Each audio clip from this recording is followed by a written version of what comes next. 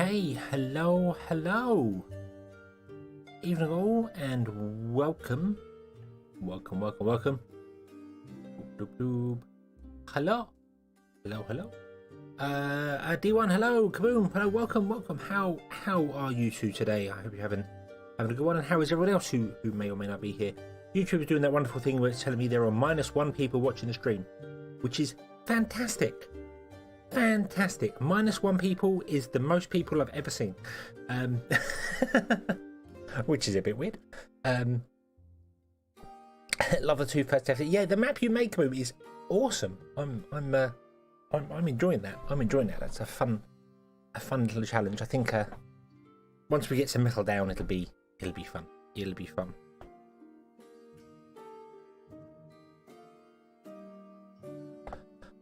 So yeah, but today is not about Timberborn. Today is about Factory Town, because Factory Town is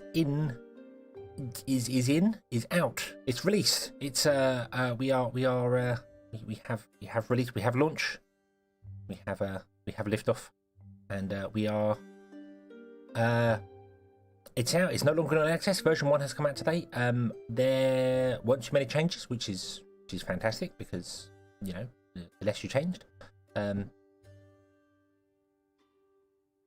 Yeah, the less changes, the less can go wrong with it. So, none of things do go wrong with changes, to be honest with you. Never really had any bugs in Factory Town. Very well built game. Trying to think if I've ever had the barn bug is the only thing I've ever had, and that wasn't really game breaking. I've had no game breaking bugs with Factory Town. Very impressed with it. Adisa, hello. Okay, so, let's how are you today, Adisa? We're having a good one. Let's jump over, if I can. There we go. Okay. Right. And yeah, we're gonna jump in. We're gonna jump into a brand new game. And just start new. See Factory Town from a start a new view. Have you not played Factory Town, Kaboom? You've not seen any of the videos? I've been playing it for years. I cannot believe how long I've been playing Factory Town for, and I'm still loving it. I don't think there's been any other game that I've played as much as this. But I'm going to jump in. I'm not going to do a campaign. There are several campaign maps. I've not completed the campaign maps. Oh yeah, that's because there were only 4 when I last played these. So yeah, I've not none. The 5, 6, 7, 8 weren't even out when I last played these, so I need to play through them. Maybe that could be another challenge at another time. But we're going to jump into a custom game, and I'm going to leave everything as default. We're going to leave everything just exactly as default and see how the game plays. Normally I customize the maps and I change things to my liking to make things easier and better and yada yada, but I'm just going to leave everything exactly as it is. There is one thing I am going to change, and that is the seed. That is the seed. That's the wrong button there. Scenario.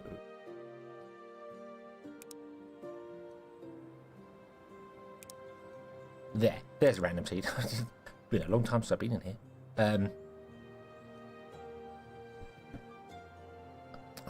John, hello. For you viewers taking Factory Town break, but yeah, well, Factory Town has just come out today. It's just been released today, so yeah. So we're gonna use the seed 1, 2, 3, 4, 5 because there we go, and that's everything's default. Just the seed has been custom set by us. That's it. So, and we'll see how we go. So let's just click create and watch it go. And here we are. Okay. So what sort of map do we get? We got a desert over there. That's good. We've got I think my sensitivity is way up high because I'm so used to the map being much larger than this, but it's fine. We've got some very deep water over there. Yeah, it's all good. So long as we've got some trees, we're okay. Trees and stone, we're okay. D1, you can bind chutes and belts together. You can use chutes to go on the straight, use belts to go up a hill, and use chutes on it to go down the hill, make it go faster. So we need to put in a town centre. I have the tutorial disabled, so we're not going to be going through the tutorial. But if anyone is playing the game new, I highly recommend you play through the tutorial. it teaches you the basic concept of the games. Even the early campaign maps are very good at it as well. So I would highly recommend that. But I'm a professional, he says with the confidence of a small child. Yeah, okay. So let's grab some wood.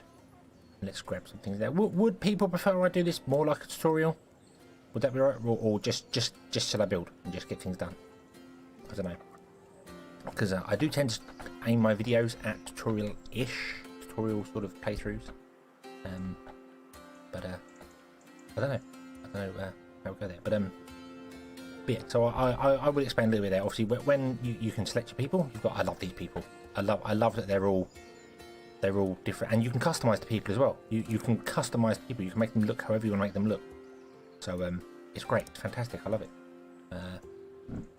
But you can highlight the people and you just hold right click on a resource and drag it to wherever you want to drop it to, and then pick that resource up and drag it to the base. So I want to get some things going on here because we want to build new things. Now we have our objectives up here, which is what we need to aim for to do. So we want to create 20 planks to increase our tech level. We want to get happiness to 8 to increase our population level, which gives us more houses. Our end goal is the Omni Temple and tech level 10. That's our end goal, victory. So that's nice and easy. Remind you of Weebles, they're doing this. Poke. I'm going to say poke, it's easier that way. Hello, welcome. They do look a bit like wheels. They wobble backwards and side, but I really like that you can literally customize them. So I mean, I can change the hairstyle, change the hair color, make him a redhead, give him pointy ear, skin tone to right, give him a blue shirt. Do it and customize the characters. So it's just I love it as well. It's fantastic. And you can set multiple things. That's something I should use because I haven't really used that. So let's have a look see here. So this is all right for the minute. This is fun. We need some resources to build new things. So let's get a couple of houses down.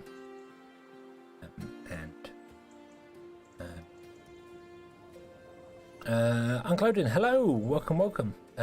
Yeah, I just like that little customization thing. I don't know what you don't use people for like the huge length of the game, but it's just nice. It's nice to it's nice to have the option to do that. So I'm going to put in 4 houses. It doesn't really matter where they go for the minute. Do need to connect them up with paths. So let's connect them up with paths like this. Everything. The houses need to be connected to a town centre via paths. It doesn't have to be at the front door. It can be connected anywhere of them, so long as they are connected up together.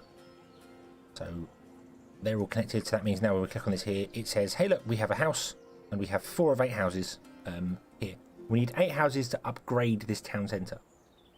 There are specialities. We'll get to them later. Right now, we can't do anything with specialities, so let's not confuse things. I can make them all red shirts." We got a Commander Riker looking over here. Look, this guy. Maybe he's lose his beard. Maybe it's Riker or maybe it's Santa Claus. I don't know. But we need to feed the houses something to increase their happiness because we need to get level 8 happiness.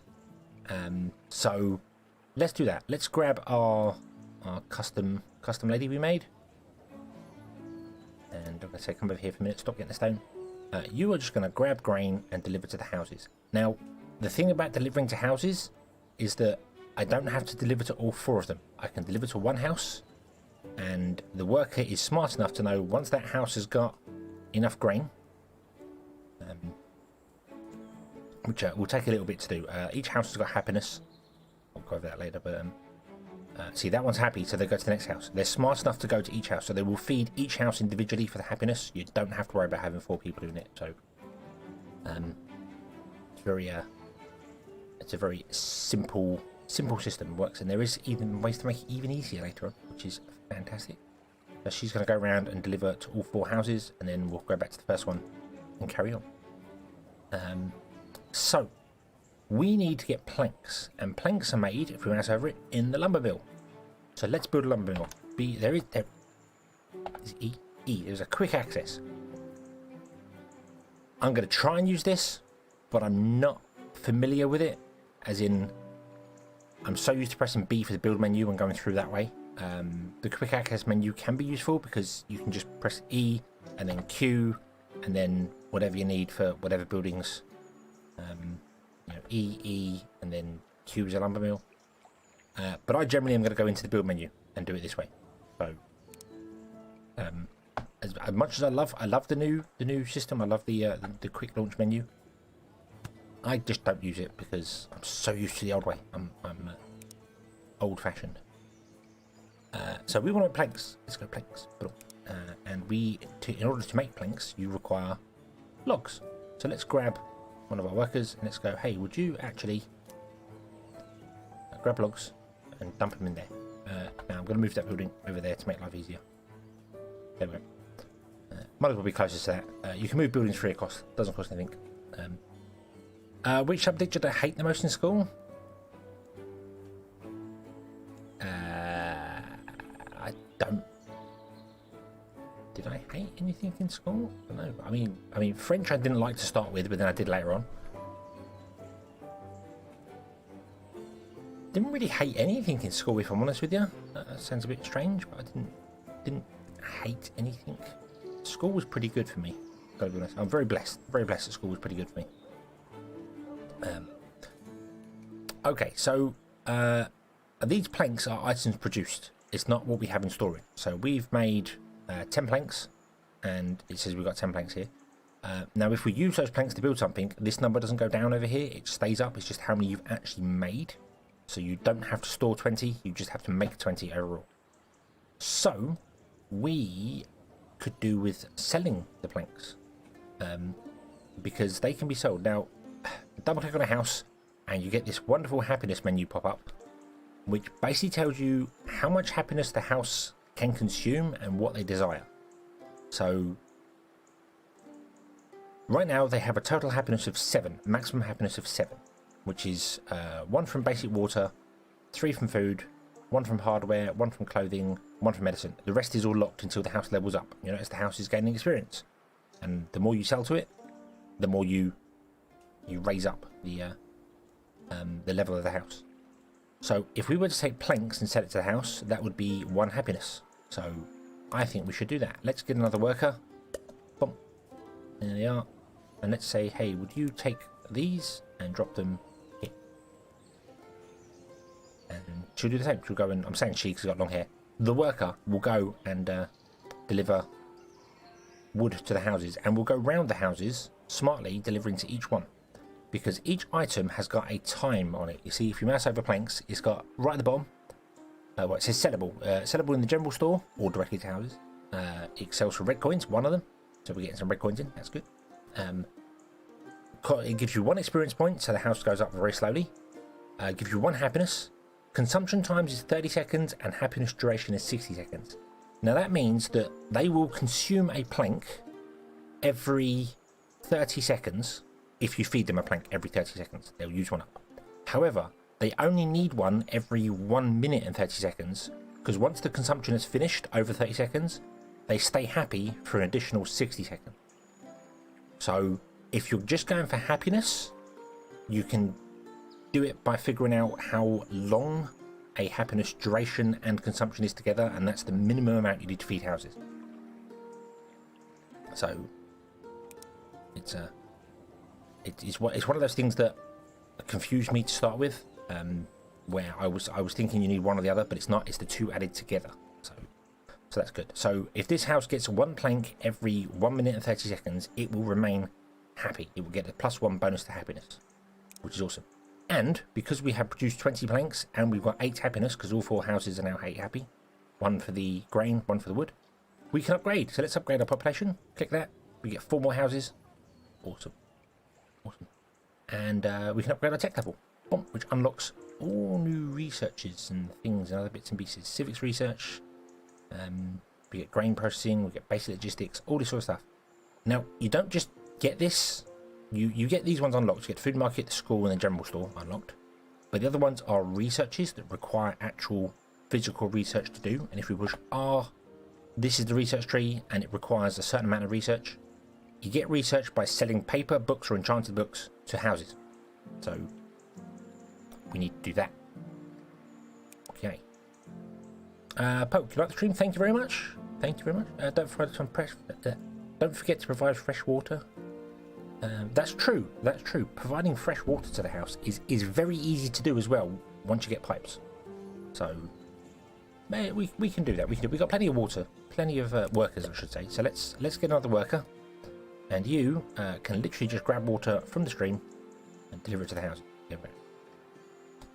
Now roads are important on another reason, because you'll notice this worker here. See how slow they are across the grass, and then when they get to the road, they're faster. So if we put more footpaths in, that will allow our workers to move faster. So they'll grab some water and they'll move up here, which gets everything flowing much quicker, which is awesome. Workers can kind of walk around each other and don't have any issues bashing into each other and things. When you get wagons and stuff, that becomes a little more complicated. So one wide roads, not a brilliant idea. Two wide is better, but you can move things. You can move things for free in this game. It doesn't cost you anything. You just press M to move and you can pick up things and move them around. Fine. Just remember, houses need to be close to a town centre. Should be close to a town centre. They don't need to be. They'll work without them. But if you want the bonuses, you need more. So, okay.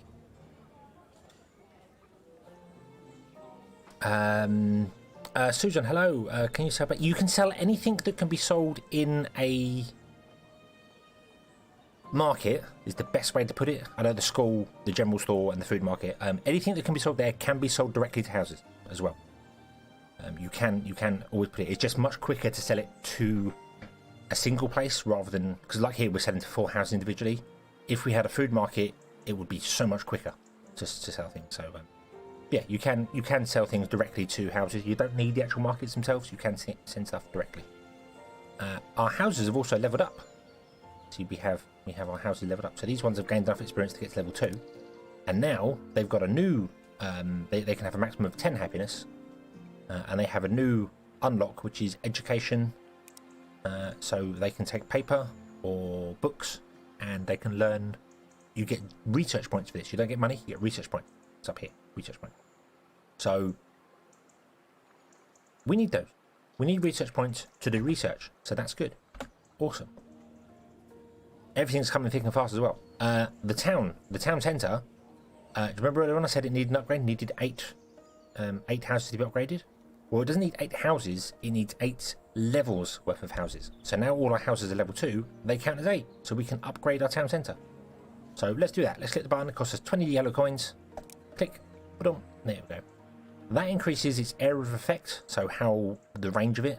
This is how much it can give boosts to in the area. We'll get to boosts in a bit when we do things here. I don't think the boosts are based off speciality, but we can't do any specialities yet. We don't have enough stuff unlocked for that. So, but that's the area of effect there. And then any house inside this area that's connected by a path gets a bonus as well, or also gets associated to the town centre. So the range is good. The range is good. I think it also upgrades how much it can store. Yeah, it stores 200 to start with, then goes up to 400. And it's got an infinite amount of inventory slots. It doesn't just have 4. If you would put 4 different things in here, it would then gain a 5th one. When we put 5 in there, you get a 6th one, and so on and so forth. It's got an infinite amount of storage slots. It's like a giant free barn for you, but it becomes very complicated to manage it if you're using it as a barn. So much easier to use the actual barn. So. Okay, so what do we want to do next? Do we want to go for wooden wheels and stone bricks, or should we go for some research and get some research stuff done? Can we even get wooden wheels yet? It's made in the workshop. Do we have the workshop? We do not. We don't have the workshop, so we need to do research to unlock the workshop. Let's bring up the workshop. Yeah, we need the workshop done, so we can't afford that yet. So I guess we're going to do research.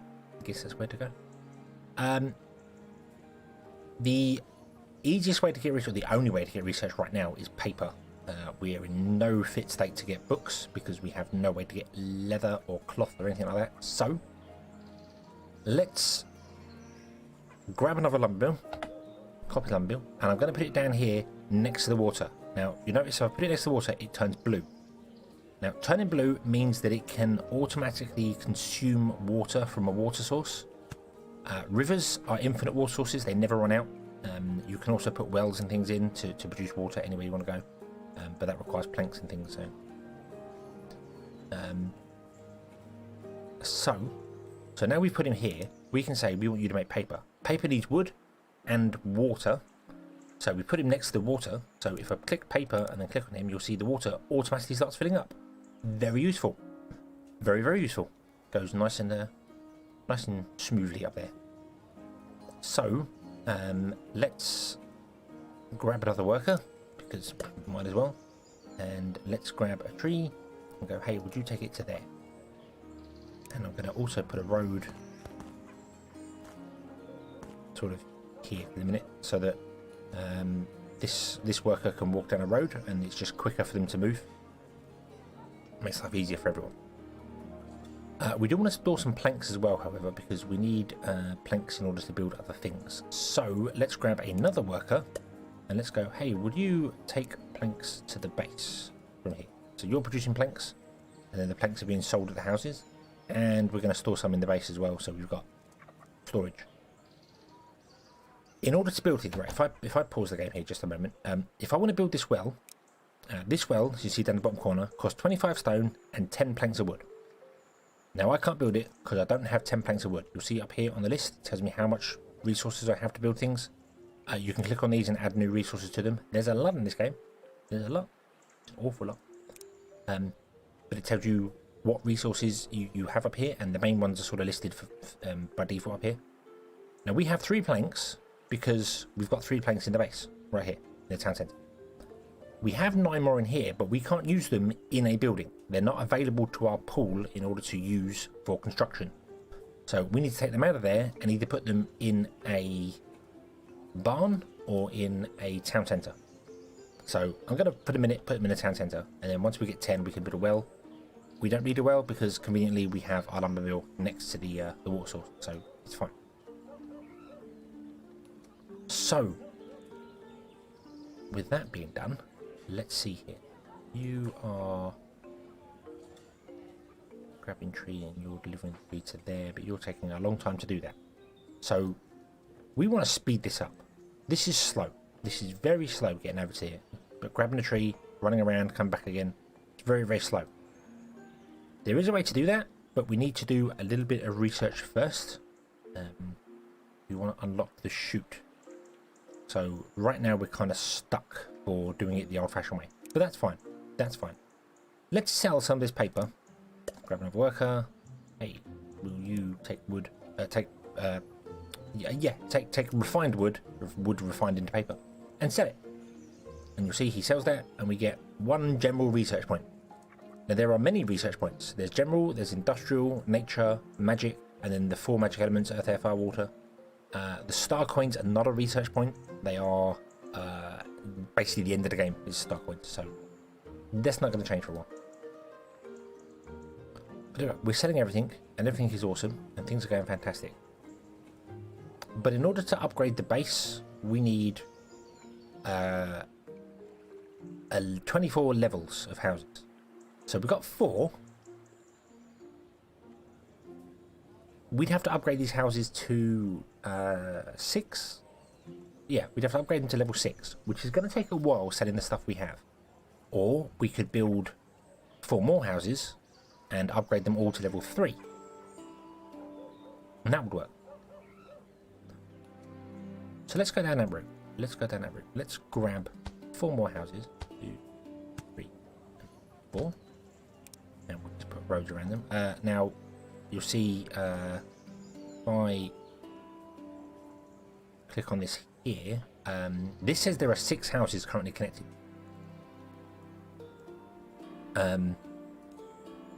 So these 2 houses here are not connected, even though they're within range. They're not connected because there's no roads going to them. As I said before, as long as you have a road that connects to them, so that is connecting to that house there. You'll see he is now connected to there. That makes this base have 7 houses. So yeah, so you just need to connect them via at least one bit of road. I tend to put roads around them all over the place. So That's the easiest way. Everyone am going to max out my houses A70. Yes, yep, yeah. I will tend to put houses down there because you just get a better happiness bonus and more money and everything coming in. But I'm sort of taking my time because I'm trying to explain. I'm falling into the whole tutorial thing, and I'm really sorry if it annoys some people doing it that way. But that's just how it's going to work for my brain. But I'm trying to give reasons for why buildings are there. Poke, yes, the stream on YouTube, it stays up on YouTube all the time. And the great thing about YouTube over Twitch is that you can pause it right now if you want to, and then press play again, and it will pick up exactly where you left off. You don't miss anything of it. So yeah, the YouTube, the VOD will be up. I think it's about 2 hours after the stream finishes. YouTube has to process it and do whatever it does to it. So, but it'll be available. Anyway, right, where's it going to? So we've got these people here selling grain to these houses. Now, they are managing to get some things, but it's struggling. See, this is struggling. This is going to run out of happiness on the grain. It's very difficult to see, but there's a little blue bar in there that ticks down. So, boom, there you go. The happiness dropped to 1 because it no longer has the grain happiness, because we can't get grain to it quick enough. Now, we could grab another worker and get another worker delivering grain to the houses and do it that way. Or, instead of having a worker go to each individual house, which is a long way, travelling from here all up to there and back again, we can build a food market. But let's put a food market down. Let me pause the game for a moment and just go. So if we put a food market down, you'll see, as long as it's connected to the path, you see it highlight the houses in blue. The houses highlight with a blue one. That means it's connected to all those houses. It says at the bottom as well, it says a link to 8 houses. So I'm going to put it over here, just because it doesn't matter which way it faces. It doesn't make any difference. But the food market can sell any of its inventory to any house that is connected to it via a path within range. See, it has a circle, a range. This one here, and this circle here is the town centre one. So the dark one is the town centre, the light one is the food market. It can technically sell anything to any house within the town's range and its own together. So it could sell things out here, even though it's outside the market range, but we'll get to that later. Right now, basically, any house that highlights when you click it, all these houses highlight in blue, and the town centre highlights in blue, or white. Is that blue? Blue when I mouse over, it's white when it's not. So instead of this worker going to each house individually, they can just go to the food market, and the food market will instantly sell any goods inside it to any house connected to it. There's no delay, there's no transfer, there's no nothing. So if we say, hey, would you sell to there instead? This worker has to walk from there 2 squares to there to sell everything, rather than traveling the 20-30 squares up to here. So yeah, that's so if we do that, boom, and you'll see you basically, every time we see a yellow coin appear, I think yellow coin, dump, sells up there. Ricky, hello.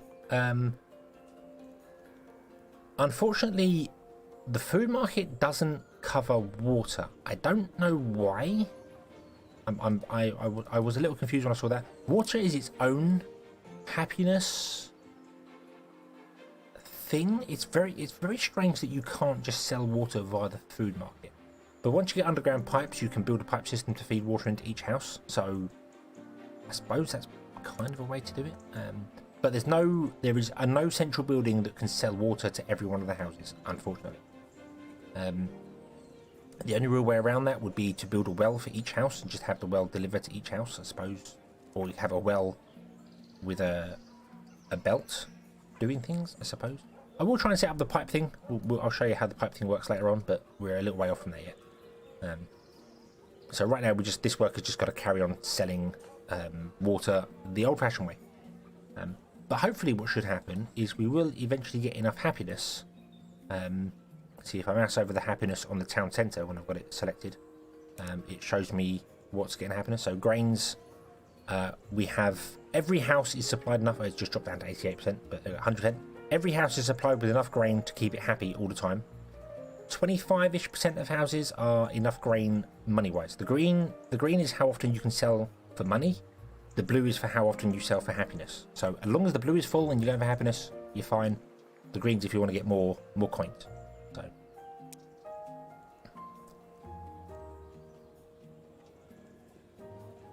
Guess is meant to be some kind of freshwater pipe system. Yes, yeah, that would be my guess too, is that you're supposed to supply them with fresh water via pipes, I suppose is the best way. Or, as I said, put a well in the garden and maybe have a chute that, not a chute because water can't travel on a chute, which is weird.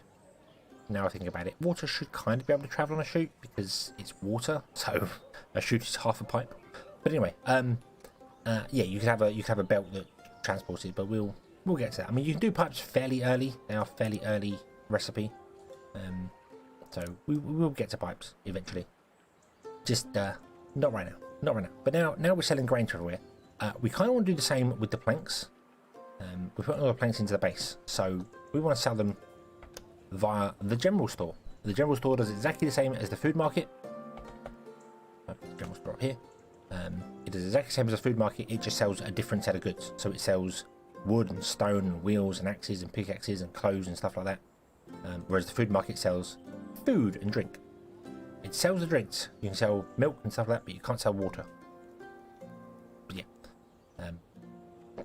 Although I suppose if you wanted to, you could edit the game so that you do sell sparkling water. You could make sparkling water and add it to the game. That is a thing you can do. It's been a while since I've added custom items to games. Don't really want to go over that in this live stream. That's a topic for itself. So. Okay, so I now need to find the worker that's selling stuff to the houses from the lumber mill.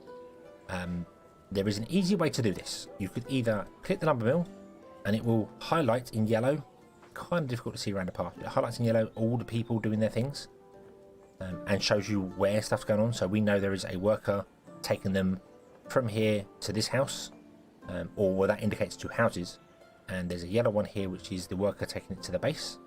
So it's either this one, and if I mouse over this worker, you see there's the line telling me what that worker's doing.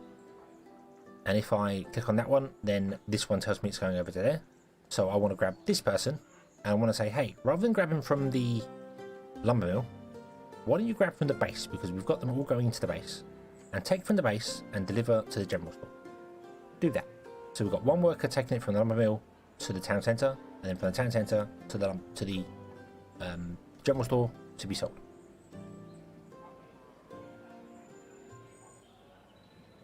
Did I experiment with the new multi-stop assignment for people on wagons? I haven't yet, but I want to get into that in this, particularly when we start making stuff that requires 2 things. Wood and wheels is just requires wood. But when we get into something that requires 2 different items, I will show that off and see how it works, because it's kind of new to me as well. I've not used it. My single player game is well beyond using workers to do that sort of thing. So we need to upgrade our happiness, but we can't because we're not there. You have to make sure you click the button when it's highlighted. So you've got to make sure your happiness level can pop up high enough for it. I think we'll get back there in a minute. There we go. Click. Got it. There we go. So we've got 4 more houses. Awesome. So you see, now we can have 12 houses. Clearly, having workers deliver to the houses individually is just very inefficient and isn't going to keep up. So I suppose what we should do is change our paper as well. But let's stop with the paper and let's go, hey you. Just move that for a minute. Just stop. Just stop. Thank you very much. Let's build the school. Because the school is exactly the same as the food market and general store, but instead of being food or general stuff, it is for research. So let's put in a school there. There's a little schoolhouse. And we can go, hey you, would you take from here, deliver to here? See, he's just going to go and he sells to the school, and the school is going to then sell happiness to everywhere. Now the base shows you what the overall happiness is. If you see here, it shows you what the overall happiness of your town is. But if you click on the markets and click the happiness, you can see what's going on there. This was the menu I was in last time. It wasn't the base, it was the food market. So this is not quite keeping up. We need a little bit more for it. I can see it keeps dipping and come back again. So we need a bit more. How's our general store doing? Let's click on this here. The general store's got 2 happiness categories. It's got the satisfaction category for general hardware, and it's got one for clothing. So, you know, cotton, wool, cloth, leather, and then shirts, shoes, things like that. So it's got 2 categories of setting things to. So right now we're just looking at this one here, which is selling planks. And our planks are 100%, and our happiness is our green tick is 100% as well, meaning we're selling the absolute most we can sell. We're making the most money right now. Cool. Gotta keep an eye on that, however, because we may run out of planks. And if we run out of planks, we have a problem. Because without planks, you can't build buildings. And without building buildings, you're kind of screwed. So, let's fix that, shall we? Let's do some research. We've got 140 general research points. So let's do some research. Press R to bring the research. Yeah, put it on. So, let's unlock basic woodworking, which will give us the barn, the workshop, and the wagon, and will allow us to unlock research for the forestry, boats, fluid pipes, wooden railways, wooden conveyor belts, and chutes. I've never used wooden conveyor belts. They are new. Never used them. So we'll see.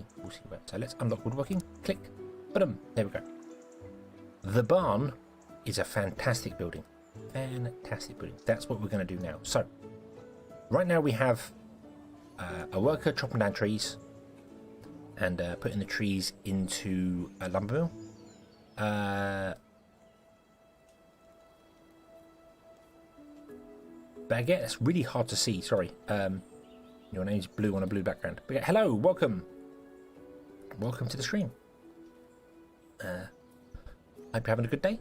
But yeah, so right now we have a worker chopping down trees and putting the trees into the lumber mill. The lumber mill processing that into planks, and the planks being moved into the base.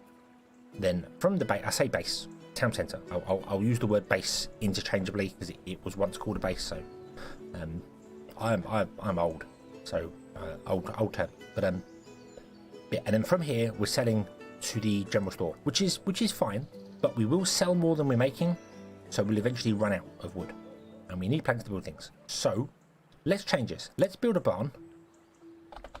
And a barn requires actual planks, so we need to do it. So let's build a barn here.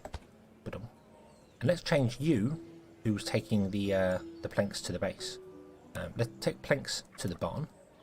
And then let's grab you, who's taking planks from the base to the place. And let's do the same with you. Let's say... oh, we can't. We can't right now because the barn is empty. So let's get one in there. Boom. Now we've got one in there, we can reassign this person to say, hey, would you take planks and go to there? But there's some things you can do in the barn. Now that would be exactly the same as what's happening now. You would eventually sell everything in the barn and run out. But with the barn, you can double click it and open up its inventory. And it's got 4 inventory slots at 50 a go. You can upgrade the barn. You upgrade it, it becomes 100. You upgrade it again, it becomes... I think it adds 50 every go. 100, 150, 200, and 250. You have a maximum of 1,000 items in a barn fully upgraded. But what you can also do is change these storage settings here. So I can change this one here to be an input only. And that means that workers or belts or whichever will only put goods into the barn. Nothing will take goods out of the barn. But we can still use the contents of a barn for building. So that means we will always have 50 planks for ourselves in storage to build things. So if I unpause the game and let things go, you see, she's now stood there, unable to take things out of the barn, even though there are planks in the barn, but that's because those 50 planks are only available as input. You can't take anything out. No chutes will take it out, no belts will take it out. It just stays in there forever. So that's a good thing to do early on. It kind of slows down your progression a bit because obviously you now can't sell any planks, so things goes down. But you will always have goods in stock for yourself. Very useful. Once it's filled up this 50, it will just move down to the next bar and go.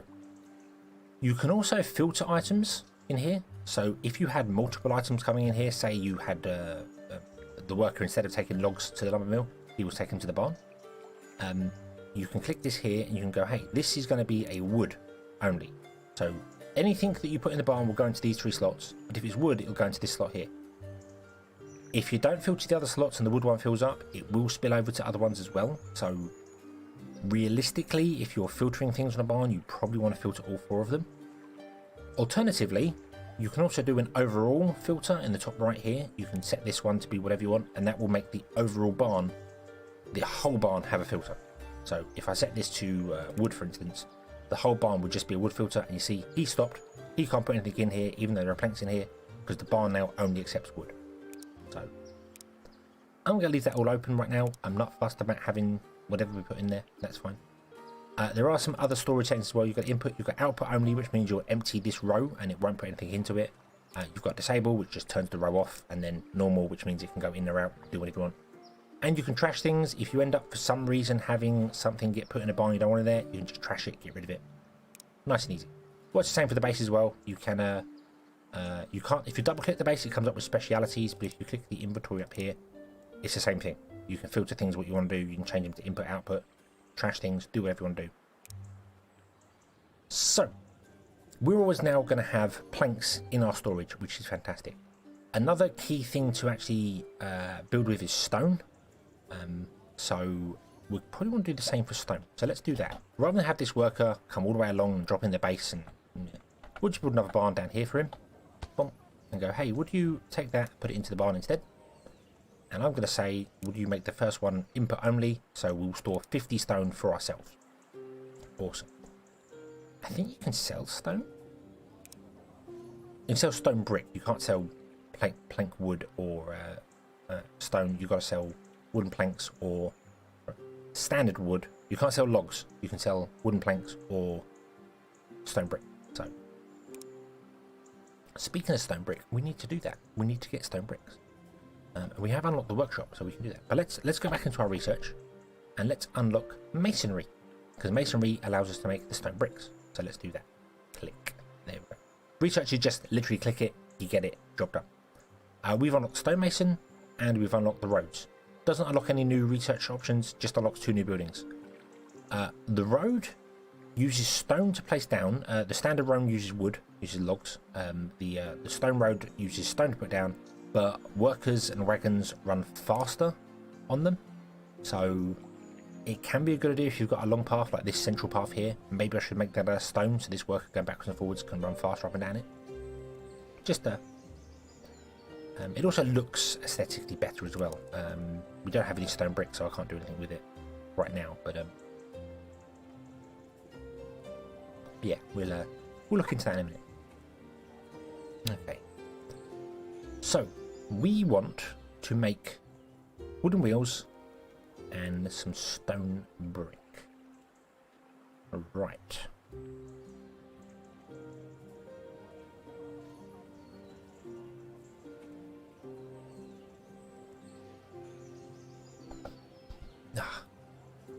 My coffee is going cold. Oh no. Right. That's what I get for talking for 45 minutes and not drinking. Haha. So, stone bricks and wooden wheels. So let's start with the wooden wheels. Wooden wheels are made in the workshop, which is something we unlocked a little while ago. So let's put one of these down. I'm going to put them over here just for a minute. Anyway, you'll notice they have an area of effect around them. That's their like sphere of influence. And if the sphere of influence touches another one, you see it connects. So I don't actually need a road connected to it in order to get the bonuses for things. So bonuses are something I haven't spoken about at all either, have I? I should probably explain that a little bit. The reason to get happiness is to give a bonus to the rest of your town. Town's processing is the best way. If we look here at the lumber mill in the bottom right corner, I can move it up. Move it up. I didn't know that window could be moved. Awesome. This lumber mill currently has 1 worker. We can increase the workers to it, but bear in mind it takes from your worker pool. It's not getting any water in. It doesn't need any water, so that's fine.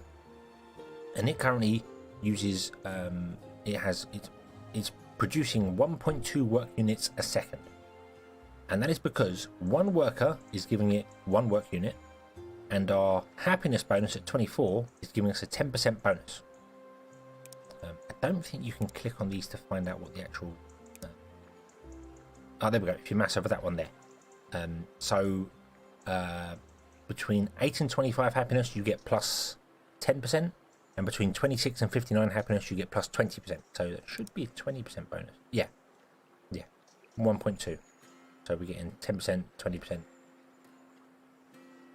Yeah, it's jumping around a little bit because our happiness is just teetering between the two. So we're kind of getting a 20% bonus from happiness, which is cool because it's a free bonus. It just means that this works faster. Right now it takes 3 work units to make. So if it was just one work unit per second, it would take 3 seconds. At 1.2, it's obviously going to take 2.4 seconds. 246, yep, 2.4 seconds to make a plank instead of 2 seconds. So just a nice little uplift, little bonus. And this one here, I'll have to move back. See, this one here is getting 1 water a second because it's connected to water tiles, and it's the same. It's also getting the 20% bonus because it's all connected to the same town centre, which has the same happiness bonus. It's got 27 happiness. So this one here, the workshop, this can do many different things. It can make us books, it can make us cloth, it can make wooden wheels, it can make cloth from either cotton or wool, cotton being the plant, wool being from sheep, and it can make books from either leather, which is way down the line, you need to have a pasture do leather, or from cloth. So if we could find some cotton plants, which I think are these ones, no, they're herbs. Let's have a quick look around. See, there's cotton. There is cotton there. We could harvest this cotton, put it into the workshop, and then the workshop we could say, hey, would you turn the cotton into cloth? And then would you also take books from the take paper from the workshop here and turn the paper and the cloth into books? And books sell for 10 research instead of 1. So they're way faster, way better at doing it because they the inputs required would be, I mean, it's 4 paper and you get 10 from it, so that would be 4 research points, and that's giving you 10 research points. So it's better to always process stuff. So, but we're not interested in that right now. We just want to make some wooden wheels. Boom, we just want wooden wheels. What we want. So to make some wooden wheels, we need more planks. Now, we're not making enough planks for this to work. We're currently selling too many planks to the base. Selling too many. So I could either stop selling the wooden planks, or we could try and increase our lumber mill production. Kind of want to do both. And we can do both.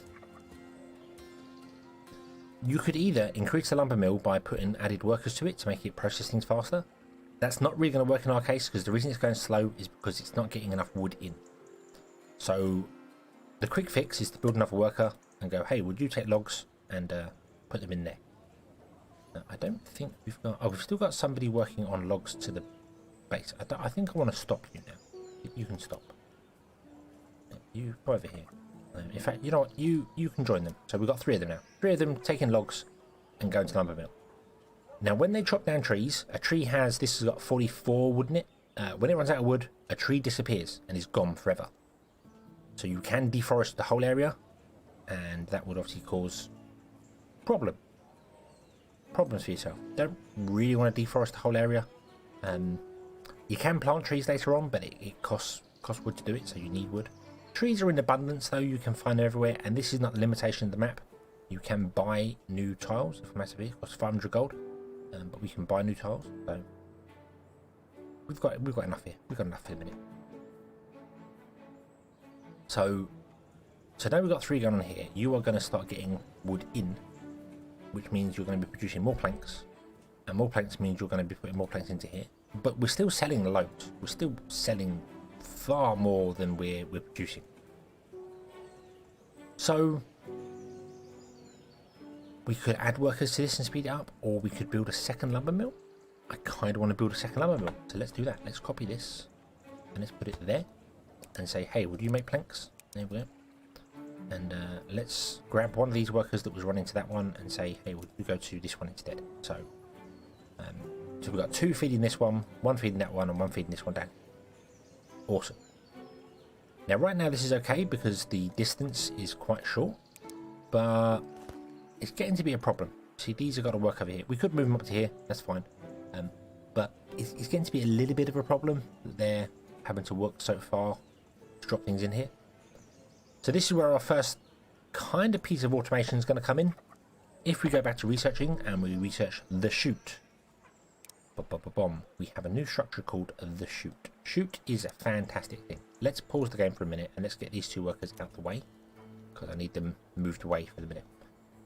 A chute down here is exactly what it says on the tin. It's a chute. It lets you put items onto a chute that can just be transported around. You can drag it, you can run it like a path, and there we go, it makes a path. You can cross them, and the functionality of this is a little confusing for some people. Others may be able to pick it up very easily, but this here means that we have one chute going. If I remove this here, no, do this. So this here, we have one chute going north to south, and we have one chute going east to west, but they're not interacting with each other because they're crossing over.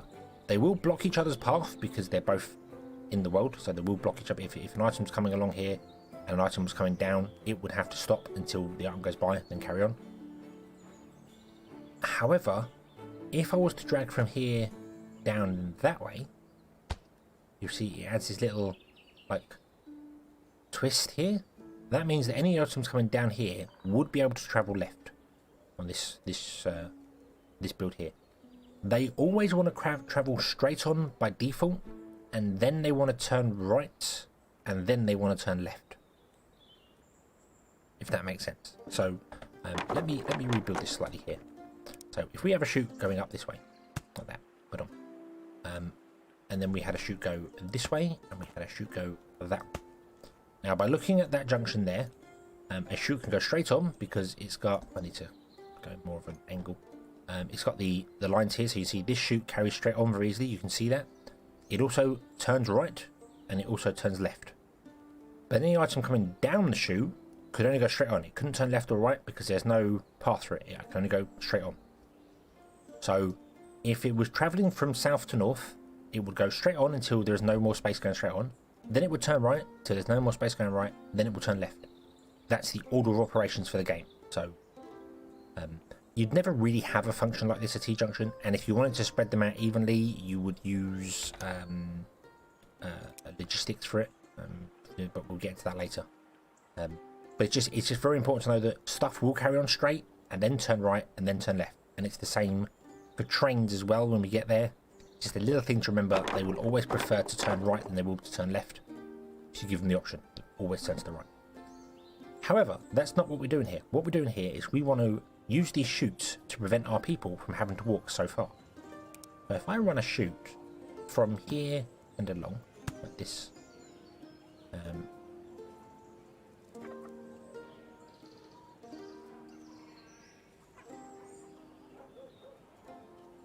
produced item does not have a valid output. I'm not sure why that error is coming up, because items no longer auto output. I'll tell you what, for the minute I'll turn them around, and that's a strange thing. It used to be that the green arrow items would auto output from the building, so when it makes a plank it would auto output. Planks are not rollable, so they don't go onto the onto there.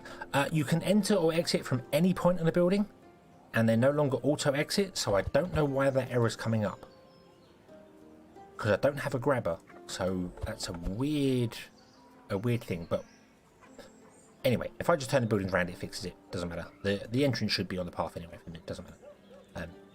So what we want to do is we want to have this chute go into this building. So we can. You'll see if I put a chute here, it automatically tries to output it because it thinks we're trying to pull out of a building.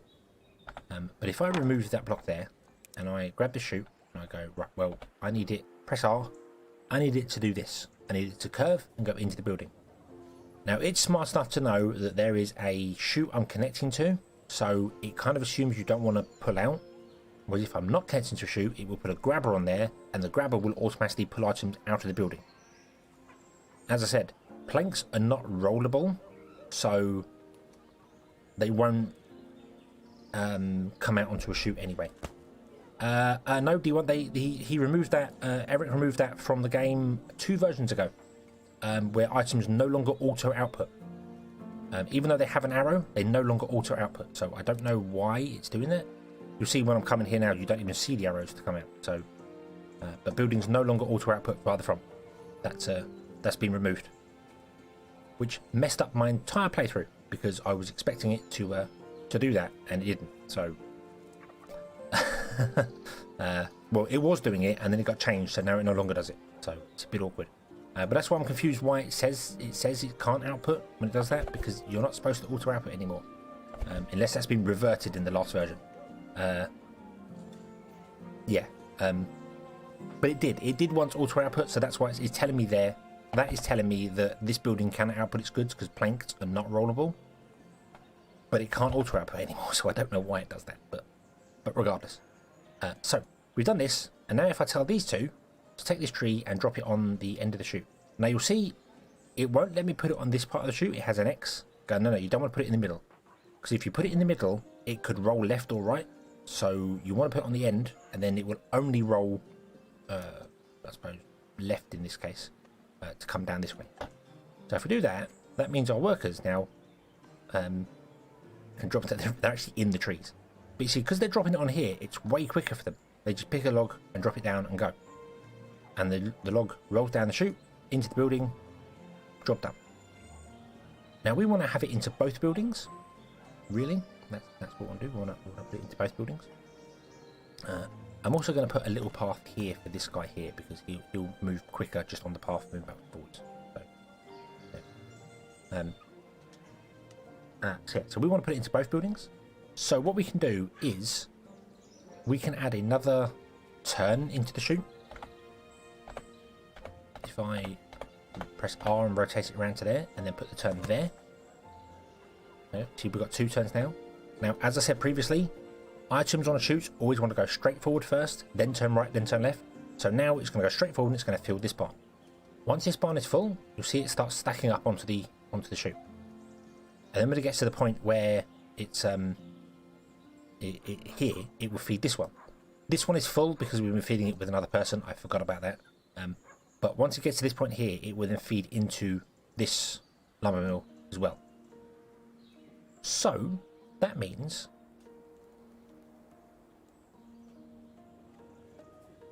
I want to get you to drop onto the chute, please. Just drop your log on the chute. Could just delete the log from his inventory.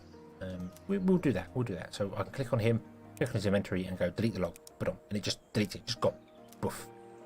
Disappeared. So we want you to grab planks from here and drop them into the workshop, because the workshop uses planks to make wooden wheels. So that's what we want to do. So you're going to start consuming the planks, and you'll see now you're consuming the planks, consuming the wood. See, every now and then you'll see it carries on, and then one disappears here because that's going into this building, and the ones on the end are going into this building here. So a chute can feed multiple buildings. Just always remember, it travels straight on first. So we'll always feed the building at the end of your chute. Then it will turn right. So if we had it going this way, it will feed this building. It will turn right. Well, actually, if it was going down here and turning left and right, it would always feed the right one first, then the left building. It doesn't evenly do it. Just right, then left. So that's one thing that caught me out a few times. I used to have the chutes come down in between buildings and feed like a left and a right one, and one would always get more than the other, and I was a little confused by it until I realised that that's what they do. Right, okay, you can use that to your advantage. You can always have like one building that we could have this chute carry on and go down to here, and then our lumber mill for making paper will get priority, then the planks, then the wooden wheels will get priority. So all depending on how you want to do it. So we've made 10 wooden wheels. We have no wooden wheels in our production, so we can't build anything with them. That's because there's 10 sat inside this workshop here, but that's fine. It can just sit there, and doesn't matter to us. But we want to make stone bricks as well. So you'll see here, this guy has managed to fill up this whole barn. He's stored 200 stone for us right here in this barn. Awesome job. Awesome job. Now we want to use some of this stone to make ourselves some stone brick. So let's put down the stonemason. Put this wood. It doesn't matter where it faces. Boom. There's a stonemason. The stonemason converts. I was going to say converts wood into brick. No, it converts brick. It puts stone into brick, or stone into polished stone. That's much later. Much later. It's an archery thing. Much later. But it does 2 jobs. So, boom. We'll tick the stone brick recipe. Oh, something else I sort of touched on but didn't really explain is you can have multiple recipes in buildings. So I could have this do all 5 of these recipes if I want to. The work units, we explained before, are divided amongst how many recipes there are. So if it's working on 5 recipes, it will divide the 1.1 a second between all 5 recipes. If one of them fills up like this one has, it turns purple, so it can't output anymore. It will then only divide it between 4, and then if the rest fill up, it divided by 3 and 2, and whoever wants to go. So, yeah. Livu, hello. Welcome, welcome.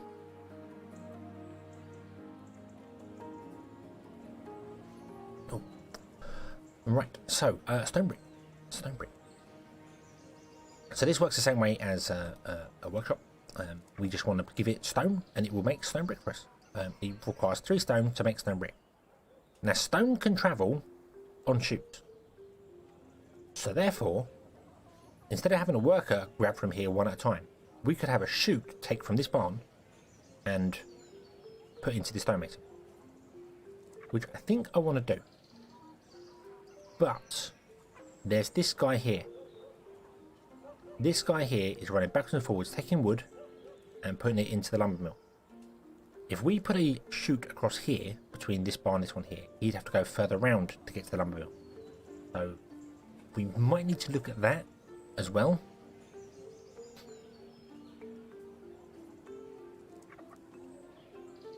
Because it might slow him down. I think what I really want to do is I want to kind of rearrange this, and you can do that. So, well, I say you can do that, but you can't do that. I said a little incorrectly earlier on that you can move any building for free and it's fine. You cannot move storehouse buildings that are full of items. You can move production buildings, you can move houses, but if a barn has anything in its inventory, you're not allowed to move it by default. There is a way around that. You can go into the editor, go into edit rules. Under global rules, there is an option here that says move storage buildings. By default, it's turned off.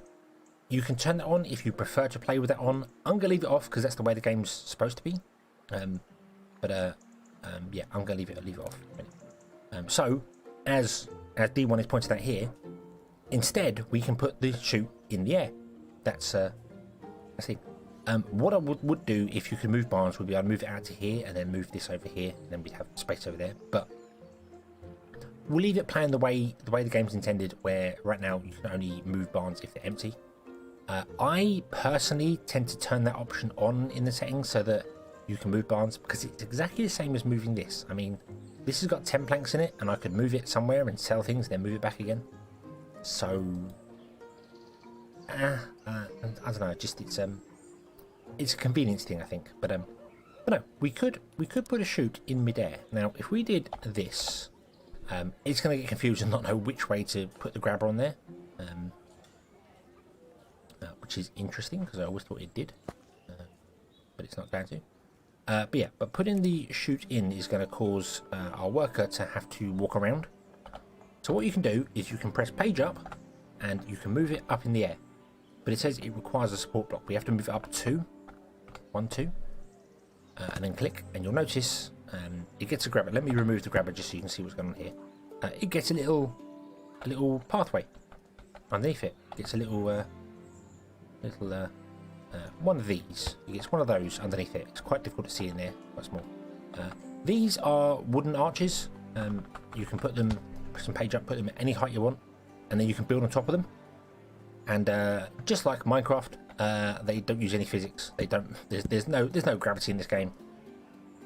Unless you're a chute, there are gravities for chutes. Chutes cannot go uphill. I didn't mention that. Chutes can't go uphill. They can only go downhill. It's a limitation of them.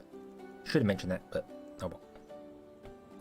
But what we want to do here is we want to put in a second wooden arch. Then we'll put in another curve piece there, so it will come out of this barn and into there. Now all we need to do is put a grabber. Now by default it will add grabbers on its own, so I could just remove this chute and grab it again and put a one like that, and it will oh, it's not going to do it now. Typical.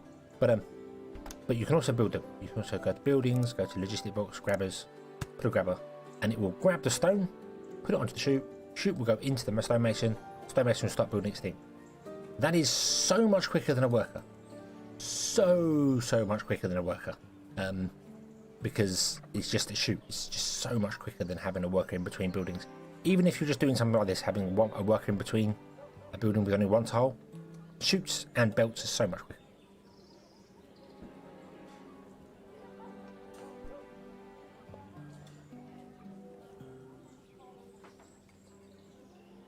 Oh, that was the wrong button. It's not my mute button. Boom.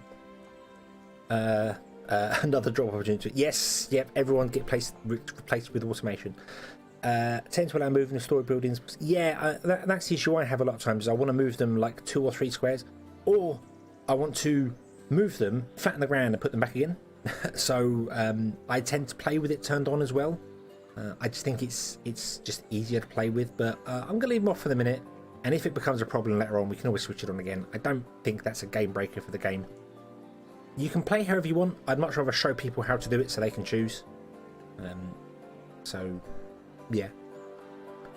Right, so our base is showing it's got an upgrade on it. It's got a big green upgrade to it. Now, why is that? Because we've reached 24 houses.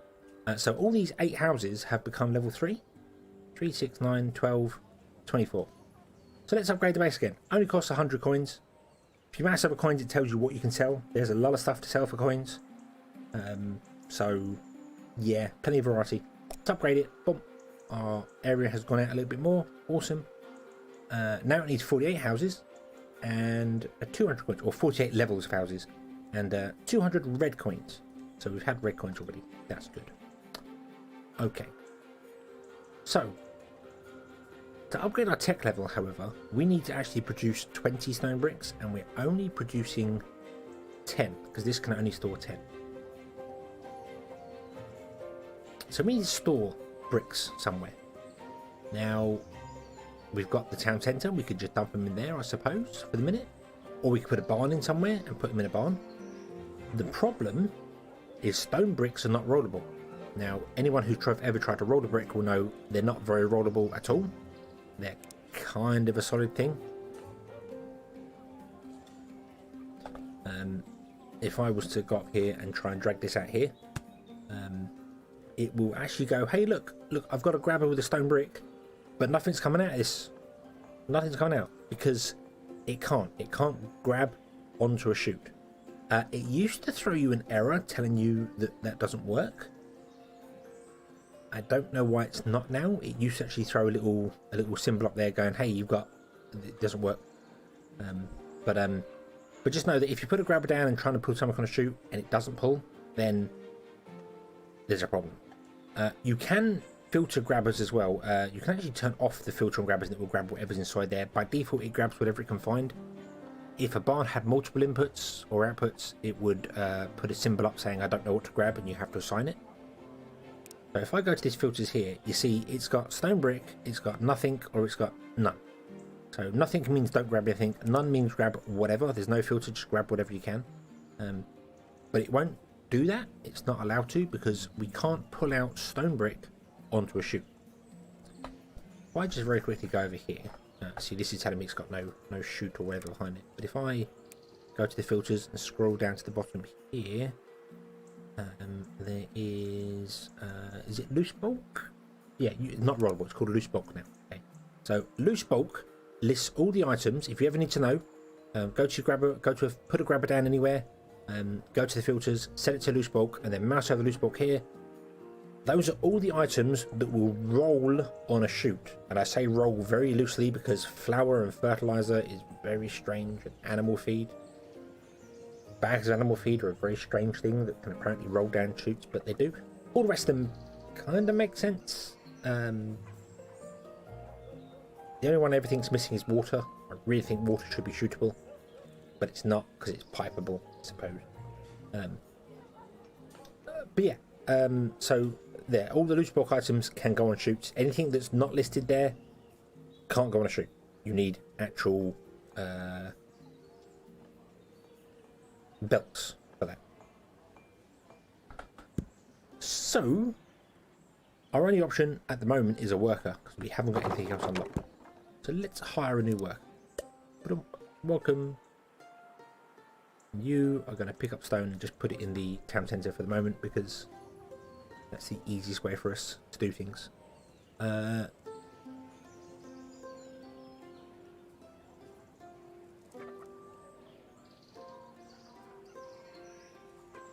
Moving storages made my first playthrough so much. But yeah, I mean, that's kind of the reason that he locked down the moving of barns, because a lot of people were doing the whole, hey, I need coal, put a barn down, fill it with coal, pick the barn up, put it back over here.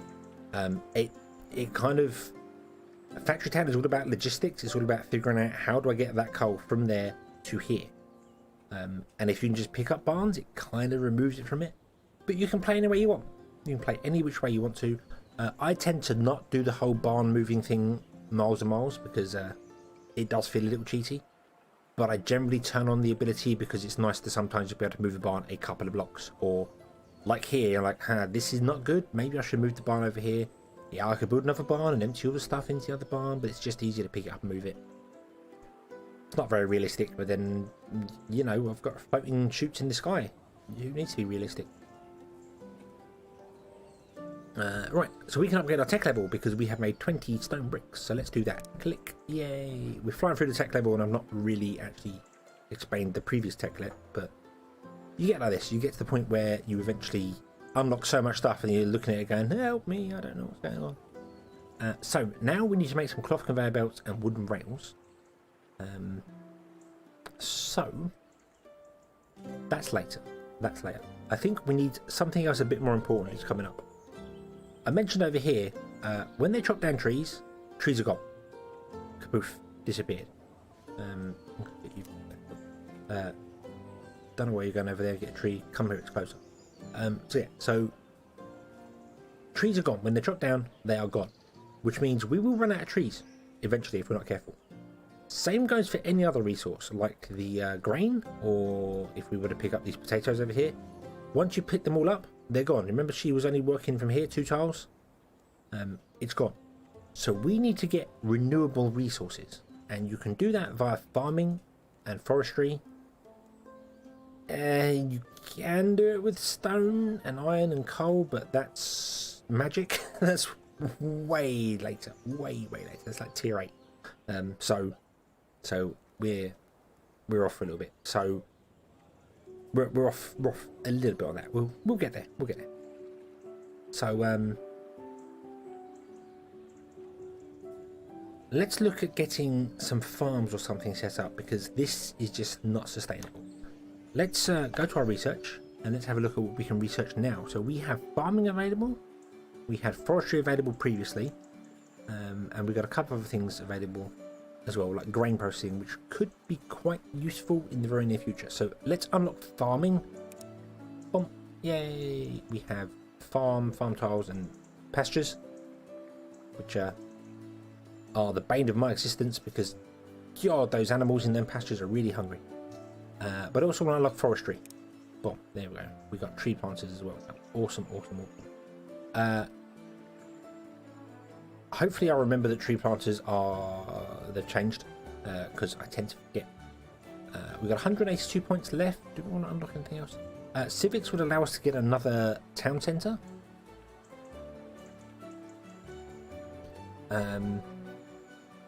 I think we're okay for the minute. I mean, we'll unlock grain processing. It's only 10. We'll unlock grain processing. We can jump straight in there. And no, we'll leave the kitchen. We'll wait for the kitchen. The kitchen could be the next one. So right. So first and foremost, I think we need some food going there. We've got plenty of trees for the minute. That'd be okay. But we need some grain going on here, because this isn't working. So I'm afraid you are going to have to stop. You are my customized character, but you're going to have to stop for a minute, because I'm afraid automation is going to take your jobs. They took your job. A farm for both carrots and grain would be nice. Yep, yeah, we need a farm. These are potatoes over here. I don't think we have any carrot. What's this? Potatoes, more grain. Got some tomatoes over there. Farms also deal with these bushes, herbs, and cotton as well. So, and you can plant crops. You don't have to actually put them where they are, but early on you probably will. So let's build under buildings a farm. Hello farm. Put on. And you'll see the farm, as I mouse over, it highlights the items in blue that it can harvest, which is awesome. So we want to basically like come back here and go, hey, would you do us a favor and get the grain, maybe the potatoes as well? Yeah, why not do both? Why not do both? So I can put it on top of grain. So if I move it there, I'll put it on top of that one piece of grain. So we'll lose one grain, but we'll gain 3 or 4 on the edge. So yeah, we'll put it there. Boom. Okay. And now this farm can harvest all the crops underneath it. If you tick auto manage, it will detect whatever crops are in its vicinity and just start harvesting them. Or you can tick and pick whatever one, because you might want this farm just grabbing the potatoes and another farm grabbing the grain. Right now I'm going to go with both. I'm fine with you picking up both, no issue with that. So we're going to just tick auto manage and away it goes. The supply water and supply fertilizer are for the farm tiles. We will get to them, but we need fertilizer first to make farm tiles. You need fertilizer to put them down. Farm tiles increase the yield of crops. So if I click on this grain here, you'll see right here. This affinity. The affinity is what the ground looks like underneath it. Potatoes are better. Yeah. Potato bread is way better than grain bread. So much easier to use to make. So, but anyway, affinity. Affinity is what boosts up crops, the yield on the crops. By default, crops that are naturally spawned in the grain will have a pretty good affinity underneath them. So they'll be fine for whatever you want to do with them. If you're planting stuff yourself, I don't think I can yet. I know I can plant grain. But if I select grain, you'll see here all this brightened area has an affinity for grain. So if I put it in this area, it will gain a bonus for growing. And if I copy the potatoes, same. If I put them anywhere in that highlighted area over there, then they will gain bonuses. If I put it in a non-highlighted area, they will change the ground, sorry, get my words mixed up there. Change the ground to have the affinity that you put the crop on. So if I put it over here, the ground will start gaining potato affinity. If I put the potato over here, where it currently has grain affinity, it has to drain the grain affinity, say that 10 times fast, down to 0, then start building its own affinity for the ground. So it's basically transferring the ground to be less good for grain and more good for potato. So keep that in mind if you are putting a farm down somewhere. You don't see affinity by default. There is an overlay for it, if I can remember where they are. World data. Crops. Boom. There we go. So if I turn on the world data one down here, there's an option down here. You'll see this is telling me there is a grain affinity here. There's a potato affinity here. If I come over here, there's grain here. This is all grain. This is all herbs around here. So if we plant any herbs in here, we get affinity for that. And there's tomatoes over there. 2 cotton, more grain. So you can easily zoom out and be like, hey, we've got carrots. There are carrots down here. I missed them. And the world data shows me them. If I click on that, boom, camera zoomed into it. There we go. There's carrots down there. Sugar and sugar. Awesome. These overlays are very, very useful. You can see what storages are around. The symbols are a little small, but it can tell you what's in what storages. So you can just quickly go, right, I'll zoom out. Here's my whole town. Say it was bigger than this. Click on storages. All right, there's the carrot. They're in a barn over here for some bizarre reason. Whatever, you know. Very useful, the other menu. I don't use it enough. I really wish I did. Production tells you what the buildings are making as well. Happiness shows the happiness of people, so on and so forth. Fish is quite useful if you want to find fish. They can be hard to see for some people. We have 1 lot of fish in the whole game right now. 1 lot of fish right there. Yeah, and then ore is obviously shows you the ores in the game. And tags, you can tag areas. I don't honestly know how to do that. If I'm quite honest with you, I'm not sure. That might be tags for like trains. Oh, you can make signs under decor. You can make signs. Yeah, you can put down signs and message boards, things like that, and so you can. So I could put down a sign and go.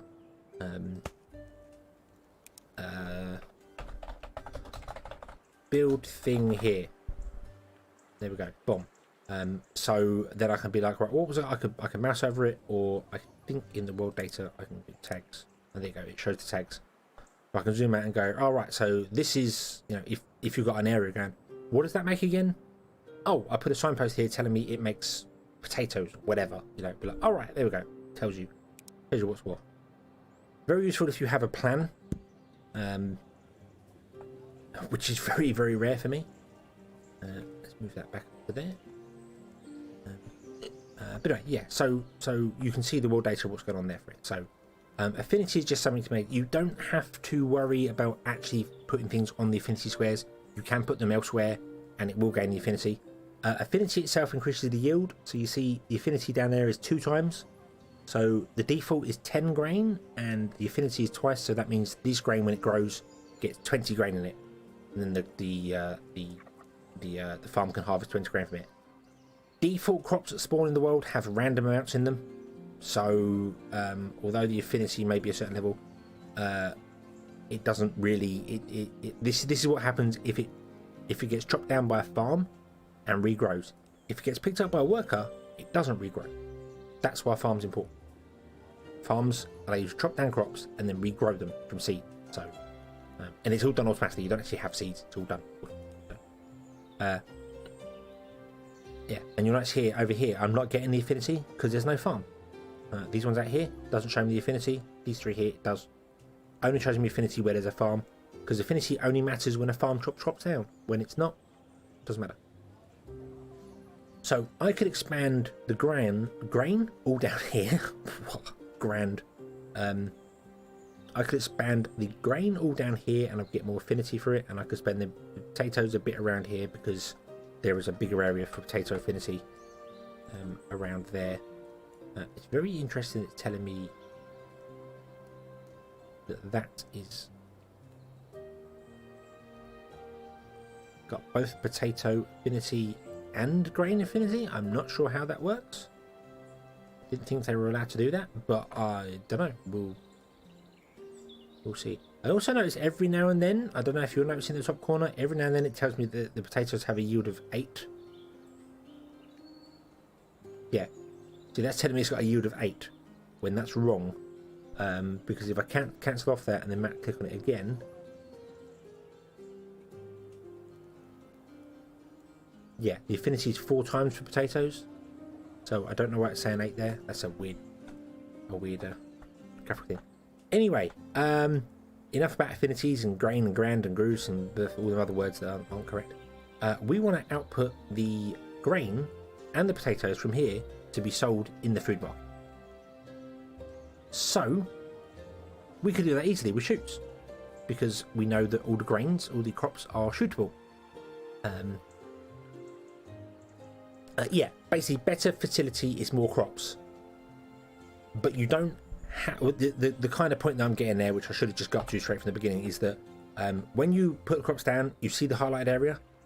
Just because it is highlighted and it has affinity, you don't have to plant there. You can plant up here, and affinity will be built over time by the crop. So you don't have to worry about it. It's not. It's a nice boost. It's nice to give you a bonus to put the affinity in there, but it's not required. I know there was a little confusion when that was first implemented, that people thought that it was required. You had to have affinity for crops to grow, otherwise they wouldn't grow. But no, they will build affinity for the ground underneath them over time, very, very slowly. But they can do it. So crops can grow anywhere. It's a magical world. Crops can grow anywhere, with the exception of crops that require a desert. They must grow in a desert. But grain can grow in a desert, which is very strange. But it used to. I don't know if it still does. Anyway, if we were to shoot out of this building here to here, well, you'll notice this is what I was talking about earlier on. The grabber has gone, hey, oi, I don't know what to grab because you've got 2 items in here. Which one do you want me to grab? Well, I'm going to say, hey, would you grab potato? and it will output potatoes onto here, straight into here, and the potatoes will sell here for 1 yellow coin and some happiness. Awesome. Now, if we come into here, you see potatoes are 1 yellow coin, and they have 1 happiness here. If we sell the grain, that's down here, that means that will give us 2 happiness for our food. But we can process the grain into flour. Flour sells for 4 yellow coins and gives 4 experience and requires 3 grain. So for every 3 grain we sell, we could get 1 free experience and 1 free coin by processing it into flour instead. So we're going to do that. And flour is also shootable. I get why, because it's an early game thing. It doesn't make much logical sense in my head. Because, hang on a minute, it's a bag of flour. That makes no sense, but whatever. It's fine. Let's go to our buildings and let's get the other thing that we got. Get the other thing we got. Yes, that's perfect. Perfect sense here. The food mill. I'll put the food mill down there. Boom. Now the food mill can turn grain into flour, or it can turn grain or carrots or potatoes into animal feed.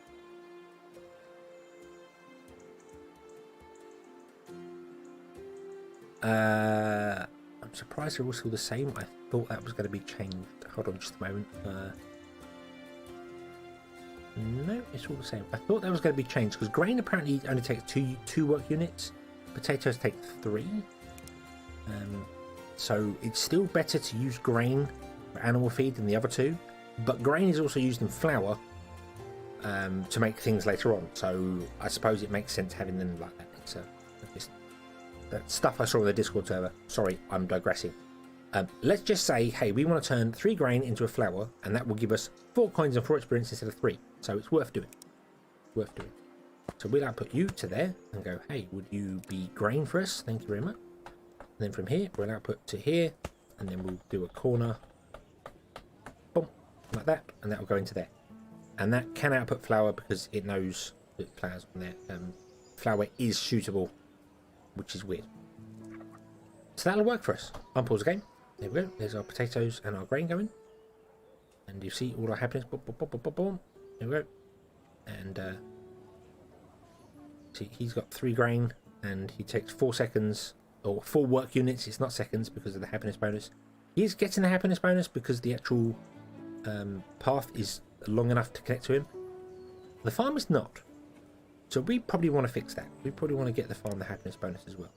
So let's run a path down to there. That should give the farm the happiness bonus. There we go, and the farm can run fast. Okay. There we go. And now we have replaced our wonderful worker with automation. So I'm very sorry, blue shirt, red hair girl, but you have been replaced. So that leads on to 2 things which are pretty good. Actually, that leads on quite nicely to 2 things. First and foremost, workers. Now, you'll see down here we've got 2 icons. We have research, tells us we've got enough research to research something. We click this and it goes, hey, you've got enough research to actually grab something in here. So it's a friendly reminder to let you know there is research available. You can research right now because you have enough. And it covers all of the research. So if we didn't have enough research to unlock any of these, that icon would not be there. But also there is a sleeping icon which shows what workers are currently doing. So you can see I've got 1 worker here who has no command. I've got another worker there that has no command. Something is wrong because I don't have that many workers sat around doing nothing. What do I?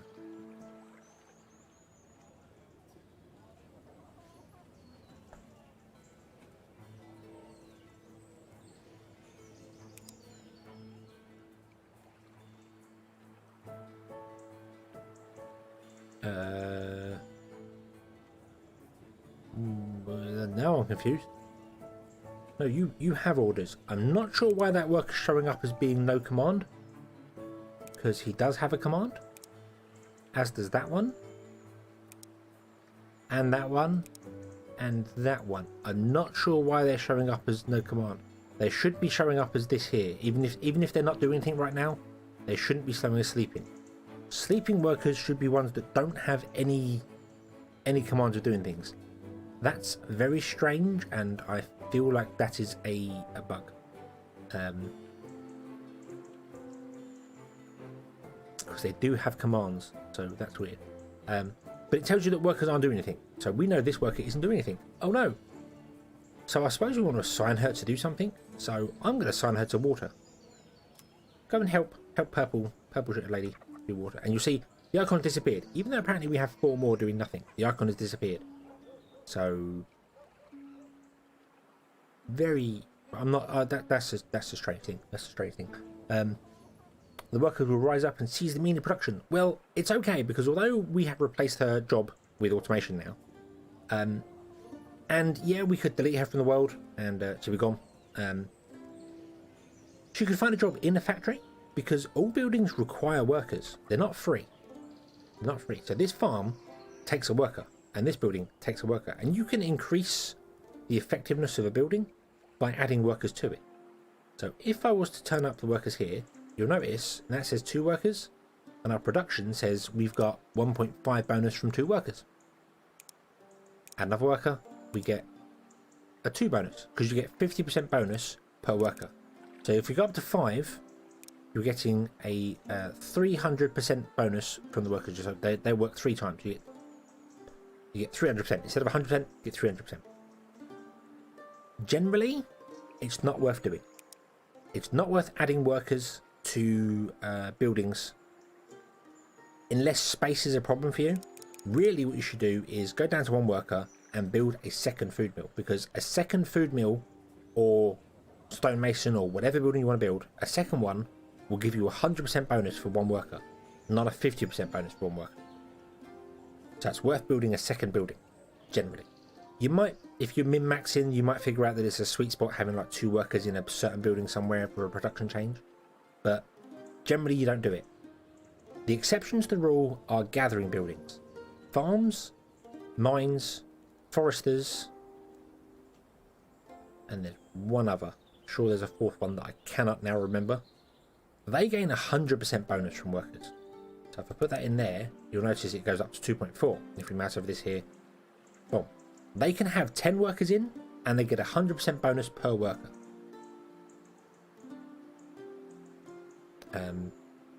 So when it comes to farms, foresters, mines, whatever the 4th one is, I'm sure there's a 4th one.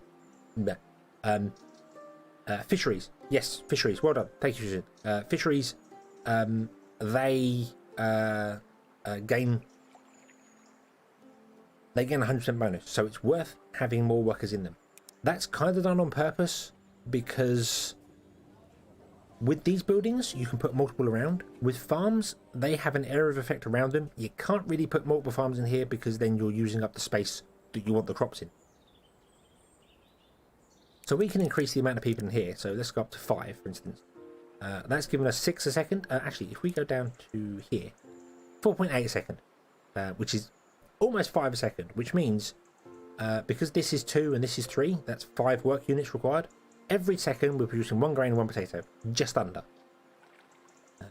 This requires 3 every 4 seconds. So if you're doing min-maxing and you're trying to figure out what's what and what's where, you'll figure out how many work units this requires and how much it needs, and then figure out how much it needs per minute, and then come here and then figure out what you need to set the workers to produce that amount of potatoes or that amount of grain, so that this building is working 100% of the time.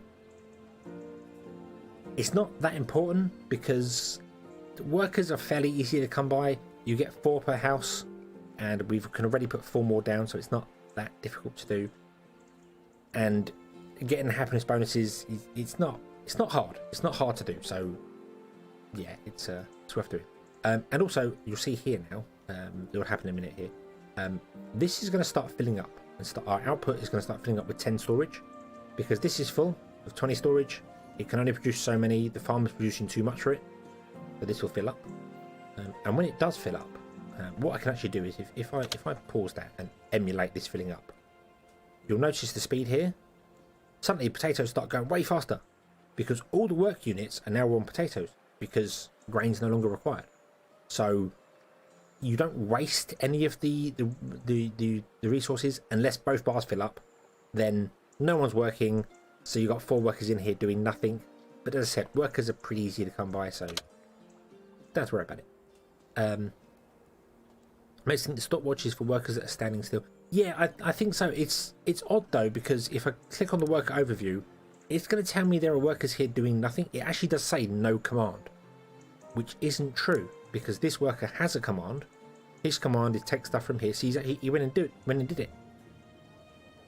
But it's weird. It shouldn't be doing that. It should be showing this symbol here saying, hey, what I'm currently doing, even if he's not currently doing it. It shouldn't show that. That's a bit of a strange thing. I mean, it might be done on purpose so that it shows you, hey, I'm not doing anything because production is slow, so it could be an indicator to show you production, but surely it should show you what he's doing and then put the sleep symbol next to it, because that tells me he doesn't have a command. That tells me he's just sat in the world doing nothing, which is not correct, because he does. He or she or they.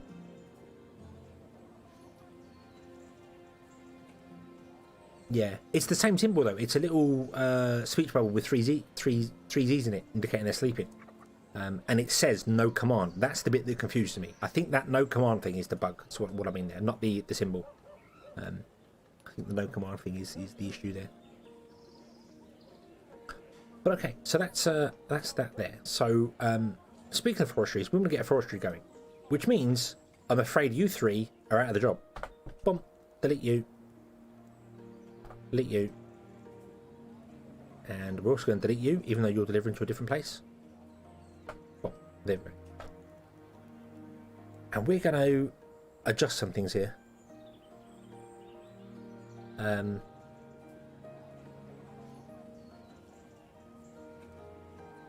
We're going to move some things around here. So because we've got our trees up here, and we've got our lumber mills here.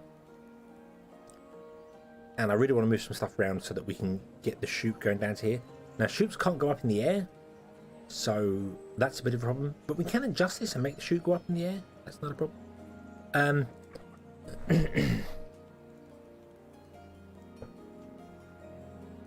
Yeah. Mop. Hello, welcome to the stream. Sure, everyone just learned about this game, a fan of stream. Would you say it's fun? This game. Yes, Factory Town is a very casual game. You can't fail it. You can fail every game because you could technically use up all the resources in the map and not get enough trees to build new forester. So you could technically fail it, but it would be really hard pressed to fail this game. The learning curve is very simple on it. Everything's sort of, once you get the basis down of going like, right, well, this requires something. I need to get the something into it. And this requires something that is made in one of your mouse over it. It says, hey, this is produced at a lumber mill. The production chains are easy. So yeah, I would say this game is very relaxing, very simple. I had been playing it since pre-release. I think I played this when it was just a little. Oh god, it was back on itch.io. Wasn't even on Steam, so it was pre-release, and I've been playing it for many years and love it. Absolutely love it. And it's a solo developer. Eric's a solo developer for it, and he's fantastic. Very, very chatty on the Discord. And the whole community is on there. And yeah, and it said it's just come out on release today. I don't know if he's having a sale. I don't think so. No, yes it is. It's currently 50% off. Actually, for the next week, it is currently 50% off. So I didn't know that. I didn't realise that he had a sale going on, which is awesome. So, and the soundtrack is 75% off. I've got the soundtrack separately. So yeah, so you can get it for £7.74 or whatever that is in whatever language. Whatever that is in whatever language your currency is. Currency your country's. But yeah, I would absolutely 100% recommend this game. Absolutely. So right, we've broken our production chains. We need to fix this. So let's change some things up here, shall we? Let's pause the game. Let's remove this. here. Remove this road. And let's put a chute in here. Like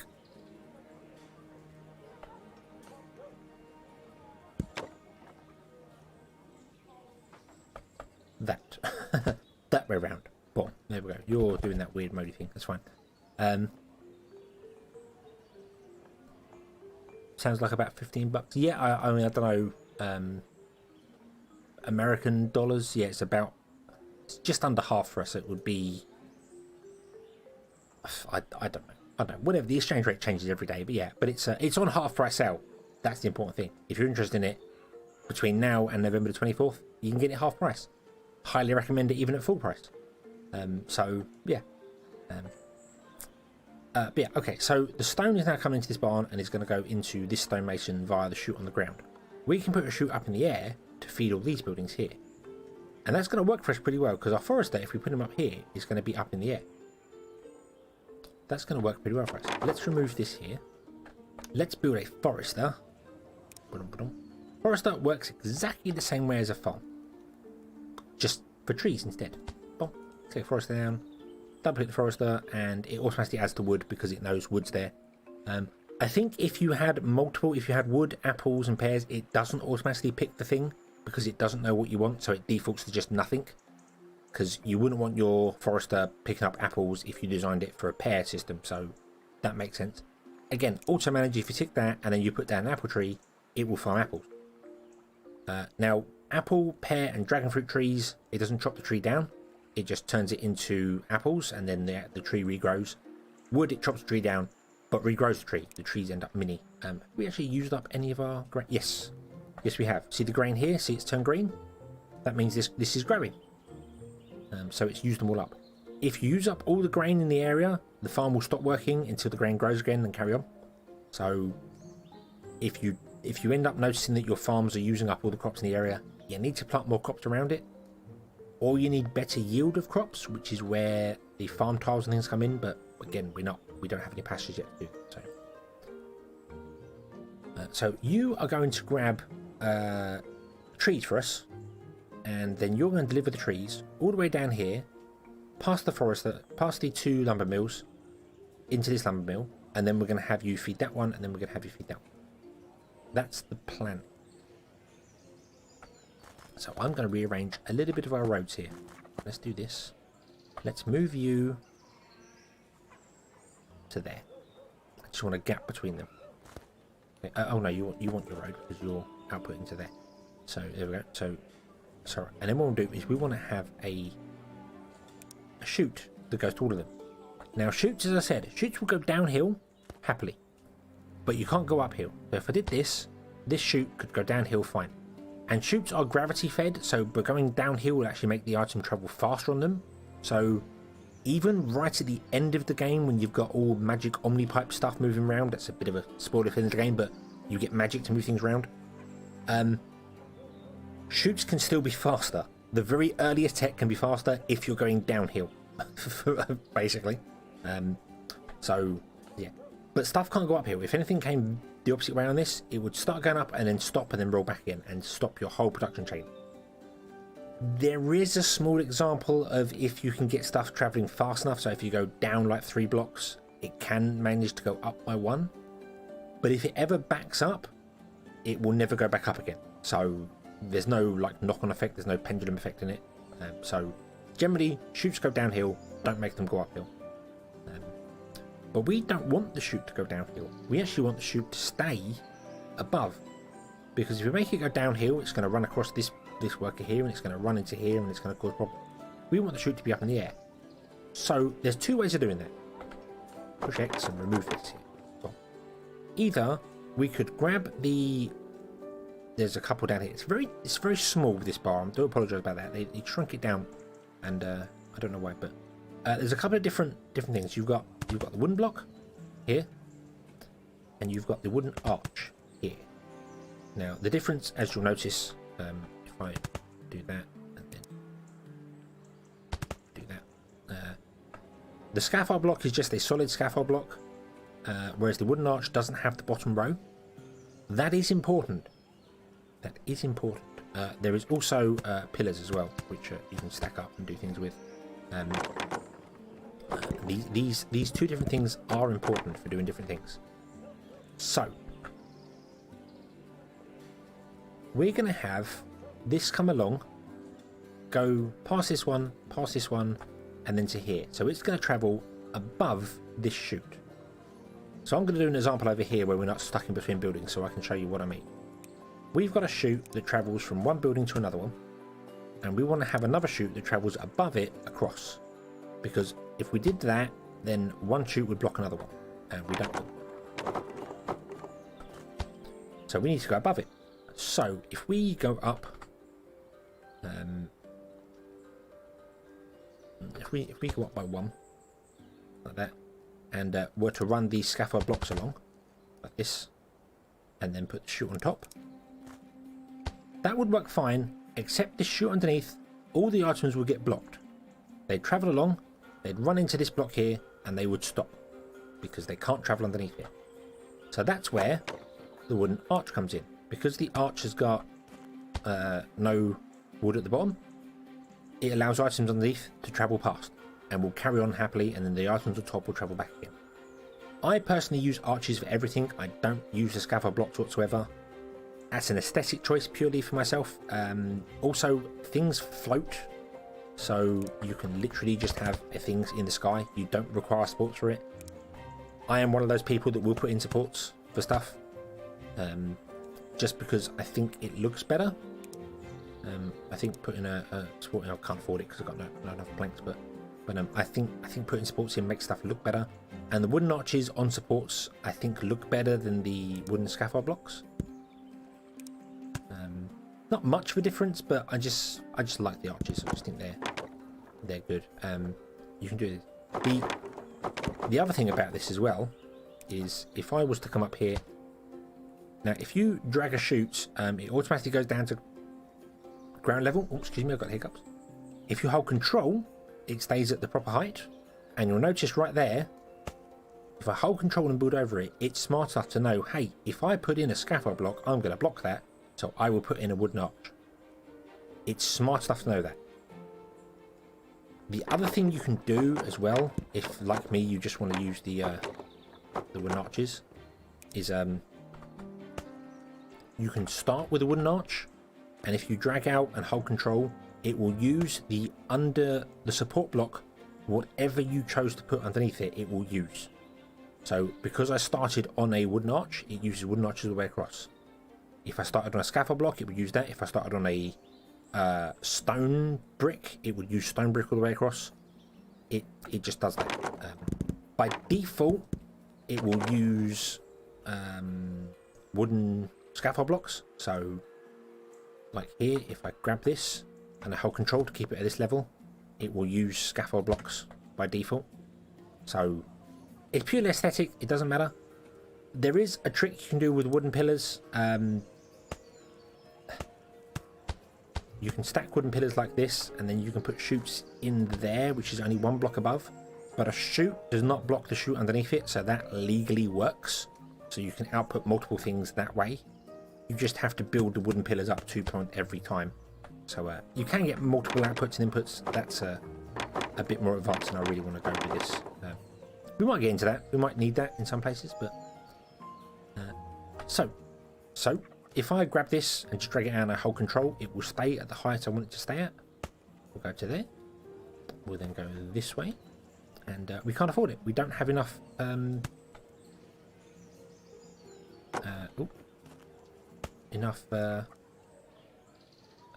Planks. So we need more planks, which means we need to get this building working, because this building is our plank building, and we need more wooden planks. So we got to the point where our production chain has collapsed because I can't build anything. Can't do it. I'm actually going to change this because I've just realised I don't want that order to be the way it's going to be. What I want to do is I want to come out here and I want to go this way.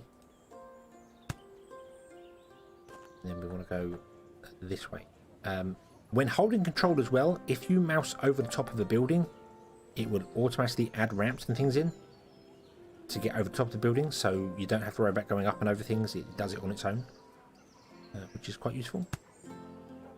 So I want to do that because if I came along here and went straight on, remember the order, things will go straight, so it would feed this building first, which isn't a major problem because we're not really using the wooden wheels, so it wouldn't be a problem. But I want to prioritize our research, then our planks, then our wheels in that order. So I need to temporarily move this building back by one, and then I need to put in a connection like that so that you can actually feed into that building there. So unpause the game, let this go. Every 4 seconds you're going to produce a log. So let's do a little bit of maths, shall we? Everyone loves maths. I get this wrong all the time, so don't worry. This requires 1 log every 4 seconds. This produces 1 log every 4 seconds.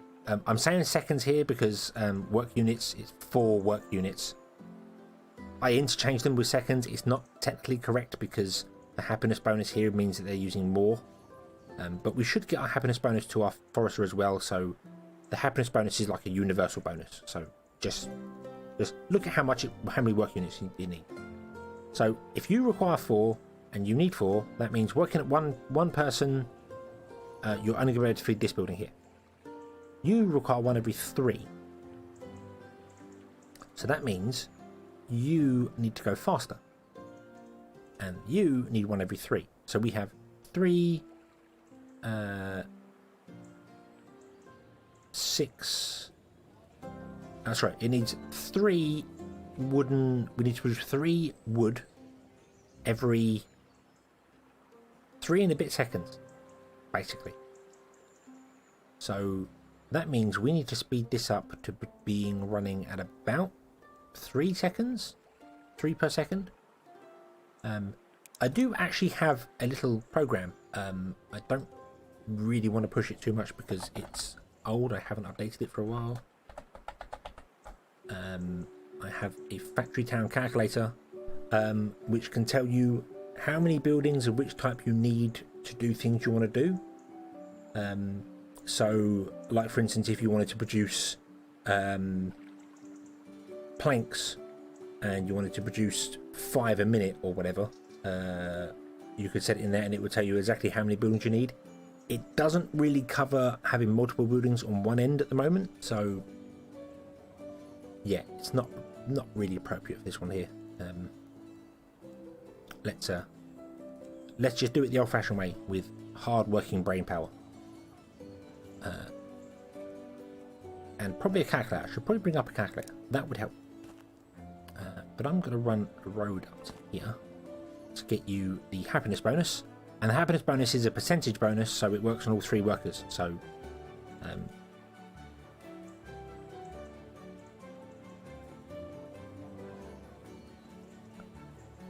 it's giving me a 0.6 bonus instead of just the 0.2 the other ones get. But then the 0.2 will add up on all 3 of these anyway, so yeah.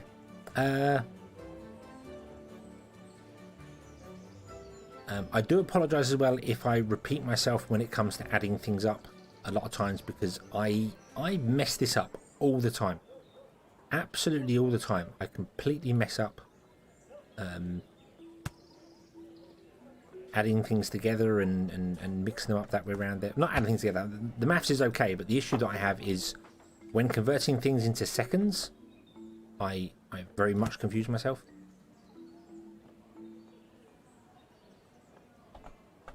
And we want another one here facing that way. So it will go down, it will feed into this building first, it'll fill this building, then when this building's full and it backs up all the way to here, it will start feeding this one, and then when it backs up to here, it will start feeding that one. That's what we want. That's what we want. And you can store wood on the chutes. That's absolutely fine. Boom, there we go. And now that one goes in there, see? To feed this one. And we should be good because this should be producing enough wood to run all 3 of these.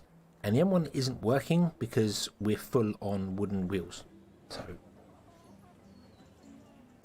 we might get ourselves another worker just to take the wooden wheels into the base. For the minute. There you go. You can just have your job to put wooden wheels into the base. There we go.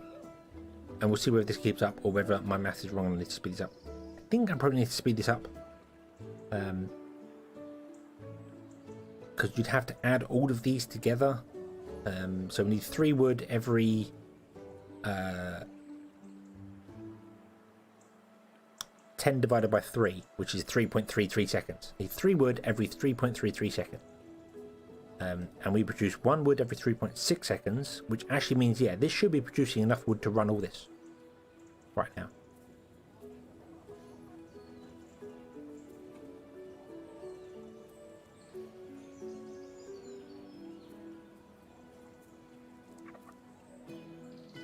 No, it shouldn't.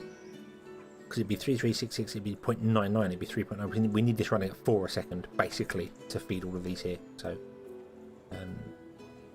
because that's 3.6 divided by 4 is not going to be, yeah, it's, as I said, if you're trying to min-max, you need a calculator open.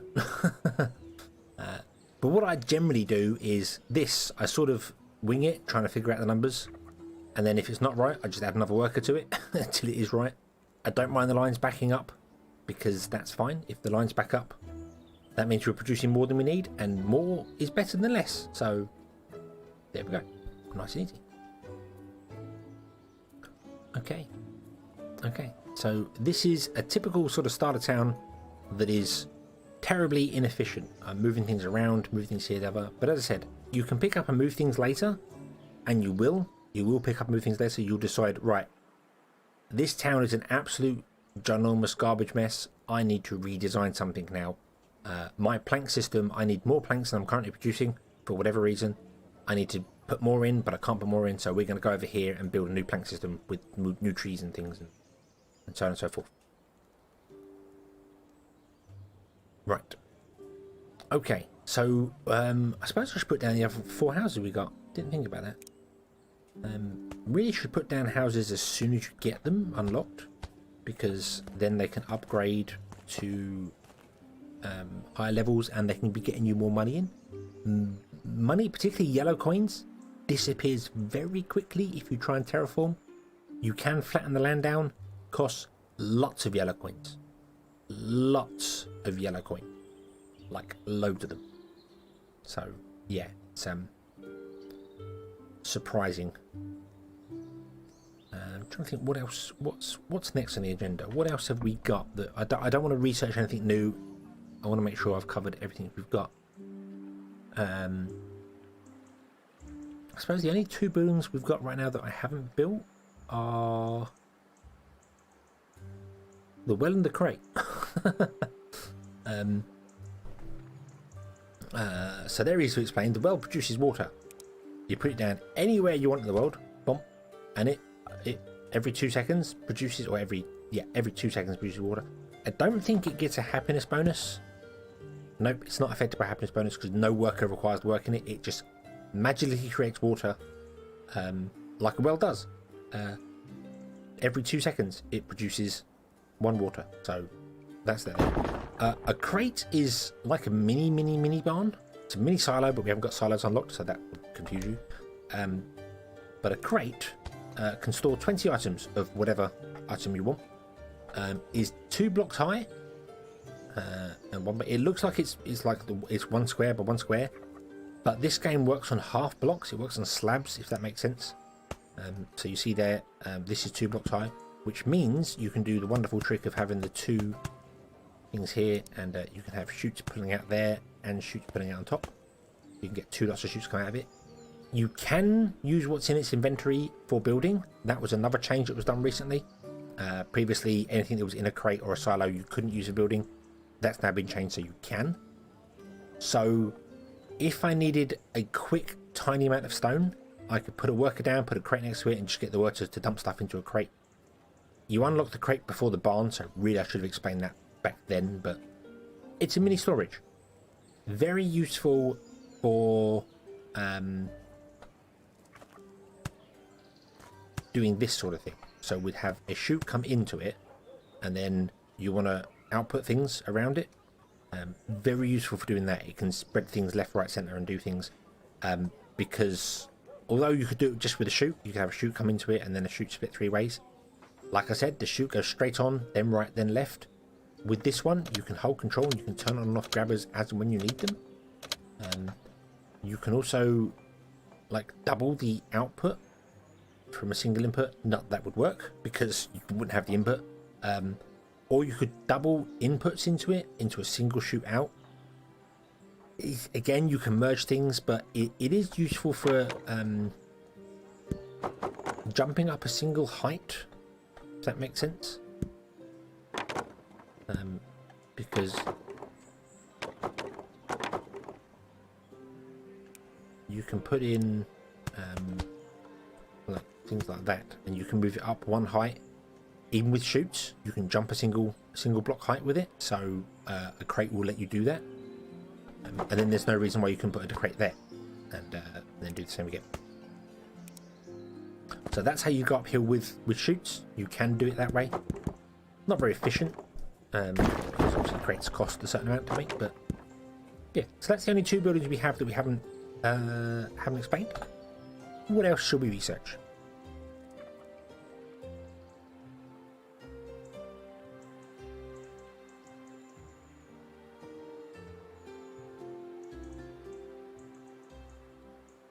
Oh, excuse me. I need more coffee. Wow. Yeah. So what should we research next? What do we think? What do we think? I mean, civics would let us build another town centre. Don't really need that yet. Animal pastures would let us unlock.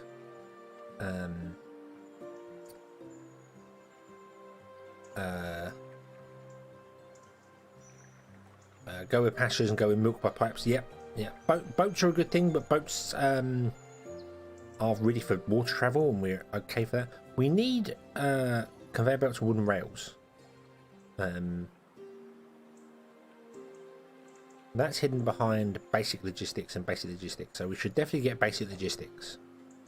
So let's do animal pasture. Let's do basic logistics.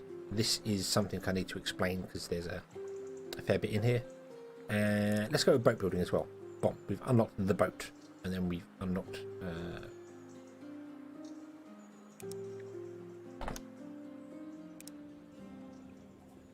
oh, I thought the cargo boat unlocked with that. The cargo boat, oh, the cargo boat's level 5. Oh, okay, right. So yeah, we can go with a boat. Let's start with a boat. This is the best way. We've got a raft as well. Simple wooden raft that allows transport of goods along the water.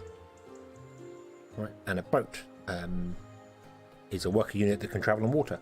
So let's say we wanted to get this cloth here, this cotton here.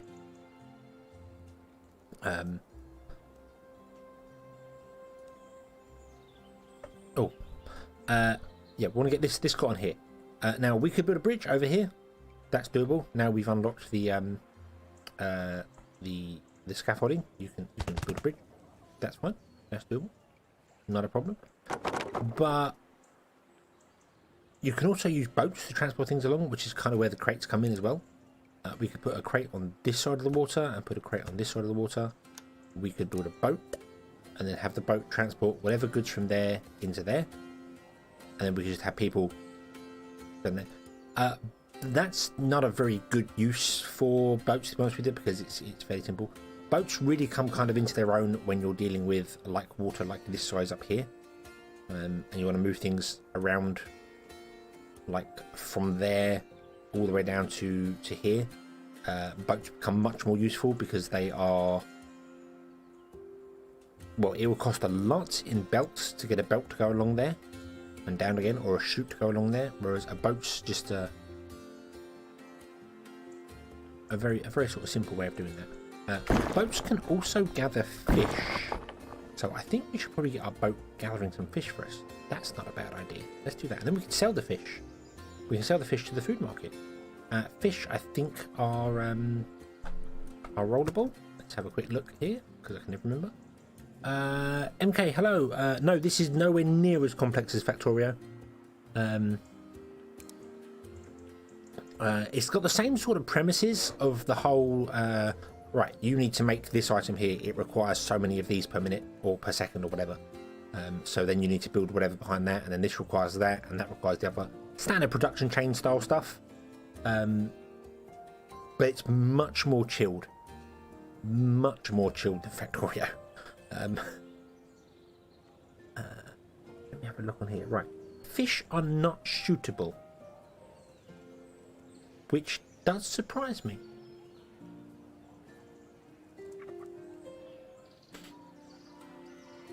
I would have thought fish would have been able to be transported on chutes, but they can't. That does surprise me. I mean, none of the meats can be transported, so I suppose that kind of makes sense, but then flour and things can, which is just weird.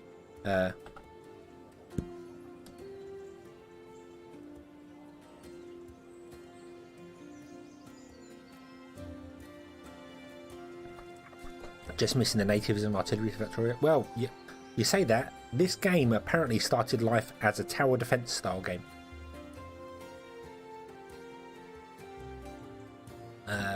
So it was originally going to have enemies and stuff in it, but then enemies and then production chains to make the things, and you defend. You know, like you build a cannon tower, and you'd have to build cannonballs and feed the cannonballs into the cannon tower, that sort of thing. And then Eric took out the stuff even before it got any releases, and I'm glad he did. I'm glad he did. I kind of like peaceful city builders. That's nice. Having an enemy to fight's fun, but you are kind of pushed to always get on and get going in the game because the enemies are going to come and get you. Whereas with this, it's like, do you know what? I want to just sit around and do nothing for a while. And I want to faff with trying to get the ultimate Forester balance working to get things going. And I don't have to worry about enemies coming and killing me. You know, I can spend an hour just trying to get this chute go the exact direction I want it to go and feed into the exact buildings I want and figure out how many can go. This is a situation here that I was talking about with the farm. The Forester has chopped down all the trees.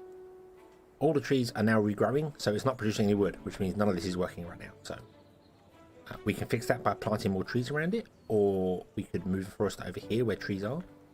But when a Forester chops down a tree, it shrinks and starts regrowing. It doesn't disappear. So, yeah. SimCity meets Factorio meets the weed grower kind of games. Okay.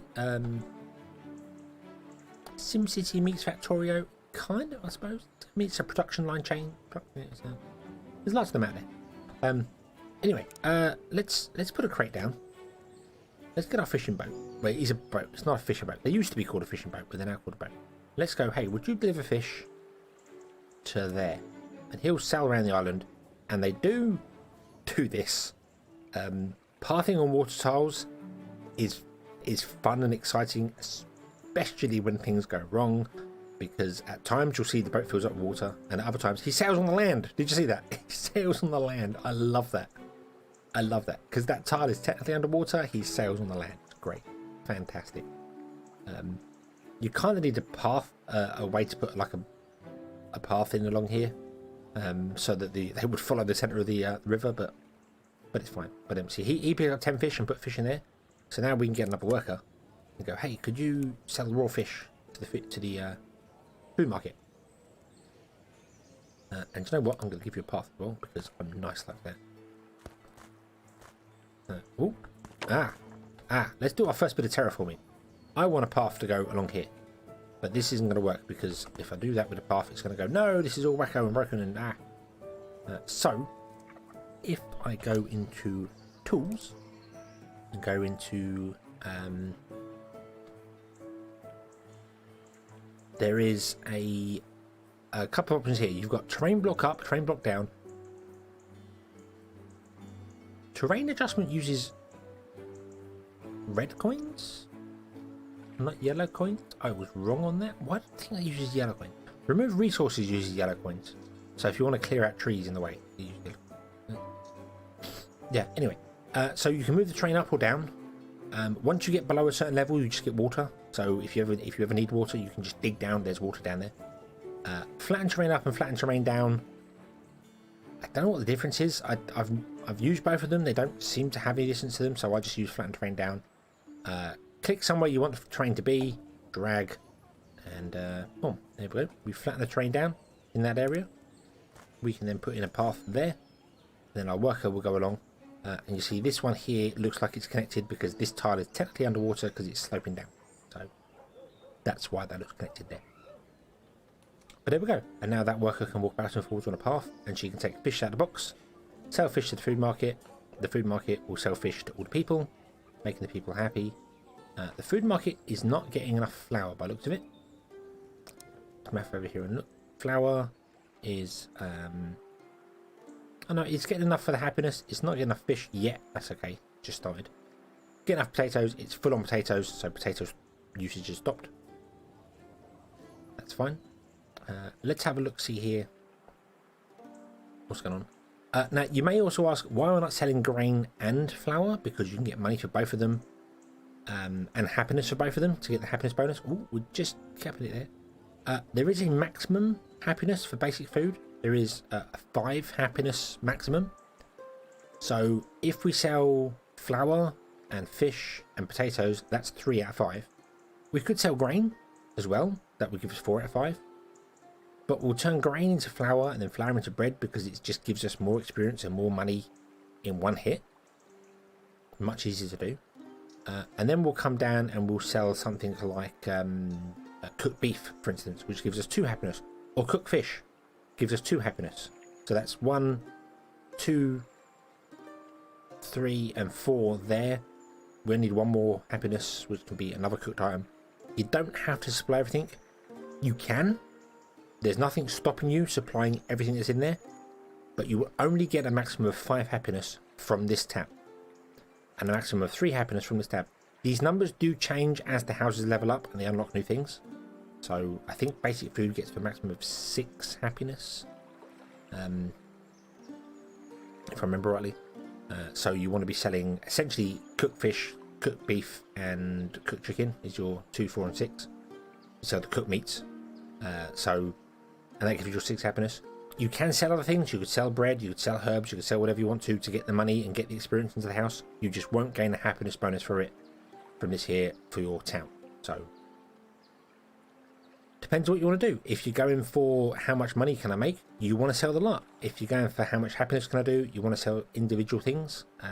If you are just playing, then it doesn't matter. Supply it whatever you want to supply it to. Grain going into flour just makes sense. Flour going into bread makes sense. That's the production chain, so you won't be selling grain when you get flour. You won't be selling flour when you get bread. Simple as that. Speaking of happiness, we have upgraded our happiness. Let's click that. Boom. 4 more houses. Yay. Let's put those houses in. We're going to put them back here. 1, 2, 3, and 4. Houses are free to build. They don't cost any resources to build. You can just only have a certain amount of a limit to them. So even if you end up with no resource whatsoever and you delete all your houses, you can still build them to sell things, to get money, to do stuff. So you still have the capability. Now, I suppose this is a good point of going on some of the advanced things with work units. We can upgrade the town as well. Let me show you this here. Let's do this. So if I zoom out, this is the size of our town. If we upgrade it, we've got enough coins to do it, and we are at level 48. Yeah, it expanded in size. Awesome. And also, if I click up here now, we've got 800 storage for each item. So we can store 800 stone bricks in here if we want to. So it's worth upgrading them. They just get bigger. Very useful. Yeah, so the advanced things for workers. Right now, we're basically telling workers, pick up from here, drop off from there. That's it. That's it. That's fine. That's easy enough done. That's simple enough. But you can do advanced stuff. You can do things like, hey, would you pick up from here and drop off, and then pick up from there and drop off, and then pick up from here and drop off? If something required 2 goods, 2 lots of goods. You can also tell them, hey, don't go away unless you're empty. So right now, our boat here is coming all the way down here. It's picking up fish. He's travelling all the way back again, and he's dropping off 4, I think. By the time he gets back again, I think he's dropping off 4 sheep. This worker managed to pick up 4 or maybe 5 fish. So he's sailing back again with half his inventory still inside there. We can adjust this so that he will always come back, empty his whole inventory. When it's empty, he can then go off again. It doesn't make much difference him traveling backwards and forwards, whether he's full or empty or whatever. It doesn't really make much difference, but let's just go with it here. So he's got tasks. He's got 2 tasks. If we click on this here, it shows us what he's got. So he's got, first task is harvest fish. Second task, drop off fish. Okay. We can click on any of these little dots here to add commands to it. So if I click this one here, I can move it up or move it down, or delete it. I don't want to do anything with that. Or the drop off, I can click this and I can do a hold until empty command on him. If we do that, that pops up down the bottom here. And what this guy will now do is he'll travel up to the crate. Let's highlight him again so we can see it. He'll drop off 5 goods and then he'll wait. Then someone will pick a fish up and he'll drop off another good and he'll wait. And then down to 3 and he'll wait. And he'll wait until he's empty. Then he'll go and get more fish and come back again. May not seem terribly important to do that sort of thing, but can be useful when you're dealing with very long distances. If this boat was traveling like way down here somewhere to pick up goods and come back again, it's probably better to have him full, because you might have multiple boats traveling. So it's much better to have a boat wait and drop off whilst another boat goes and picks up, and then that one comes back and then this boat comes along, rather than them both traveling down with half their goods in them, filling up, come back again, and then by the time they're halfway back, the crate could run out of goods and then everything stops up here. It's kind of designed for a multiple thing. Also works really well if you're taking out of barns and things, because it means you haven't got 10 spare resources in a boat, for instance, just sat there doing nothing, when they could be in the barn and you could be using them to build yourself. So huge options. When it comes to multiple pickups and drop-offs, this command thing is kind of a new thing, so I need to go over it and learn what I'm doing with it as well. So let's do that. Let's figure this all out. Let's figure this out together. Let's go over here and go, hey, I want you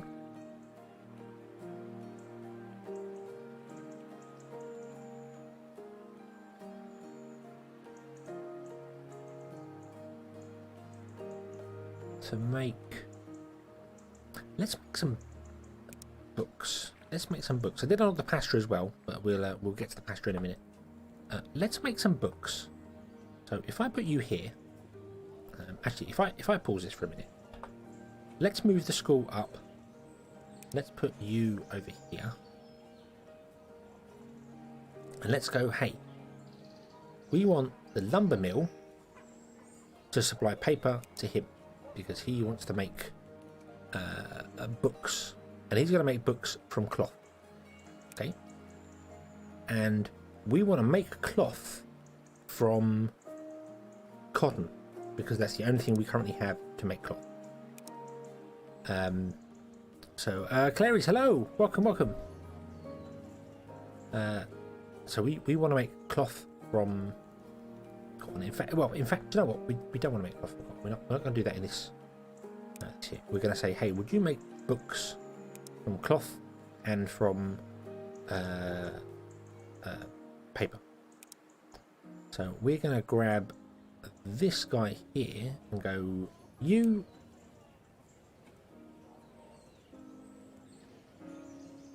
going to get the multiple commands, actually. You're going to get the multiple commands. Let's build a little bridge. Now, if we were to build straight across here, our boat couldn't get underneath it. He'd have to sail all the way around this way to get to the fish. So we need to build a little bridge. We need to go up and over with a bridge. We have wooden rails unlocked. I don't think we have...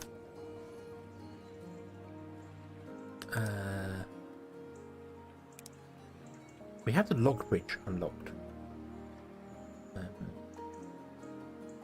I'm not sure if that's faster or slower than paths, if I'm honest with you. So we're going to build a little stone path here. That's what we're going to do.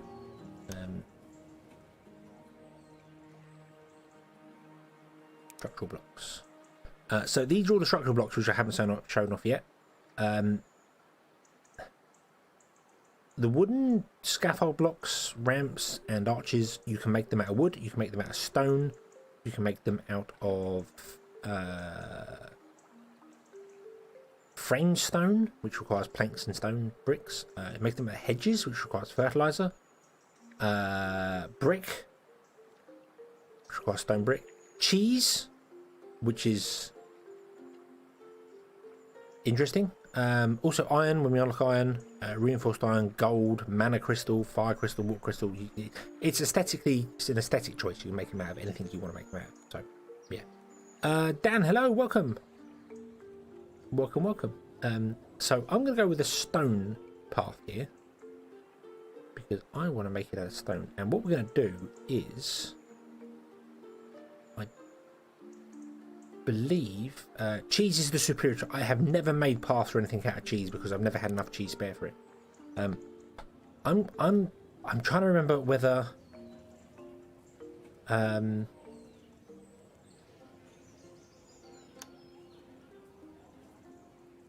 remember if the stone stuff works the way I think it does.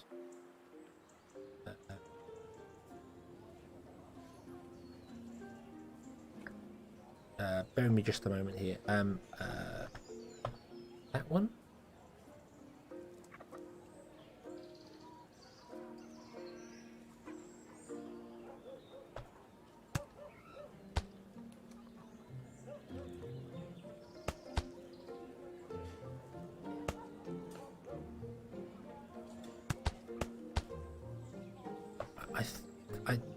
I'm sorry for being a little bit confused here, but I think this is how this works. It may not be. I may be slightly wrong on it. I tend to just drag paths across things, but I know a lot of the kinetic blocks allow pathing on top of them anyway. So I'm trying to go down that route here. Yeah, that looks like it allows a path to go on top of it. Because I can't. Well, I can build a path on top of there, but I can't build a path up and over the ramps. But I'm pretty sure that allows pathing. Yes, it does. Yes, it does. Okay, so that counts as a path, right? So we'll see there. Is it high enough for me? It may not be. You might be right. Let's unpause the game and then see what happens there. The other thing we can do as well is we don't have to have solid blocks here. We can actually do, when I copy them, you'll see in the bottom right here, it's got the options.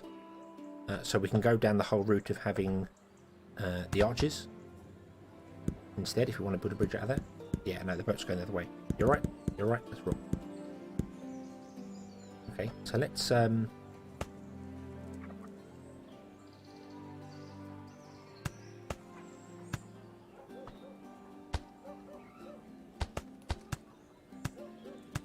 do that. Don't need the bit in the center, but I think that would be alright. Right? No?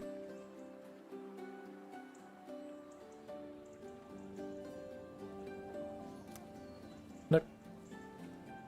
Nope. Needs to be higher than that. Okay.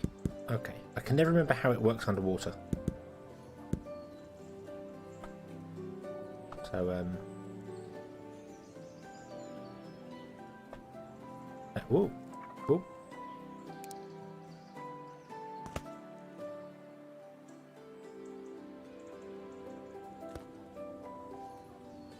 Oh, they're stone walls. They're stone walls, they're not stone pillars. There is a stone pillar, isn't there? I thought there was a stone pillar. Nope. Nope. Guess I'm imagining things. Okay.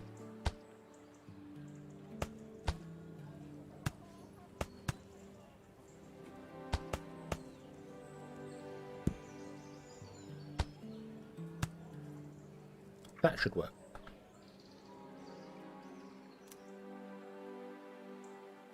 And now what I need to do is I need to go, hey, would you take fish and drop them off in there?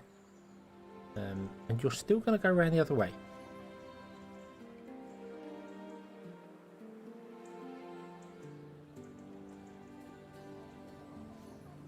Okay. Okay, I guess you need to go even higher than that. Right. Okay.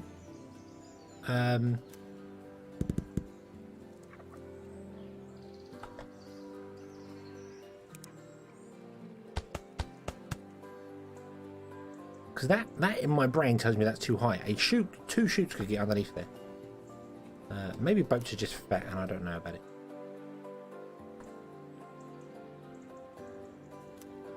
There we go. Like that. Okay. Okay, right. Now, would you go there and do that? And then let's set your tag to be holding till empty again. So there we go. Okay. That just seems odd. Oh, sorry.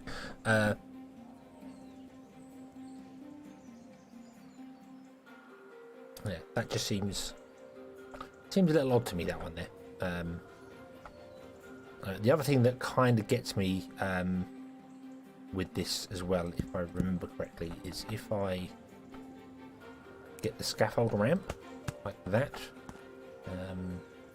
Oh no, you can. Ah, okay. So you can run up the scaffold ramp now. Ah, okay. But you can't path down the slope. You can path up the ramp, the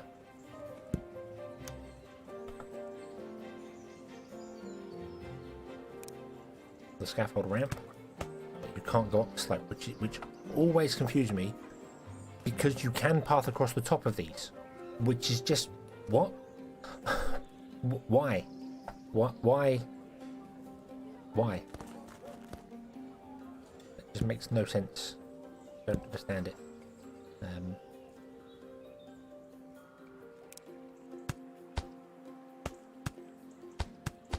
There we go. So I can build a bridge like that. There we go. And now, unfortunately, there's no under ups or down ramp, so I can't make it nice and curved or anything like that. So,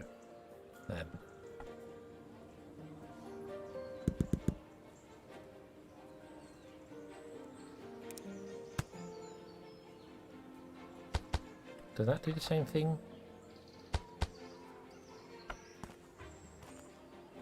It still makes the tile really large. It doesn't leave the edges in there.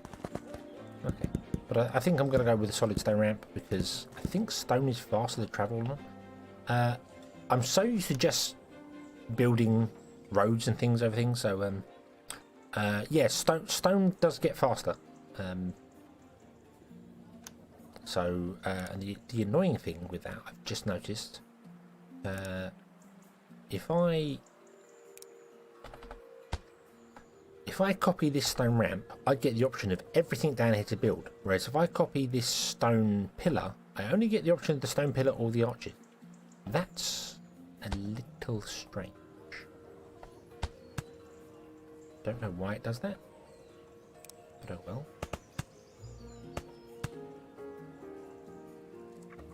There we go. We'll do that. We'll do that, and we'll see. I think that's just as fast. I'm not sure. We'll see. We'll see. Anyway, we want to put a farm in down here to grab all of our beautiful, beautiful cotton. You should also have set cotton. Yes, you have.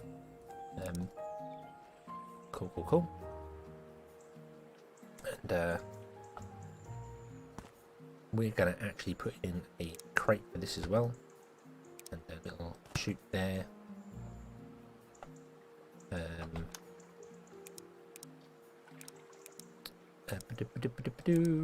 a grabber. Output into the crate. Thank you. So, what we want to do is we want to have it's got, yeah. There's no mast, there's no oars, there's no I don't know what on it, but we want to go. Hey, would you take paper from here and drop it off into there, and then take cotton from here? Actually, no, not cotton from here. This is wrong. This is wrong. Ah, I can't move it because it's full. I started 20. Shoot. We want a thing there. Can you still get the happiness bonus if you're there? No, you're not. Got to run the path around to there to get the happiness bonus added to you. You want to make cloth. I'm jumping ahead of myself, getting myself confused. You make cloth. So we want you to you just drop off that bit of paper. Okay, right. So we want you to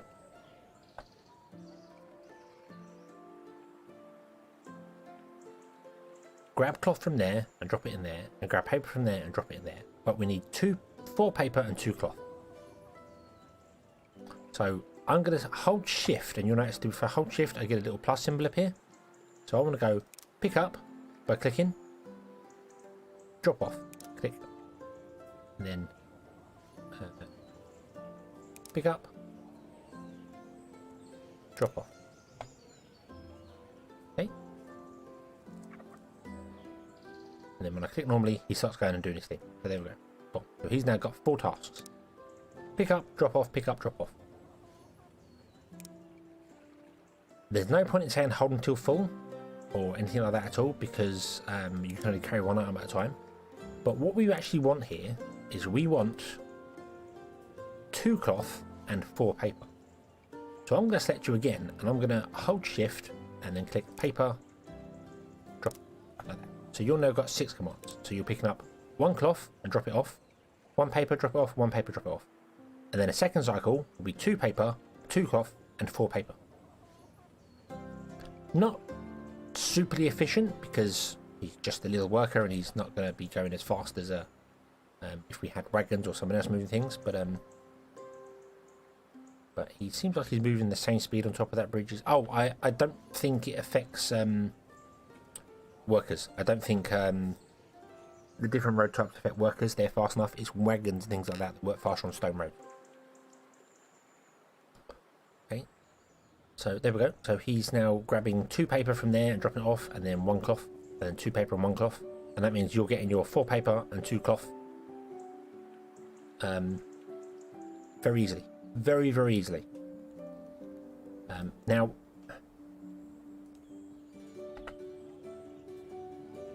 if I copy him, if I select him by dragging the box over him, hold Control and press C, and then I think if I hold Control and click, yep, it adds another worker with exactly the same orders that he had. So this worker now is doing exactly the same thing. Got 6 tasks, which is paper, wood, that. So you can just duplicate people, which is awesome. So that would work so much better. Now, yeah, a wagon moving cloth would be so much better, because a wagon can carry 4 items at once, whereas a person can only carry 2. And then maybe have a worker take things from the lumber mill over to here. I think that would probably be the better way of doing things with this.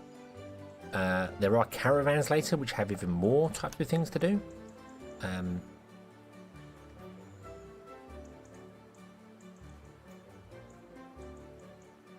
There is also, I don't know whether, I can't build them because I'm not outputting the wooden wheels anywhere. There is a supply option as well. If I grab another worker and just put them here, there is a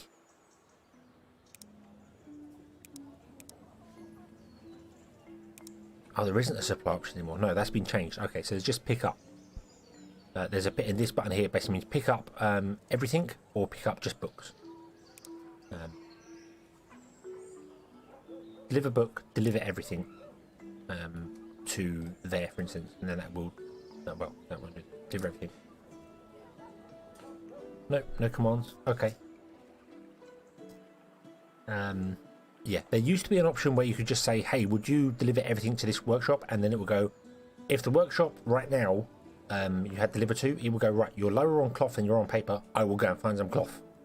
But that's been removed, because I remember it used to have issues of workers going, this workshop needs some cloth. I'm going to travel all the way across the map here to get cloth because there's cloth, and come all the way back again.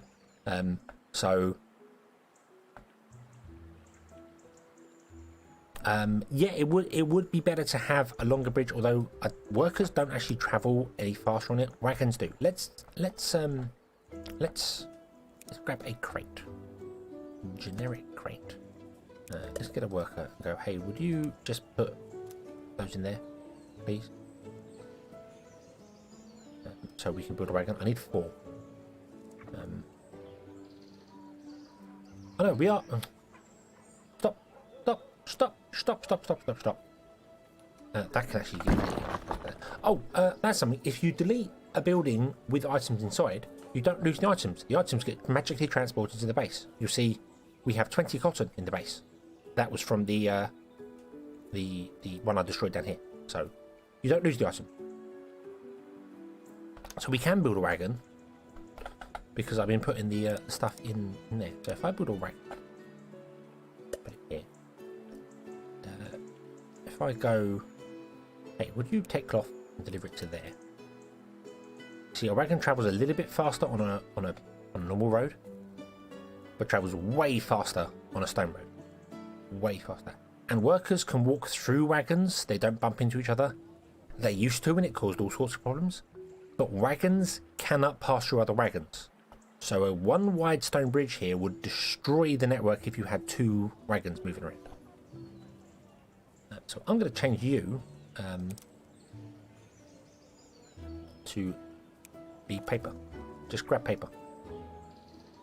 And the wagon's going to drop off cloth, and that's so much better. So what we can do is we can either extend the stone bridge to make it faster here, or, because we have stone brick, we could just make the road out of stone. And then the wagon will travel at full speed on the stone because it's the same speed for it. There is the log bridge, this thing here. Oh, good lord, is that terrible. If I remember correctly, it might have changed. I don't know. But walk it.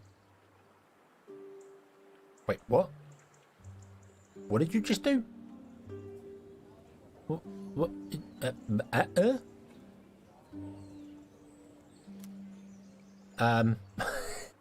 Okay. Okay. That's interesting. That's interesting. Yeah, I was not expecting that. Yeah. I don't know why they're doing that. That's weird. But workers are nice and fast across a wooden bridge. These, however, are really slow. Like really, really slow. So I don't tend to use these at all. They just cause problem. Right, we need to sell books to the school as well. Let's do that because this is all stopped here. It's so unsafe to workers, yeah, and not only do they hurry to walk across, they apparently it bends so much it ends up in the water anyway. So you might as well just walk across the water, which I think I don't know if it's still a thing.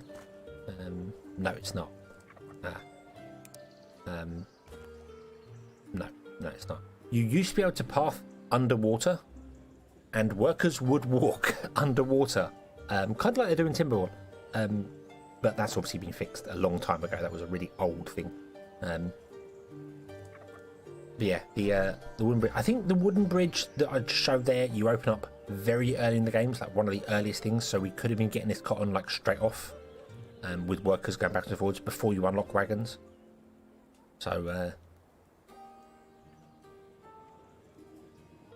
yeah, I really don't need both of you doing this job anymore. So I'm afraid you're going to go. One of you is enough to keep up with this task. Because you're so close. Because you're so close. Distance is not an object, not a problem for you. And I might also go here and go, hey, would you hold until empty? So make sure you always empty your goods before you get here.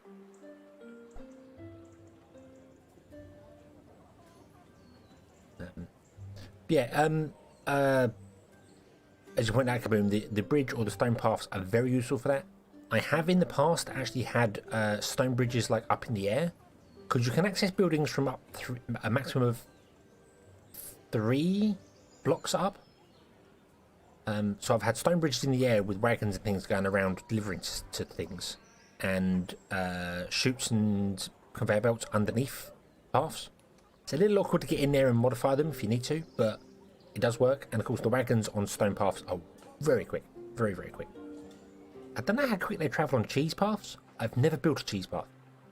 We will have to do that. We will have to build a cheese bridge, which means we need to get cheese. So why don't we use the pasture, which we unlocked previously? This is all falling together so well. But did you like that? The boat's pathing the wrong way around again, is he?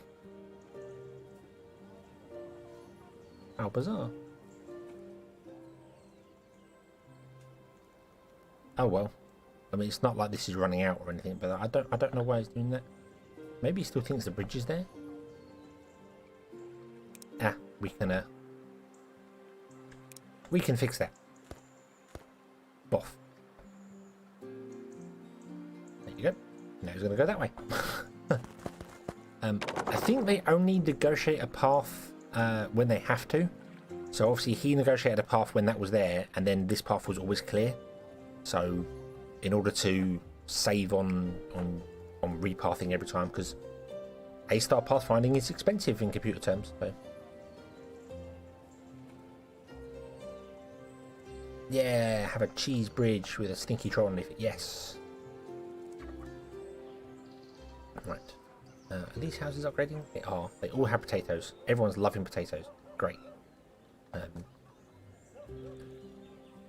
Right, yes. So, pastures. That's what we want to do. Don't want victory conditions, we want pastures. Boom, ba-dum, ba-dum. Oh. Pasture. Boom. Now, pastures. Put a pasture down. Let's have a look at these. These are greedy, invisible animals in here. A pasture can make all these things here. It can make eggs. It can make raw chicken. I don't know why that's just not chicken, because beef, it doesn't say raw beef, which is odd. Does fish say raw fish? No, it just says fish. That's weird. Wonder why chicken says raw chicken and not just chicken. Because I'm sure when you cook it, it says cooked chicken. I've never noticed that before. Sorry, I'm going off on a... Yeah, so it says cooked fish, cooked chicken, cooked beef. It's just beef, raw chicken, fish. Why doesn't that just say chicken? Odd. Odd. Strange. Don't know. Doesn't matter. Not important. But anyway, they can make eggs, chicken, fertilizer, wool, leather, beef, and milk. And you'll notice the wool, leather, beef, and milk have two outputs. They have the wool, the leather, the beef, milk, and they have fertilizer. The great thing about the pasture, other than if you actually choose fertilizer, I think with these 4 recipes here, is that if you say, hey, make me wool, and you click it and it's got 2 here, if the fertilizer output is full, it will continue to make wool. It doesn't stop.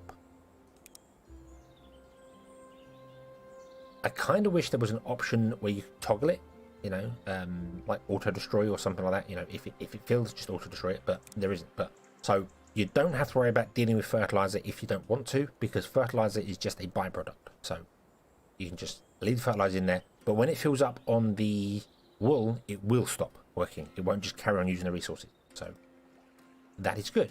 That is very good. They also require water, so you need to either put them next to a water source or have wells nearby. And they require animal feed. Animal feed is made in the food mill, and the food mill requires grain or something else to make it. So it's a longer production chain than we've got going on before. But it's fine. It's doable, unless you want to mass scale it, and then it's terrible. It's terrible. It makes me cry. The amount of animal feed that's required to keep up with beef production is unbelievable. You wouldn't think it. You think, oh, it's 4 animal feed with 10 work units. That's absolutely fine. But cooked beef is it's consumed every 60 seconds, or it can be 2.5 minutes. But I'm using future knowledge here that I know full well. The amount of animal feed required to keep all of this going is absolutely terrifying. You need so much to go. But we're not really going for that. We're not going for optimal stuff going on here. I'm basically just playing through, doing a little tutorial of stuff here, and want to get our victory conditions done. That's kind of thing. I'm not a speedrunner, so we've been going for almost 3 hours, and we're only on tech level 3. If someone was a speedrunner, they would have probably already completed the game by now. I don't know. I don't know if anyone speedrun Factory Town to build the Omni Temple. That's kind of the victory condition, so I don't know. I don't know.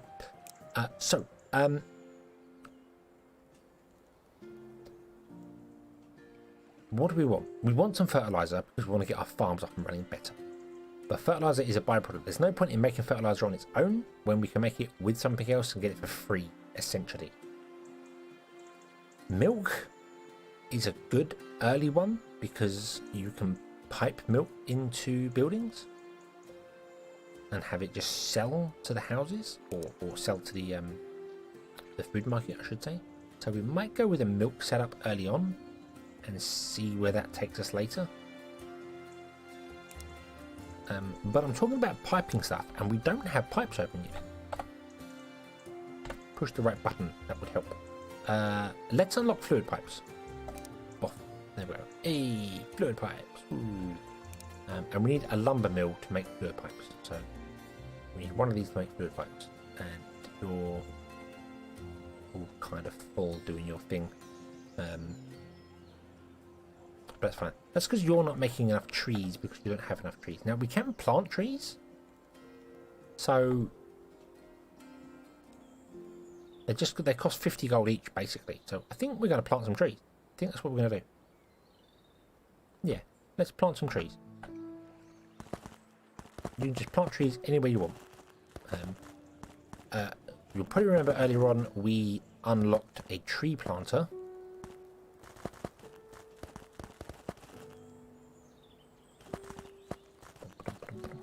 I'm going to put it everywhere inside the area. And there's all our money gone. We're broke. There we go. But that's good. We unlocked a tree planter earlier on as well. Bottom here. Requires fertilizer. The tree planter works the same principle as a farm tile, which I haven't shown you either. Trees have affinity as well. So you see here, this has an affinity of wood. Which is on there. And if we put a tree planter underneath it, we get a 100% bonus to the tree. So right now it's producing 40. With a 100% bonus, it will produce 80. One tree will give us 80 logs from it. So, I mean, I've never really... building this like a forester completely flat out, I don't think I've ever had an issue where it's chopped down enough trees. I think the issue with them is that they just can't output fast enough. You know what I mean? You can't actually get the goods out of them quick enough. But I suppose it's possible if you maxed out Forester and you got the other secret unlock bonuses to it, which we'll get to later. I suppose it's possible. This is the same. You see here with the yield, it's got one there called Farm Tile, gives us a 100% bonus from Farm Tiles on there. There is a min-max sort of thing. Not min-max sort of thing. If you want to get the affinity bonus up with them, so you get 100% affinity bonus and get times 2. So, sorry, that 100% bonus doesn't work the way I just said it. It actually goes in order. So the default is 10. The farm tile would give it 100%, which will make it 20. Water will give it 50%, which will make it 30. And then fertilizer gives it 50%. This is all based on the original 10. Sorry, so 100% is 20. 50% on the original 10 is 5, and fertilizer is 5. That makes it 30. And then 2 times would mean that grain would become 60 at the most. Because all the numbers work off the default yield, the default 10. So 100% on 10, and then 50% on 10, and then 50% on 10, and then times 2 overall. That's how it works. So you get 60 from the maximum yield for it. But if you want to build the affinity, you probably don't want to be putting down farm tiles because they only gain an affinity tick. They increase the affinity on a thing every time they grow. And if you obviously have a high yield, it takes longer for them. Well, it doesn't take longer for them to grow. It takes the same time, but it takes longer for them to be cut. So you probably actually won't want to use farm tiles early on. You want to have it so that it's you just have like crops all around it, and then let the affinity grow. And then once the affinity's got to 100%, you'll then stick crops in, farm tiles in to get a bonus to them that way. So same with this here. I wouldn't want to put tree plants in because I'd much rather have 10 trees to chop down than 20 trees to chop down and then get an affinity tick every time. You know, because the affinity ones are only like 2%. So you have to make a tree grow like 50 times before it gets to the maximum affinity bonus, which is a lot. And they take a while to grow as well. They're not quick. They're not quick to grow. So anyway, I digress. I'm off on a complete random tangent. We want to create animal feed up here, and then probably ship it down here because of space-wise. Because I've now filled in all this area with trees. So, but that's fine because we can put down a pasture there, and we can. I can show you another little trick. Another little trick. Let's get another farm, and we'll put the farm here.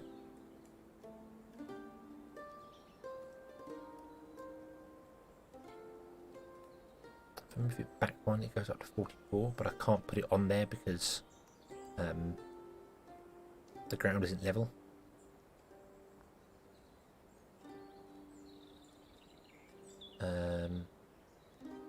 How do I see the goals in the campaign? If you press V, it will bring you up the victory conditions. When you're in a campaign map, or you can set custom victory conditions in a single player map. So you could set yourself a challenge of having, I want to make chop a million trees, whatever, you know. Yeah, just push V, and it will come up with your resource, your requirements. It should be here on the left hand side as well. If you shrunk it down, you can open and close it here to see what the victory conditions are. So should be there, hopefully. Right, put a farm in there. That'll do. It's on a bit of stilts. That's fine. Don't mind farming with some stilts. Let's actually put him on wooden platform. Cool. And then we want to have a food mill in front of him somewhere, like over here. Doop. That'll do. You're going to do animal feed from grain, and then we're just going to shoot it along. Like that. Boom. Awesome. Now you're not getting any bonus to your workers yet. We can fix that by running path up. Maybe not there. Okay, Harmore, thank you very much for being here. I hope you have a good evening. Let's run the path up to there.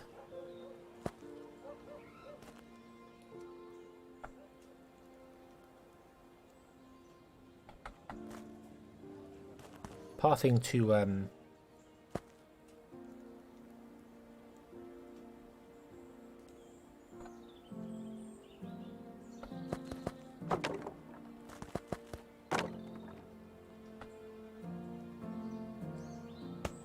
pathing up to these buildings is a bit awkward.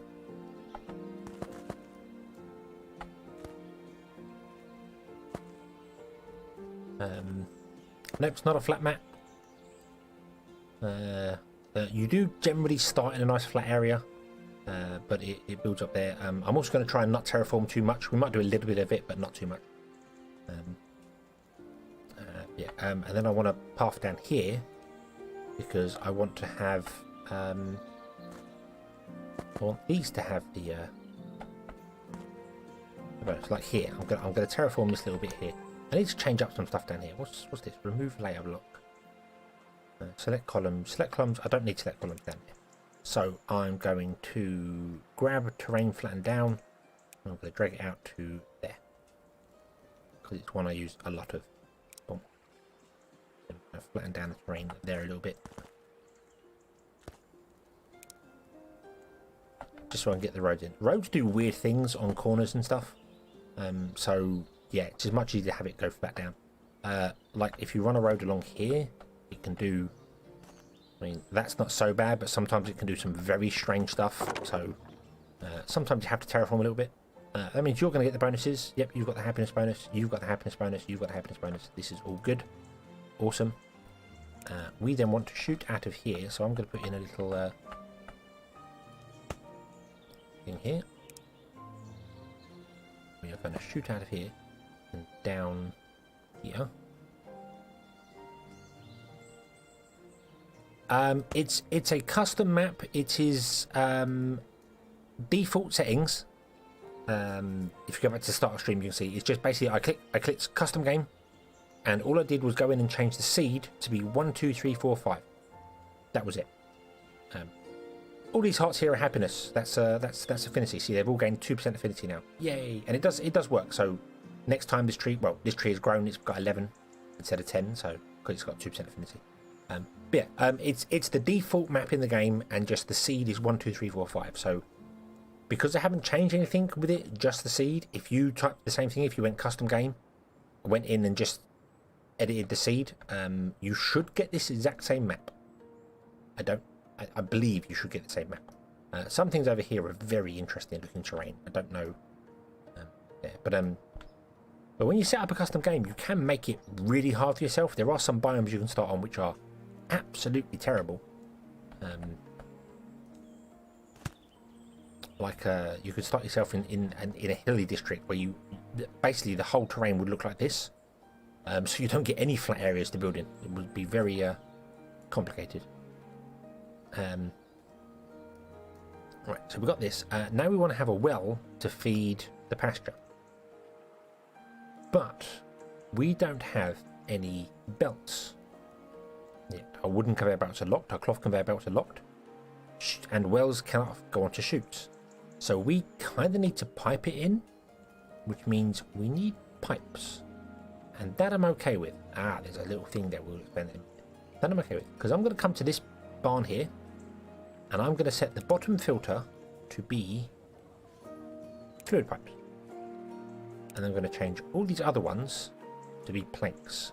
And do you remember earlier on how I said if you filter things, only the filtered items can go into the list? And if you don't filter them, then if you were to fill up something, it would overflow. If I just put in fluid pipes down here and filled it with 50, and these two were empty, it will then start putting fluid pipes in these ones as well, because they have no filter.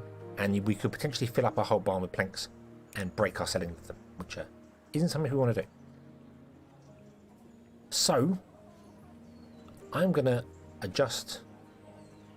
I think we're going to change this one up. Yeah, we're going to change this one up. So you are no longer going to be making planks. You're going to be making fluid pipes instead. Okay. And then you, my friend, are going to be taking fluid pipes and dropping them in that barn there. And the reason I'm doing that is because we have 305 wooden wheels. And wooden wheels are only used in wagons. I think they might be used in wooden conveyor belts, but you very quickly move on to cloth conveyor belts. They're used in cloth conveyor belts as well. I didn't realise that. Okay. So we might have to make some more, but we're not going to make any more here. So you, I'm afraid, you're going to go. Goodbye. And purple guy, you can go as well. Boom. There we go.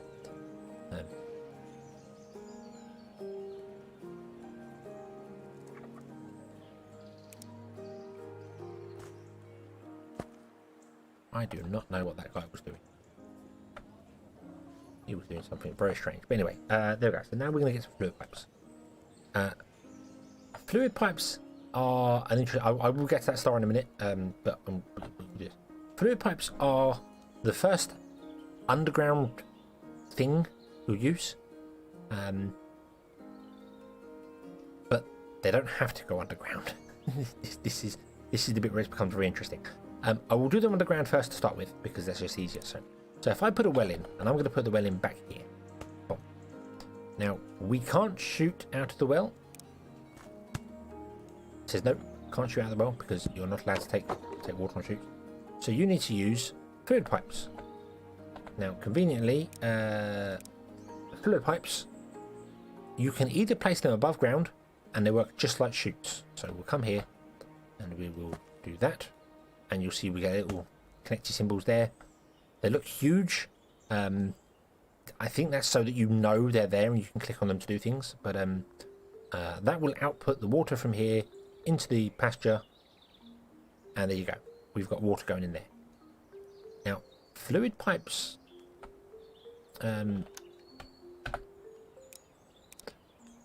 You'll notice the build icon for them looks different. You've got this large white area around them. That is because you can do different things with them. When you have a fluid pipe selected, you'll notice down here in the bottom right corner, you have different axes to build with. It works with any of the pipes. You've got fluid pipes, steam pipes, mana pipes, and omni pipes. Works with the same rule again. If you press tab, it will move. it will switch to being an up, down, left, right, and then press tab again, it will go up, down, northwest, and then flag it. So if you want to build a pipe that goes, say, from this well up and over and into this house over here, for instance, what you do is you would start here, and you'd have to go out by one so you get the connector. Kind of the end limitation. You have to connect up. You press tab, and then you go. Oh, hold on. Something went very wrong there. Sorry, something went very wrong there with my my thing. So we'll drag out to there. Press. Ah, there we go. Right. So yeah. So that's why I had it on the wrong thing. Obviously, that can't move left or right. That one can move left or right. So we'll do that. So we'll do this. We'll press tab. We'll do that, and then we'll go up, and we'll go up to there. There we go. And you'll notice food starts coming up inside here. We'll then go to the top here. Press tab. We want to go flat. We'll run a pipe across. We don't have enough pipes to do this, but you get the idea. You then run the pipe across here, boom, like that. And if you mouse over the pipe, you can see inside it. And then you press tab to do what you want to do. So if you want to make it go up or down or left and right, you just press tab to switch between the axes of which direction you want to go. And you can go up on everything. So we could run all the way over here and then down into these houses, and that well could feed these houses with water. I don't think one well is enough to feed all the houses, but we'll give that a try. Boom, remove them there. Now you can also run them underground. If I press G, we go into the underground mode, and you've got 5 different layers. You have the grid, which is an overhead view. The game snaps to an overhead view. You can't rotate the camera; it's just snap to it. You can, if you like, rotate the camera to here and then press G, you snap to that angle. Or snap to that angle. You know, it's wherever you want to go, and then that's very useful for if you're trying to place things. If you want to go, you are absolutely snapped, so you know for a fact. If I grab this path and I drag it out and I press WSD to do whatever, I'm gonna always be running in a straight line. I know full well. Whereas if I go into the grid and do something with it, I might not get to where I want to go. Kind of useful for building things higher up in the air, because sometimes it's difficult to know exactly when you're above a path or above a building than below it. So that's useful. But if you go to the mining layer, the pipe layer, they all have different sort of information. The mining layer shows underground resources, and you can build mine shafts. We haven't got any of that unlocked yet, so this way you can build mine shafts. The fluid pipe layer shows you where you have fluid pipes. The green icons represent inputs or outputs, and the white ones indicate buildings that don't want water or fluid, because you can do milk and everything with this as well. So, yep. The steam pipe layer is steam pipes. They are all separate. So if you have a fluid pipe running from here to there, and then go to the steam layer and have a pipe going running from there to there, they don't interact with each other. They're on different depths, I suppose, is the best way to describe them. Different heights underground. So that's fairly easy to do. Fairly easy to sort of follow there. The other thing with underground pipes is that if you cross pipes, they don't interact with each other. And what I mean by that is if I come underground here and I get a pipe, and do you remember with the chutes, if we built across like this, the chutes would interact with each other? Pipes underground do not do that. You see this little weird symbol in the center which shows us this one going underneath and this one going on top? They don't interact. So an item coming from the right to the left will never join the pipe going north to south, nor will it interrupt it. It won't get in the way of it, it won't block it, it won't do anything. If you do want these to interact, what you need to do is you need to put in a single pipe there to get that sort of connection. Now all these pipes are connected, so anything coming down will prefer to go straight on, follows the same rules, but then when it backs up going straight on, it will come and join down here.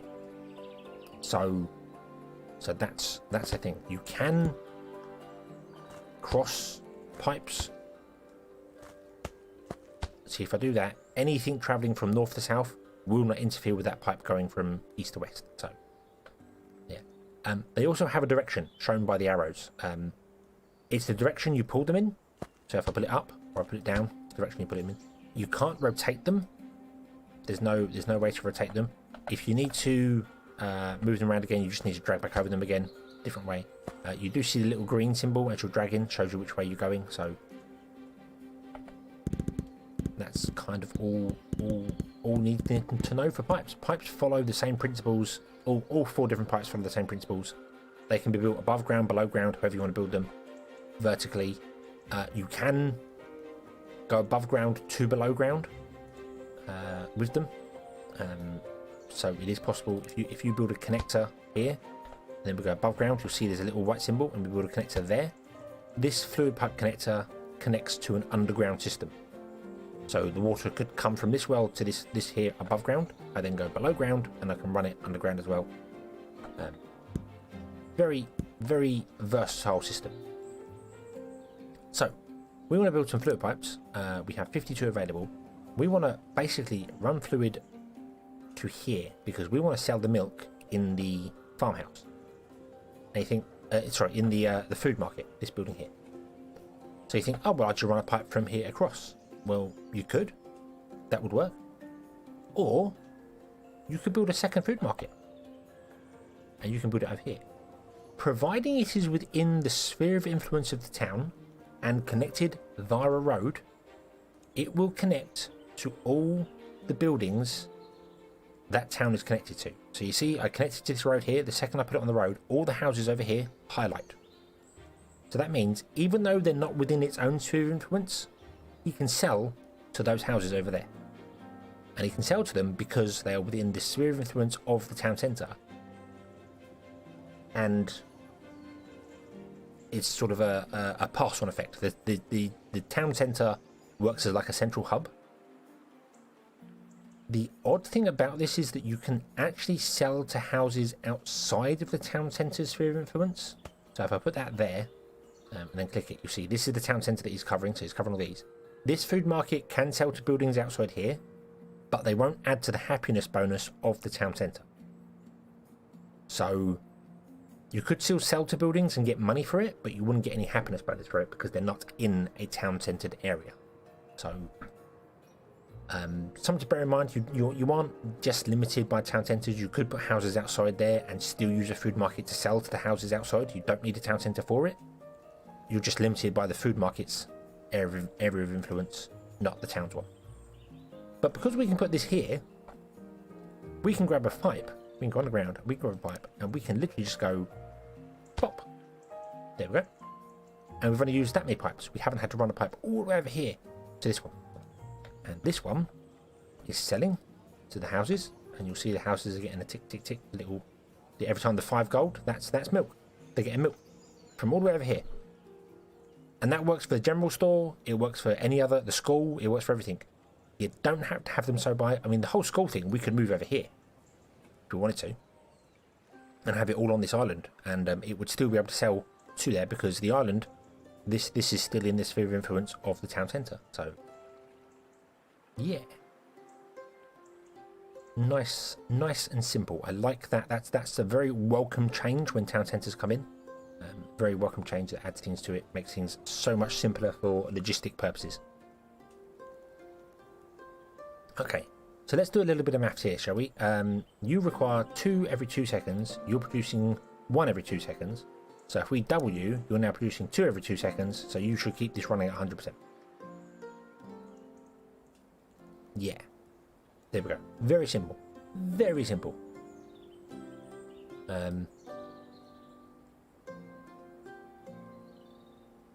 So, okie dokie, Adisa, have a good one.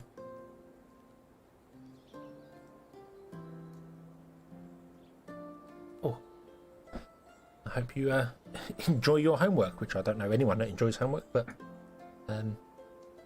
yeah. And you can see here now we're running into the problem of we don't have enough water. We need 2 water every 2 seconds. You're producing 1 water every 2 seconds. So we need to make you go faster. Now, who was that? Who was that? I missed it there.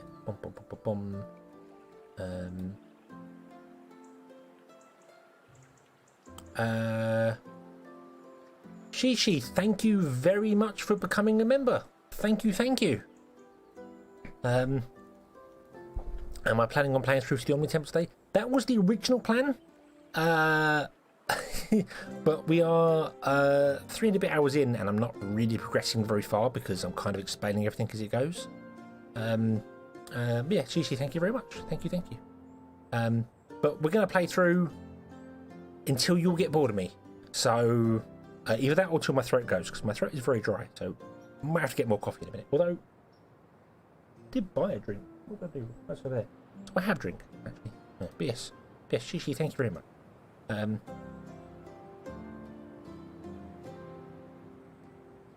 Oh, you had to leave for your homework and you're back now. Okay then. So, hello, welcome back. Welcome back, Lisa. Welcome back. Haven't had homework in about 30 years. Yeah, I haven't had homework in 25 years. I don't miss that. Don't miss that at all. So yeah. Right. So D1, to answer your question, I am planning to. That's the goal. Whether we'll achieve that or not, I don't know. We'll see how it goes. It depends on. I'm kind of explaining everything as I'm going through because it's a habit. So I do apologise for anyone who knows the game, but if you watch my videos, then you'll know it's what I do. So yeah.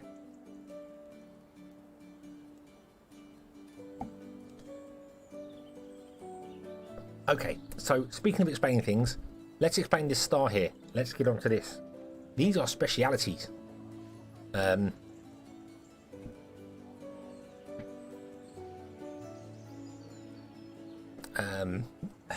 It's great for those who don't know the game. Well, that's the idea. That's the idea. I always kind of approach it in a tutorial style because even people that might have played the game for years might not know something.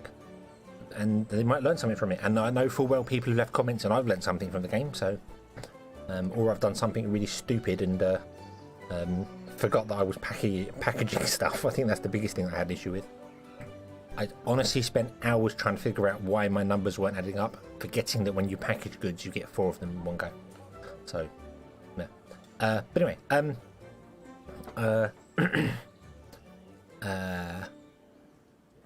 yes, specialities. Specialities are a thing you can assign to a town centre to give you extra bonuses to production, which is awesome. Now, we've got a star here because we've met the criteria for filling out a speciality, which is the farming speciality. We need a farm, 2 farms, and a pasture. And that's it? No houses? Really?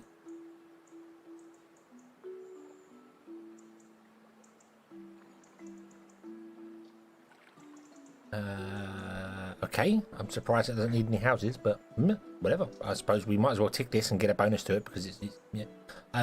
But the farming bonuses, let's not do it. Let's pause this for a minute. So if I go over to a farm, because this obviously is going to affect farms. Right now you are producing 1 grain after every 2 work units. However fast that is, you're producing 1 grain every 2 work. If we add the speciality of farming in, which you can see there, it says 2 times output chance is 80%. At town centre level 4, which is what we're currently at. If we can get a town centre to level 5, it would become 100% chance, but we're a little bit off that yet. So, but we'll click that there. Boom, we are now a farming speciality. If I come here, none of these got stars next to them because they're not producing anything. Let's get somebody. There we go. Boom. Right. This has now got a star next to it. You have to go through 1 cycle of production before. Sorry if you heard sirens there. Please go and buy up. You have to go through 1 cycle of production before the star appears, but there we go. So this now has a 2 times output chance of 80%. Every time, hopefully I understand this correctly, because it's not a random 80% chance, it's actually a hidden progress bar in the background. So every time this produces 1 grain, a second hidden bar fills up 80%. And then when it produces the second grain, because it knows that that bar is going to go above the 100% mark, it will give you 2 grain for it. So you get a free bonus grain. or free bonus potato, or free bonus whatever you're making, because the farm works that way. And every time you produce one, it fills a hidden bar up by, I'm saying bar, but a hidden number up by the percentage of chance going on there. So you are guaranteed to get 80% bonus every time. 8 times out of 10, it always runs. But it's not an 80% chance, which is what it says. Because an 80% chance would mean you're rolling a dice, and if you get below 80, you win every time. But you could potentially run 4 or 5 times without getting it, because that's how chance works. But it's not chance, it's a guaranteed 8 out of 10 times you'll get it. So that's why I'm saying it's a hidden bar that fills up, because these are bars. Imagine there was another bar below it, like a little blue bar, that went, first time it fit 80%, next time it went up and went up and went up, and every time that blue bar filled up, you get a bonus one. That would probably have worked actually better, showing the little blue bar at the bottom there. So you gain this, and you gain an 80% bonus below it, and then next time it would go down to 60, then it would go down to 40, then 20, and then 0, and then the time after that you'd only get 1, but it fit up to 80 again.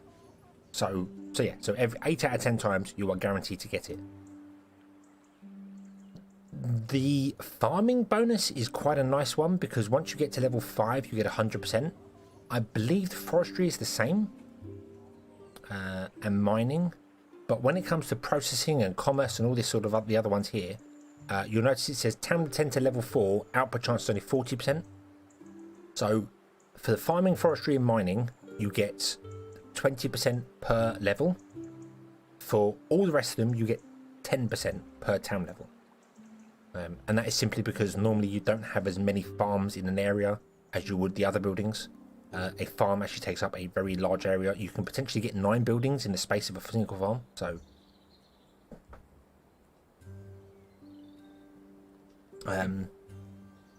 yeah, first time is 80, 60, 40, then 20, then it becomes 0%, then it go 80 again. So that 0% one, you would get something because it ticks over to 0. That's 100%. And then the next time after that, it's 80%. So every 5th grain, you would only get 1. Every other time, you would get 2 at 80%. I'm trying to explain it in a better way, that it says chance, but my understanding is that I don't have any inside knowledge of that's how it works, but that's the way I believe Eric explained it on Discord that it works, that it isn't actually a random chance, it is actually a hidden bar that filled. So I might be wrong, it might actually be random chance and I'm misinterpreting the way he says things, although it shouldn't be that way. Yeah, so now all our farms in the area, well, it's not all the farms, sorry, it's, you see in the speciality area, if I bring this back to the center again, in the speciality tab there, it says you got that big green arrow that says town speciality, and underneath it shows all the recipes. It's all those recipes that gain the bonus. And it's more important to look at the recipes than looking at the requirements, because later on there is a place where it has requirements of a kitchen, and it's only half the kitchen recipes, I believe, that are actually covered. The rest of them are artisan recipes, which is something else. So it's the recipes that are required. If I actually go over, I don't know why, you can name the towns as well if you want to. But if I go over like industry, you see here, it's technically in that industry, it's got 2 buckets of water. It's got 2 mechanical rails. It's got 2 train tracks. That's because there are alternate recipes for them. Like the bucket of water you can get from a well, but you can also get a bucket of water from a shrine later on. So it covers both the recipes, but it doesn't say in the requirements that it needs a well. And we already know that water comes from a well, so it's the recipes there. The only awkward thing is that you can't open that and then look at what recipes it is. It doesn't. You've just got to look at the icons and kind of know what they are. Can be a little annoying for a new player because you might not know what that red rail is. It looks like a ladder. Well, the wooden one looks like a ladder there. Isn't a ladder. That's a wooden rail. So it's not a ladder. It's a wooden rail. So yeah. But the mechanical rail allows minecarts to go uphill. And by the time you unlock it, you have trains. So I don't know why you'd ever use it. Very strange thing. Do you know what? I'm going to leave that in the centre of the screen for them. Because I want to find out whether it resets when I click on other buildings. It doesn't. It stays in the same place. Okay, so you do need to put it back. Right. Could do with a reset button. Do with a little button in the corner saying return to default location. Especially when you consider you can move these off the screen, can't you? Yeah, move these off the screen. Do they pop back? No, they don't. Yeah, we'll do with a return to default. Mechanical rails. My instinct was to say no right then. Would just say no, they don't have rails, but they might do. They might make trains use less fuel. I've never tested that.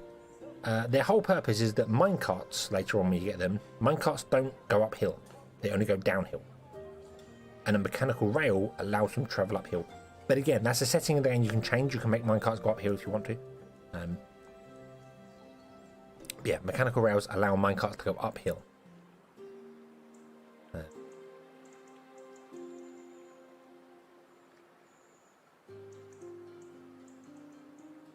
But I've never tried it with trains. I've never tried mechanical rail train. I generally ignore them because by the time you unlock being able to make them, you've kind of got locomotives anyway. So I don't know why you'd use minecarts anymore. But they've got a place. Everything's got its place, I suppose. Right, okay. I don't know why I paused the game. Let's unpause the game. Let's go. So right, we had an issue here with water. That's what we need to do. We need to get more water. So the easiest way is just going to be to get another well.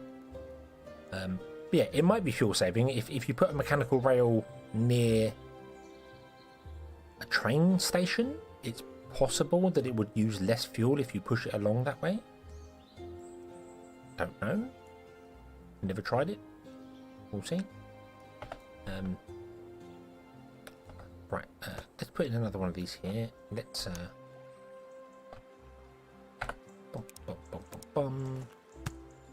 do that. So now you've got 2. So you now require 2 every 2 seconds, but not because you're at 1.3 because you get a happiness bonus, and wells do not get a happiness bonus. So this is where you see what I mean. We're getting to a point already where farms are very demanding. This one pasture is kind of working off of 3 wells. And pastures are the same, they can add workers to them, but workers only give you a 50% bonus because they're a production building. But pastures have a unique ability to upgrade. And I'll be honest with you, I don't know why pastures is the only building with this option and no other building has them. It seems like a very strange thing to me, if I'm honest with you. I don't know why pastures have an upgrade function and no other buildings do. But you can just spend money to upgrade them, which adds 0.5 work units to a pasture.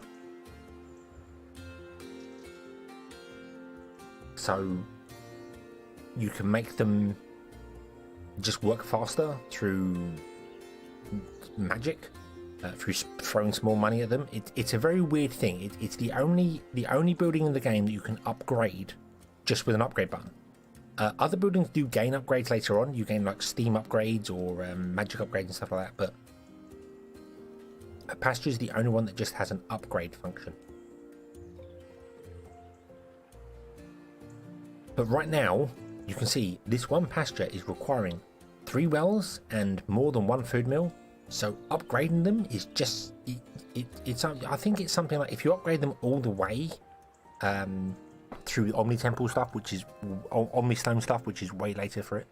But I'm pretty sure later on, if you upgrade a pasture all the way, it can deal with the inputs of 5 food mills with a single worker in. You have 5 food mills set up for a single pasture.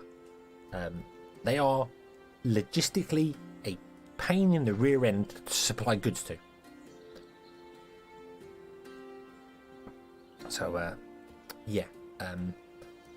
Leave space for pastures. I really feel like pastures should kind of be like farms. They should have an area of effect around them, and like you put in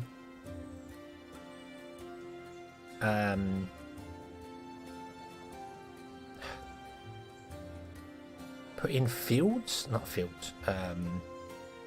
I don't know. I just find the upgrade button it's odd. It's something that's been there for a very long time, and it made sense back in the day because other buildings could be upgraded as well. But then other buildings lost their upgrades, and pastures kept them, and it was a bit weird. Or maybe I'm misreading that, and maybe the other upgrades were just stuff that just got later on, and I'm misinterpreting stuff. I don't know. It's just weird. They are really hungry for goods, and you can make them even hungrier. Yeah. We can, of course, speed this building up by just adding more workers to it. That's the thing we can do. Then we see now this needs more grain, so we'll just speed this one up to give it more grain. The biggest problem you actually kind of get to is what we've already run into here, is that this farm can produce more grain than it can currently output because a chute can only run at a certain speed, and we have hit that speed limit. I believe it's something like 5 a second. So if I drop it down to here, 3.9, you should... Oh no, it might be 4 a second, actually, now I think about it. I think it's 4 a second. Every 0.25 a second, a grabber grabs from a barn, from a storage. Might be wrong on that. It looks like it's actually faster than that. Oh no, it's because we're getting the bonus. That's why that's filling up, because we're getting the bonus every now and then. So it's actually ticking up and getting 2 in one go.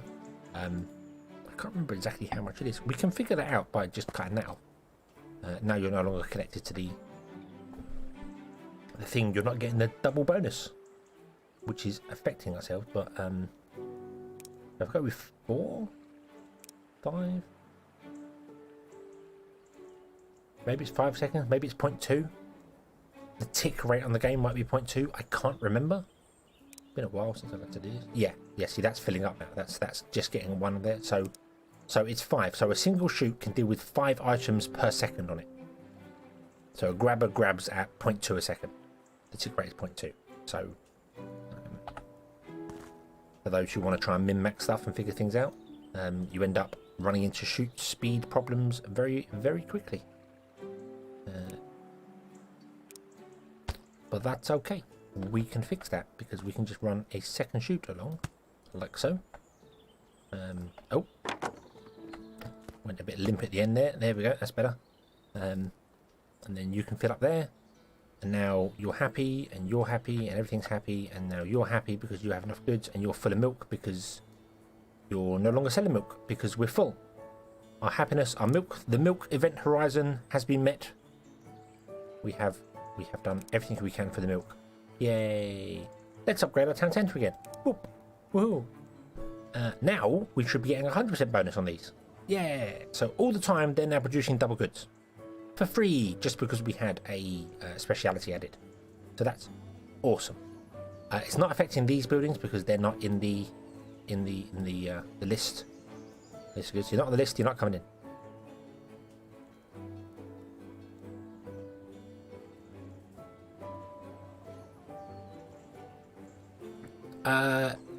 Yeah, I think the tick rate on the game is 0.2. Every 0.2 of a second, a grabber will go, is there an inventory? Put it in there. Is there an inventory? Put it in there. But, you know, it checks everyone, and it just creates the item, you know, from a technical standpoint. Yeah. But that's the speed of a grabber. I believe if you're going downhill, chutes can travel faster than that, but then so you can put 2 grabbers into one chute if it's going downhill, because potentially goods don't have a speed limit. There probably is one, but I don't think I found it yet.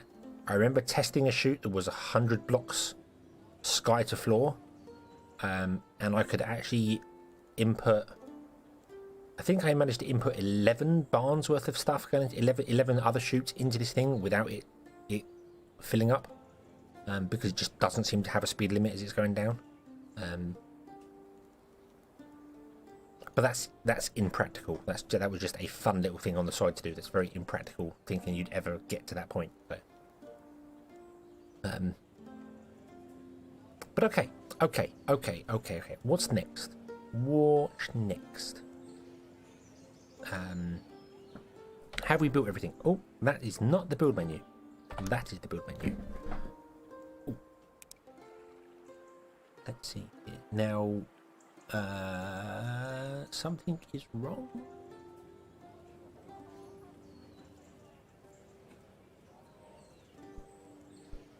Yep, something is wrong here.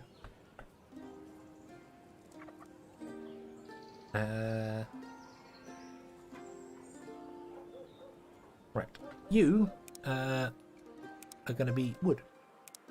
You are going to be stone, and you are going to be input only. Okay. And then we're going to do the whole thingy here. Of put that there. Now that will feed here. Now this will feed this building first still, because it will always feed to the right first. Then it will feed to the left. Then it will back up. So I'm just going to store 50 wood here, because we didn't have enough wood to build a lumber mill, which would have been a problem. We need more actual wood. So, that's just so we got some more wood in storage for ourselves. That's fine. And this is barely being used for stone at the moment, because we kind of need mines to get going on there, but we don't have any mines. So, right, have we built everything here now? I think we have. Yep. Oh, the tavern. The tavern comes too. So, in order to get to the next tech level, we need cloth and wooden rails. Now, wooden rails I think we can make now. They're made in a workshop.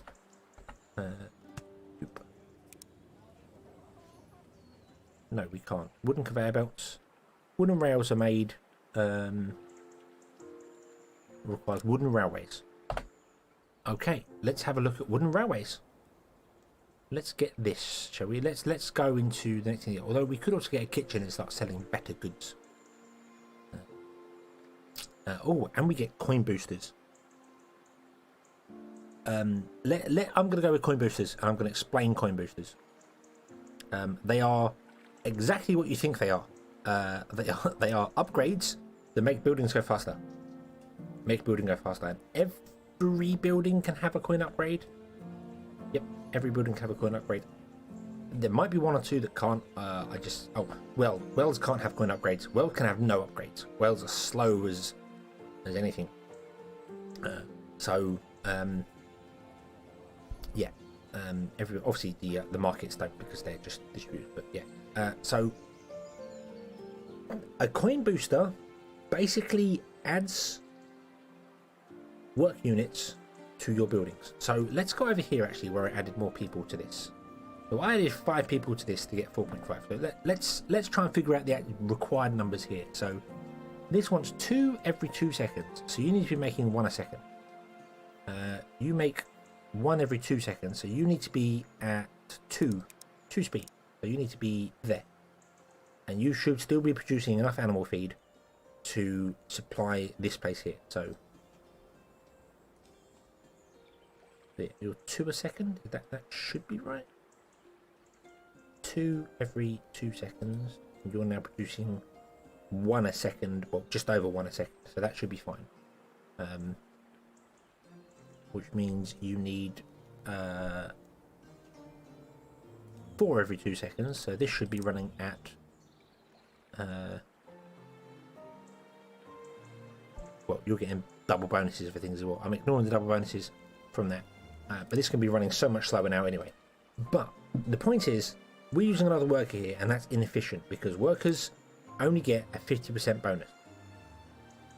So if we turn down the worker and added a yellow coin booster instead, a coin booster gives us a 100% bonus.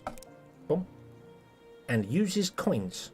It uses 0.5 of coins a second. So every 2 seconds, it will use a yellow coin. And this requires 2 work units to produce things. So basically, every time we make an animal feed, we're using 1 yellow coin to boost this up. A single coin. You see here the booster go down. It's like a bar that empties and goes down. If it was running permanently, it would be 1 a second. So you can just use coins to boost things up. Down here, if I production, yes, production. The production map shows you your coins and how you're doing for coins. So our coins were going up like mad here, and then went down for some reason. Then went up. I think we purchased something. Oh, I did some terraforming. That's what that'd be. It did some terraforming, and the coins went down. Up again. And you see the income and the expenses. I tend to put this up at the 30-second mark just so you get a better understanding. We have 7 coming in every 30 seconds. Sorry, 150 coming every 30 seconds, and we're spending 7. So we are in the pluses. Now, the great thing is that if you have problems with it all going wrong, you can pause your coin boosters right here. You can hit this button here, and it will stop every coin booster in the kingdom. So you can then let your yellow coins fill up again, and then you can unpause it and let everything production go again. We're okay. We're okay for it. We're producing way more than we're using, even with just this one here. So that's absolutely fine. Didn't really need to put this one in here because this only required an extra worker to do it, but it frees up a worker. Not that we have any problems with workers. We've got plenty of them. But it gives you 100% bonus. Bonus? 100% bonus. Don't know what a bonus is, but yeah, lady, bonus. It gives you 100% bonus per coin you add to it. So if you want to spend 2, which means we're spending 1 coin a second, we get 200% bonus, and so on and so forth, up to I think 9 at 10. So we could be spending 5 coins a second, and we are actually producing now 11 work units a go. So we're producing an animal feed every 0.3 of a second. 2 divided by 11 is 0.2, every 0.2 of a second. So 5 a second we're now producing from this one food mill, still using one worker. We're just throwing money at him. He's like, yay, coins, money. You can also put them down to 0, just turn them off if you want to individually. So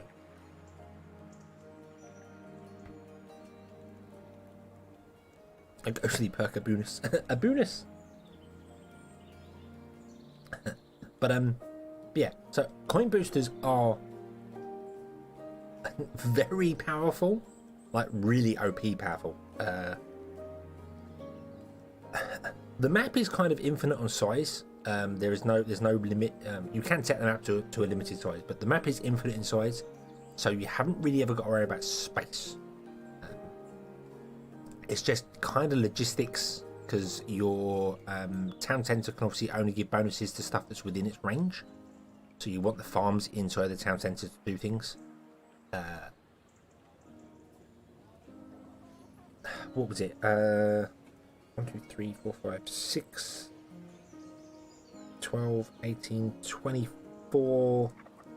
No, it was 4, 7, 8, 9, 10, 20, 30. I think I figured out you could really get 40 farms within one town centre. But then you've got to be really careful with the logistics of getting things in and out of that town. Because you're running belts right next to things, or running belts in the sky and doing other bits. It's very, very confusing. So you can get 40 farms. I, on the playthrough, limited myself down to 3, 4, 5, 6, 12, 18, 24 farms, leaving myself a 3 gap between each building, or 5 gap between each building, so that I've got space for logistics. Otherwise, things just kind of get out of hand. It's a bit much.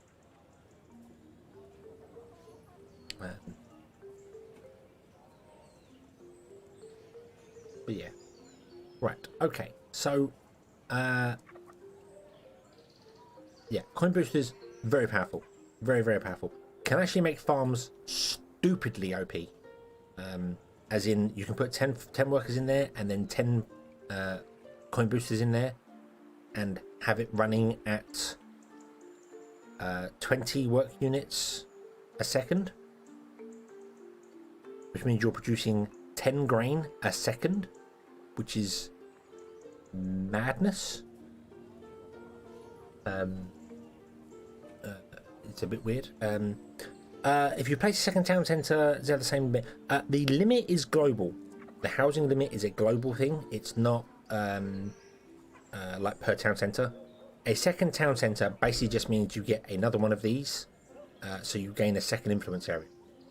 Because they can only have one speciality, So if you want to have a production building area, you build a second town centre and make it a production area. And all the specialities have like an industry one, we need a machine shop and a forge. You don't technically need any houses there, so you can have all your houses in a single town district. But also, happiness is a global modifier as well. Let's do that. Let's do the civic research, and I can answer that question a lot better. We want to do this anyway. We've got 2 more houses and we've got 1 more town centre. So let's build a new town centre.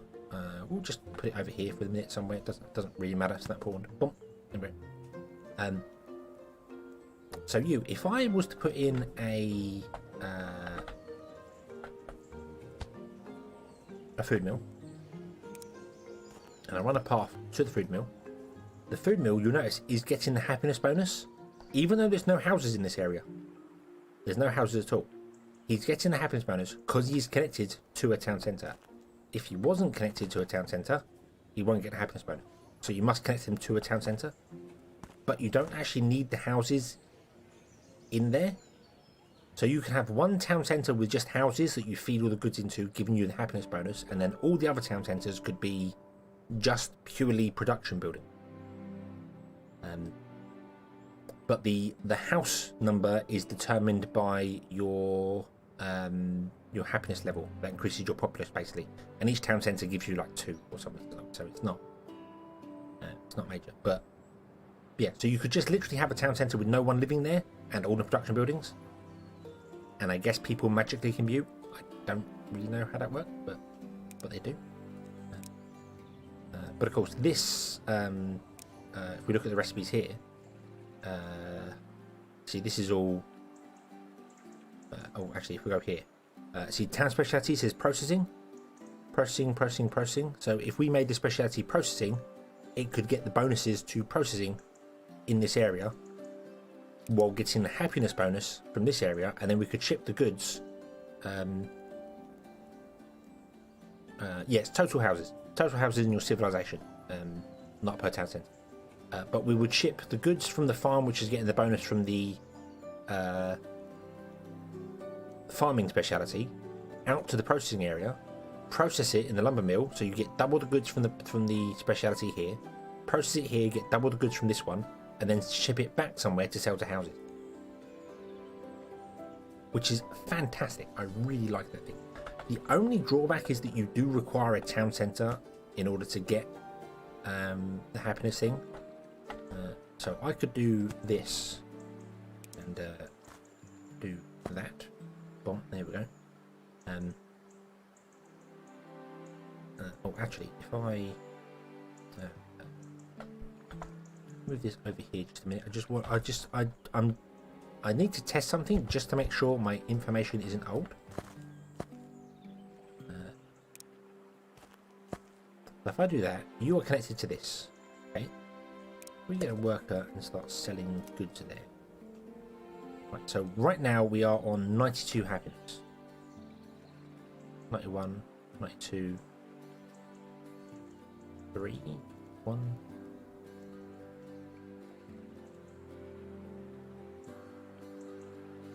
See, you've got, it's fluctuating, which is the problem. Mama Blue, hello, welcome. I'm just trying to figure out whether you are actually adding to the global happiness level. This house here, even though it's not in a town.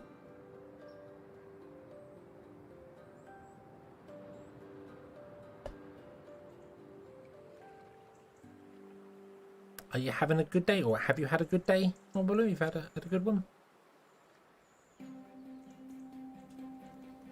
Difficult to know because our happiness is bouncing up and down so much.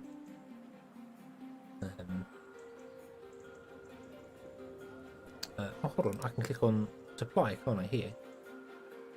And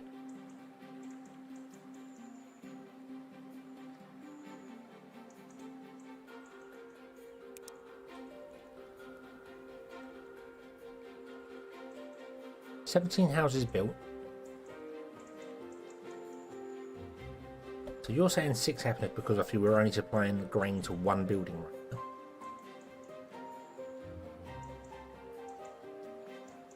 So does that mean you are adding to the global happiness? Because if that's true, then you don't actually need to have houses in a town centre. They can live outside it, so long as they're within the sphere of influence of a market, which wouldn't be a terrible but difficult to do. You could easily cram all your houses into a central location.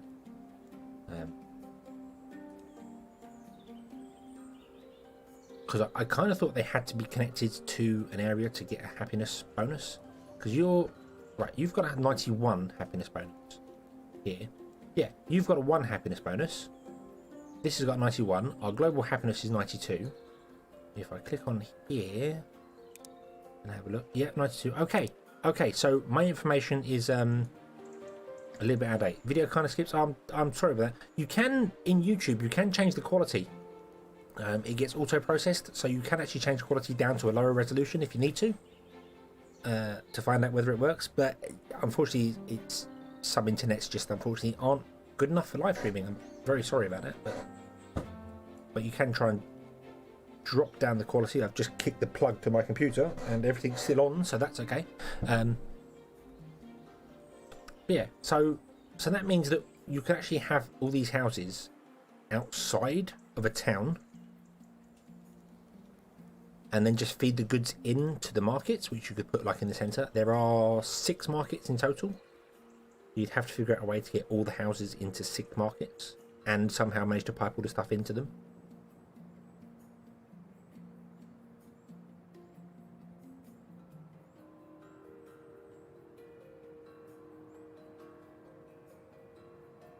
But that's actually quite useful. I didn't realise that. I always thought the houses had to be inside a town's sphere of influence. I know you need to upgrade the towns. You need houses in the towns to upgrade them. But you can semi-cheat with that because you can move the houses in, upgrade the area, and then move the houses out again. Because you never lose upgrades. You can use specialities. They can go if we got rid of the pasture, for instance. I'll just show you here. If I move the pasture out over here, boom, this will automatically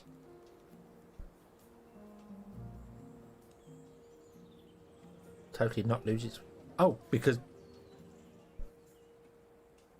Wait, is that right? Why are you... Hey, hang on. Right, you go down here.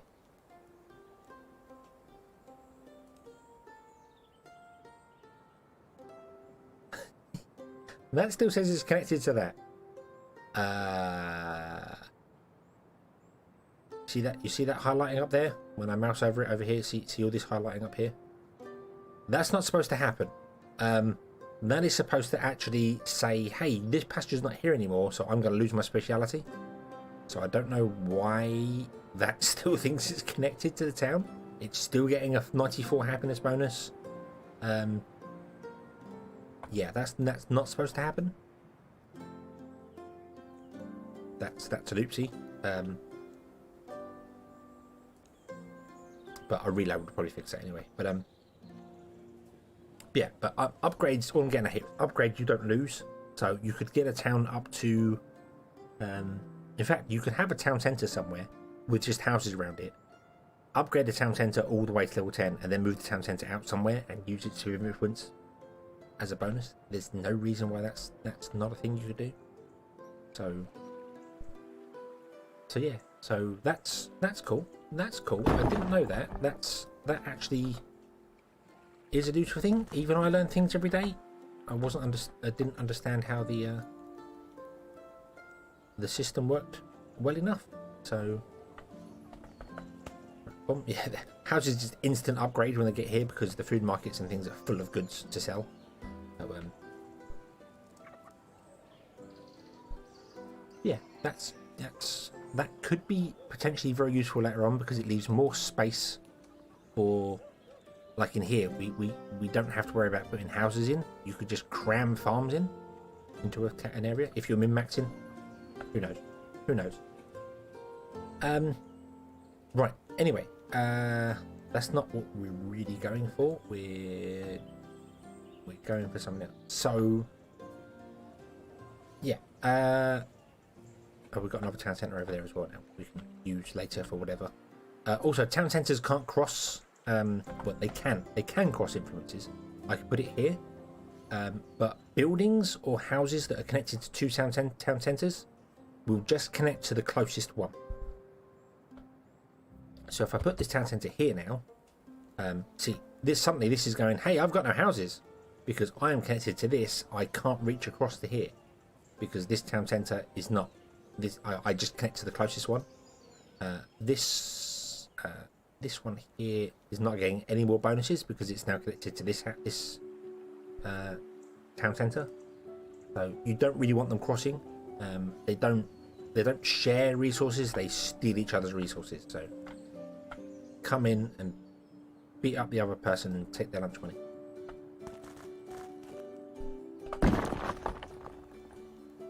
Okay, right. Let's unlock wood conveyor belts. Let's do that. Boom. Yay. Okay. And now we want to look at making wood conveyor belts, which is industry. Cloth, which is industry. And then metal conveyor belts, which is also industry. So we kind of want to start looking at maybe an industry town somewhere. But I'm not really going to be too fussed about forcing it right now. What we're going to do instead is possibly set up our very first production chain. So we need cloth conveyor belts, which requires intermediate logistics, which we can unlock. Oh, yay! We've got all these new wonderful things. I've not really explained any of the logic. We can go over that as and when I come to use them. I think that's the best way to do it.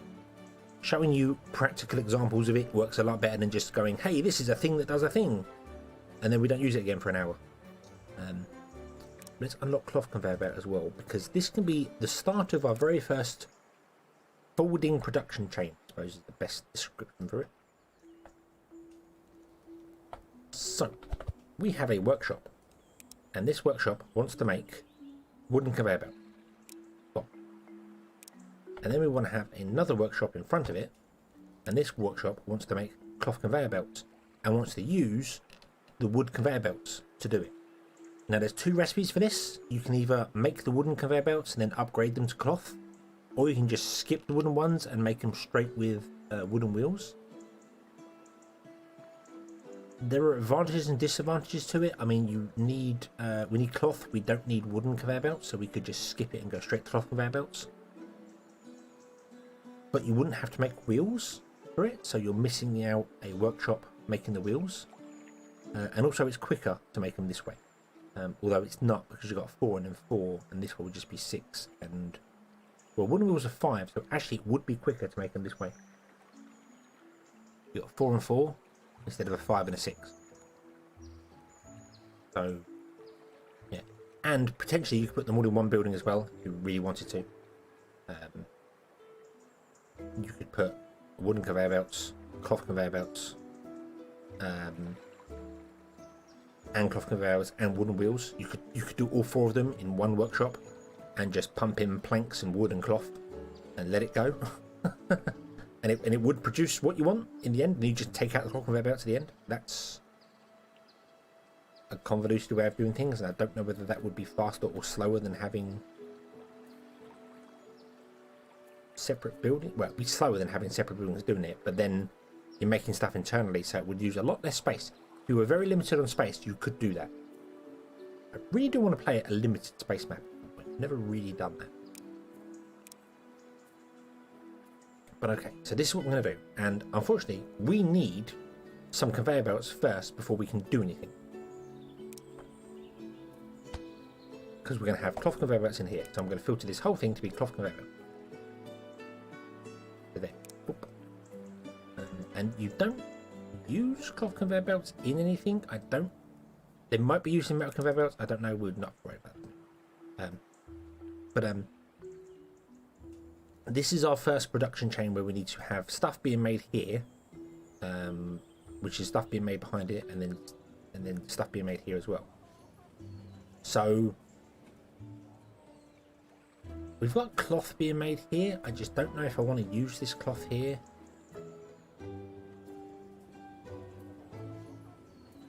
or have a second cloth farm, cloth workshop. I think we might go for a second cloth workshop. That would make more sense. So let's get another workshop there, and let's get a lumber mill there.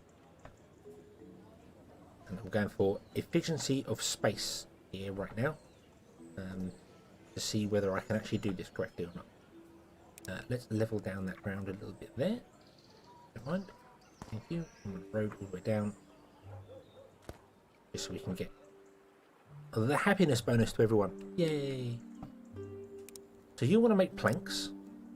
You want to be making cloth from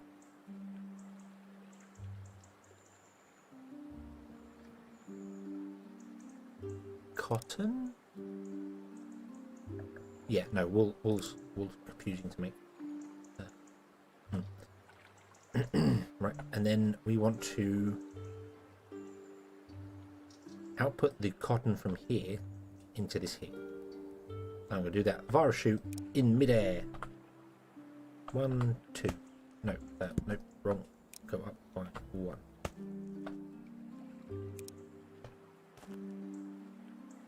Then do. Huh?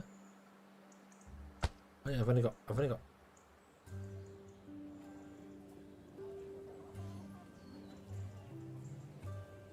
Oh. Oh, you can have processing as well now. Well, you can't have it as well. You can have one or the other. You have no speciality. You must have removed it when I did move that pasture. And now we've put it back again. It's done something different. It must have finally woken up and been like, hey, I'm missing a pasture. What's going on? What's happening here? What's happening here? Why are you not producing enough?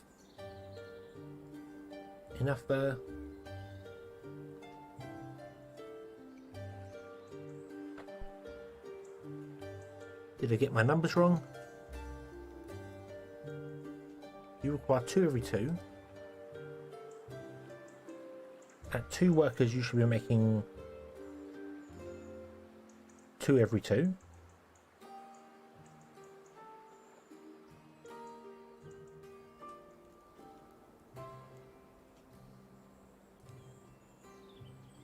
So why, what? Huh?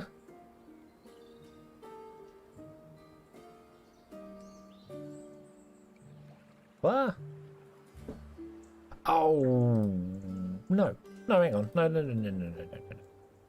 Right, where is my maths failing here? So ignore this, ignore the bonus, the happiness bonus, because the happiness bonus applies to everything in the chain equally. So you require 2 animal feed every 2 seconds. That's 1 animal feed a second. You, at 2 speed, are producing 1 animal feed every second. Because we've got this yellow coin booster, which gives us 100% bonus speed. So you are now working at 2, ignoring the happiness bonus. And it takes 2 seconds to make 1. So by working at 2, you half it, which means it takes 1 second to make 1. That's 1 a second. You have enough grain in there. So why is this using too many? The numbers, Mason, they don't add up. It's weird. It's very weird. The game's changed so much. It has changed a lot. And I'll be honest with you, every update I have liked. I have liked every single. There's not been any major changes where I've been like, oh no, I don't like that. I don't like that. The only one I can spring to mind where I initially thought, oh no, that's bad, and then changed my mind on was the train one, where it changed the trains couldn't stop at production buildings. They could only stop at stations, and I didn't like that initially. I was like, oh no, I don't want that. I want it to drop into the buildings there. But then it made more sense because locomotives came along and could have these huge trains attached to them, and it's like, oh, actually, it's a big dump. It's not like the minecarts doing things. So, yeah. You say it's catching up after the other counter, but it shouldn't have to catch up because, as I said, this should consume 1 animal feed every second. And this should produce 1 animal feed every second. So this should never get to the point of going, I have no work to do because I run out of animal feed. So I don't get why it did. I don't understand that.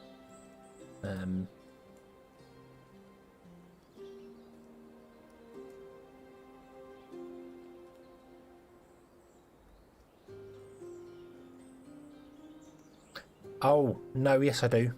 Yes I do, and it's a limitation of the coin boost. Now I do. The happiness bonus is offsetting it. Even though the happiness bonus applies globally across all the buildings, in order to make this actually double in speed, I would have to add 2 workers to it and no coin boost.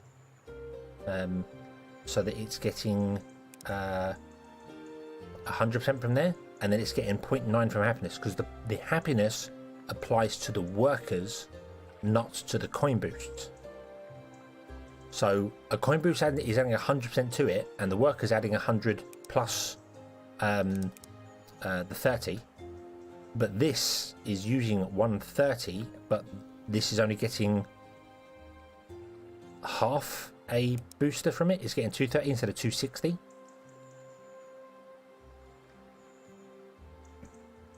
For actual double speed, it would be if I got rid of all the happiness bonus, it would work. But the happiness bonus is only applying half of the bonus here, whereas it's consuming twice as much here. So that's why.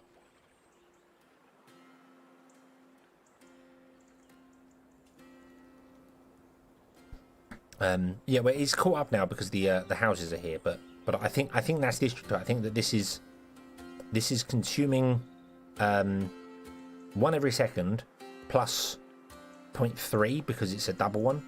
Whereas I'm going, hey, this is producing 1 every second, but it's technically not, because this is actually consuming 1 every 0.7 of a second because of the 30, and this is producing 1.85 because it's only adding 30 onto it, not 30 onto the double workers. I can't explain that. I can see it in my head, but I can't get it out in words properly.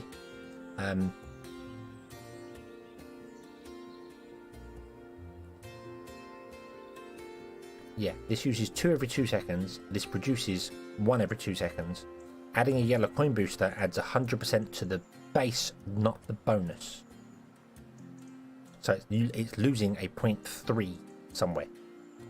Whereas if I add 2 workers to it, it becomes 2.9 because the workers gain bonuses each time, so that doesn't technically, now this is producing too much.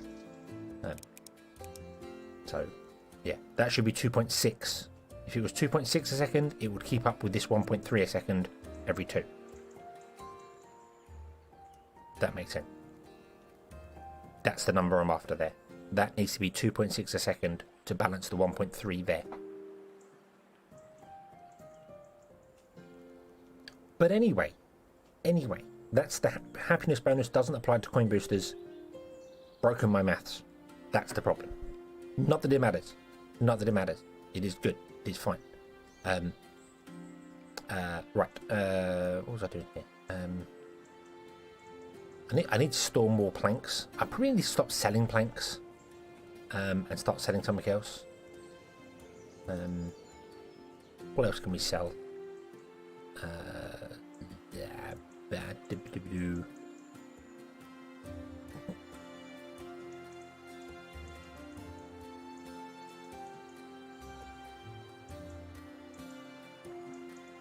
Yes, I'm getting 30% for the bonus happiness, but it's using 260 because the other building is twice as fast. So, yeah. So the coin booster is adding 100%, but not the extra 30. So, yeah, if it was 2.6 speed, it would work fine. But it's not, so yeah. We could sell wooden wheels here. Do we have enough How many wooden wheels? We've got 306 wooden wheels. We're not making any more wooden wheels, so we probably do want to make wooden wheels. Somewhere, perhaps. Don't know. I just want to stop selling planks. That's what I want to do. So you drop off your final plank and then stop. Because I need planks for building things, and you're really getting me down. Whilst I lose my mind trying to figure out why the stuff don't work, and then being like, oh yeah, why it don't work? Because it don't add up. Right, okay, so you, I don't know why I paused the game. You're not going to do that. This farm is probably not going to produce enough. That's fine. We can sort that out later. That's fine. You're making cloth. Everything is awesome. We want some belts in here to move things, but we don't have any belts because we don't have any conveyor belts. So we're going to have to temporarily add a worker or 2 or 3 in here. I think a single worker. A single worker will probably work. And you just want to take planks to there. Oh no, we need another worker. You take that to there. You take that to there. You take that to there. Okay, that's what we need. And then we can get cloth conveyor belts, and then we can start making things move. And you need wood, which you're going to get from here, like that. No, not like that. No, no, no, no, no.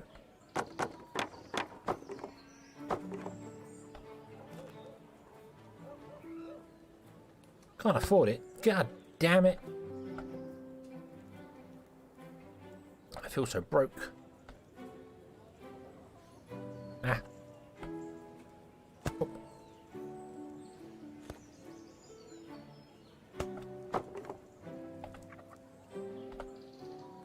Boop. There we go. And then I'm going to up the people in here. Because now this needs to supply another one. We're going to up it to 5 people. There we go. Because I think that was the speed of a belt, wasn't it? Oh, 6.5 is... Oh, no, this is not as fast as a farm. So, because a farm is 2 workloads. Then we figure that 5 people in there. So...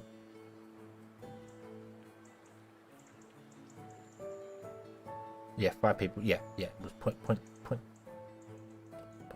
to a second, I think. That might be wrong now, I'm looking at that, because that's actually double the workload. Jules, thank you very much for subscribing. Thank you.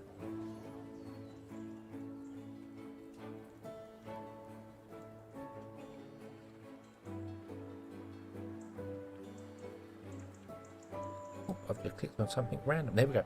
Okay, yes, Jules, thank you.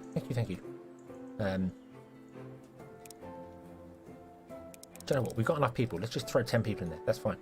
Okay.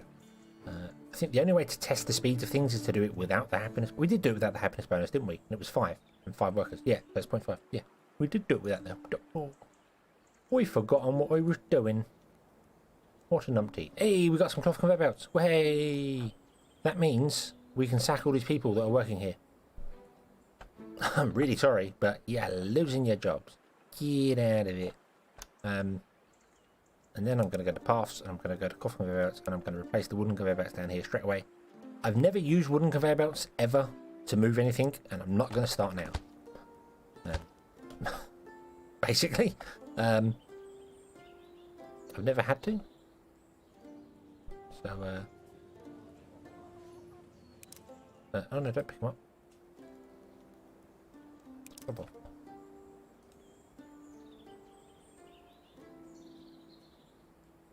And now I come in here, point that way and go page up, click, click. There we go.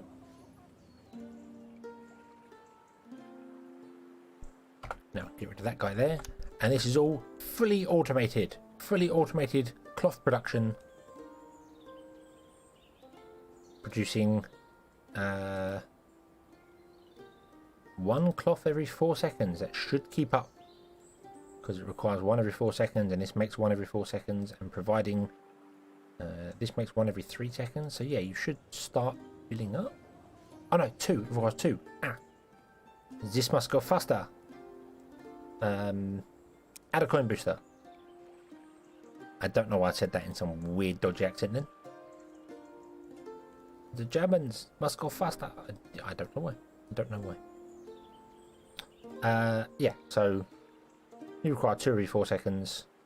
You with the coin booster will produce more than 2 every 5 seconds. So, yay! That means every 4 seconds we're getting a new cloth conveyor belt. We can move into cloth conveyor belt movement and things. We don't need the people. We don't need the people anymore. But don't tell them that. Also, why have you stopped moving? And why are you not telling me that you have stopped moving? You have commands. You have things to do. You're supposed to pick up water and drop the water in there. Why are you slacking? Just because you're my favourite does not mean you can slack. Come along now. Not allowed. Not allowed. You are now, for your undiligence, are going to be put onto tree dropping duty. For the rest of time, you will chop down trees and place them into the base. Okay? Enjoy your time.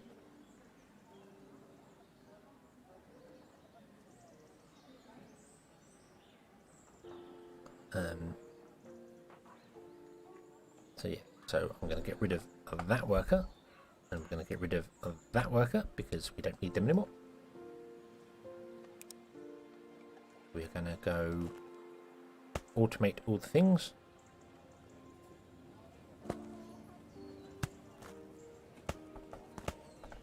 Boop. And boop. Very difficult to see underneath there, but there we go. They will now output onto the belts. Then go into the barns. A worker is just as quick as a cloth conveyor belt for short distances, so not really terrible. Just a cloth conveyor belt is more reliable, which is a weird thing to say, but it is true. A cloth conveyor belt is far more reliable. I did not filter this correctly, and because I didn't filter it correctly and haven't filtered that grabber there, everything has gone wrong because a log has ended up on the stonemason's line. Now, here's an interesting thing. If I filter these two to stone, even if we use the wood in this area, in this lump here, line here, sorry, it will still fill up because the game sees a space and it goes, hey, you must want to fill that space up, even though the filter is set to stone. So we need to set this to output only, so nothing goes in here, wait for it to empty, and then refill it.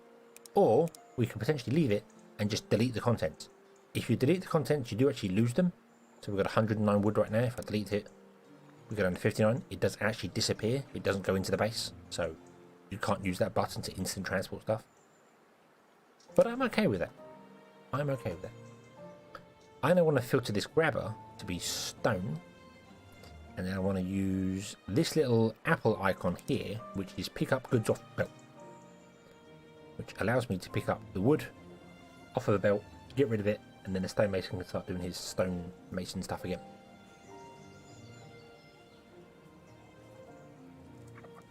And everything is awesome. Everything is wonderful. I'm going to add a coin booster to this because I feel like it needs more. We need more paper because we need more paper because we need more books.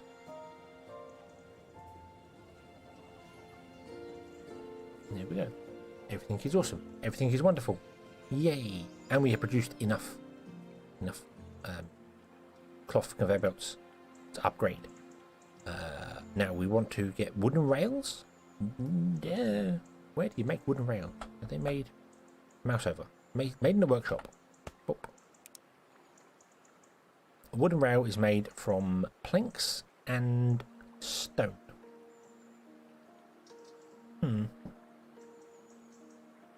Never really made wooden rails.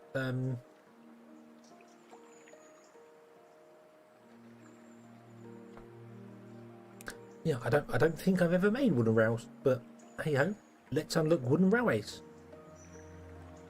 In fact, no, let's leave that. Let's unlock the kitchen, and the tailor first. Then we'll unlock wooden railways. We'll unlock the lot. There we go. But I'm not going to make any wooden railways yet because I want to go through and do the kitchen and tailor stuff. Okay. You'll get enough goods in to survive. You're not getting enough goods in to survive. That's surprising me.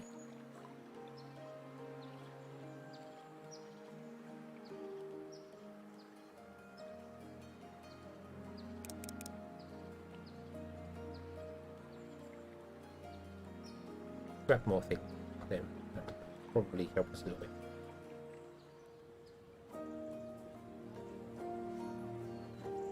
Oh, and excuse me one moment, I need to get a drink.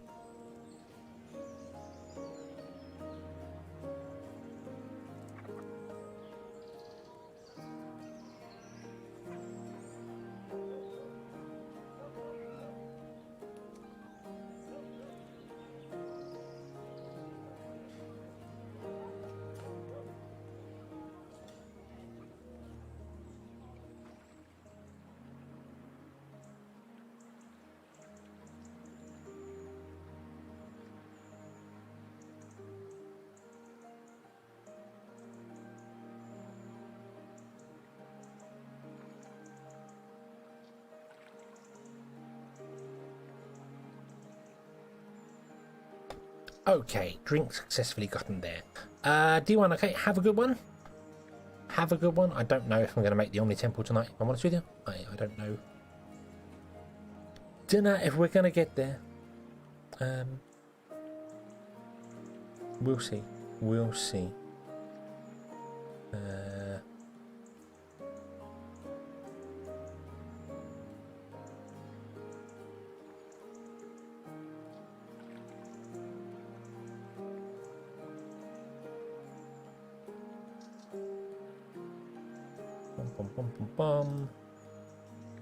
Right, okay, so the kitchen. We got the kitchen. Yay, we can cook stuff. Cooking good. Cooking good. We can sell more things and we can use potatoes to cook, which is also good. So we can sell bread and make more money. Not that we need the money. We don't need the money. And selling bread would not particularly help our happiness because it would also drop our potato happiness. So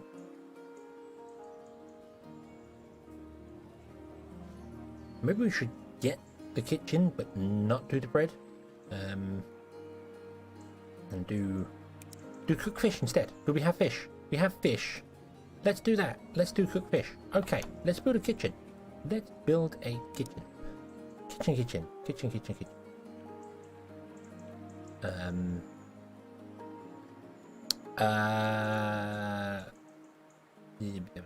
Kitchen.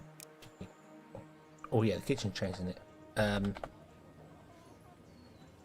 So we can put a kitchen in. Yeah, there we go. Put on. And the kitchen. I'm just gonna give it a cook fish recipe for a minute because I really like the model of the kitchen. I really like it's very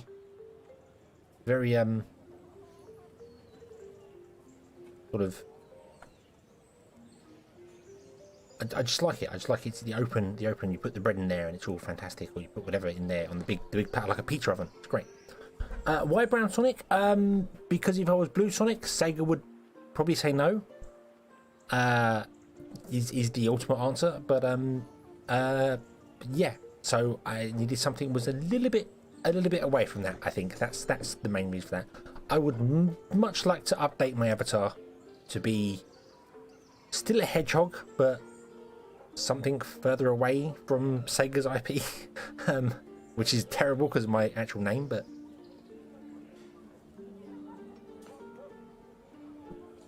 I basically just didn't want to rip off Sonic completely, and have lawyers knock on the door. That was the main thing. So yeah, so that's why. I'm just a hedgehog. I'm not associated with that hedgehog. I'm just a hedgehog. So we are going to be fair, close to this actual avatar was made by me. I am not an artist by any stretch of the imagination. As you might be able to tell, I'm not like that, and I was learning Live 2D how the whole VTuber thing works. So it's all sort of made up over a couple of weeks of me doing it, and it's essentially traced over. It's got the face of Sonic, it's got the eyes and ears of Tails, and it's got the dreadlocks of Knuckles. Basically, all sort of put together in a little platform like this. This is me in my entirety, and only my head moves. The rest of me doesn't actually move because I couldn't figure it out. I was terrible at doing it, but I made this, and I am proud of this. I would never ask anyone else to do something that I wouldn't try and do myself. So yeah, so I made this, but I really think I need to commission someone to make a better no, I would not want to look like the whatever that was, that abomination with teeth, with human eyes, and what. I am so glad they changed Sonic in that. I'm so glad they listened to the people and was like, hey, no, you need to, no, stop this, it's bad. He looks terrifying. I suppose I should get a picture of Sonic and just have like the little thing doodle backwards forwards. That would be quite funny.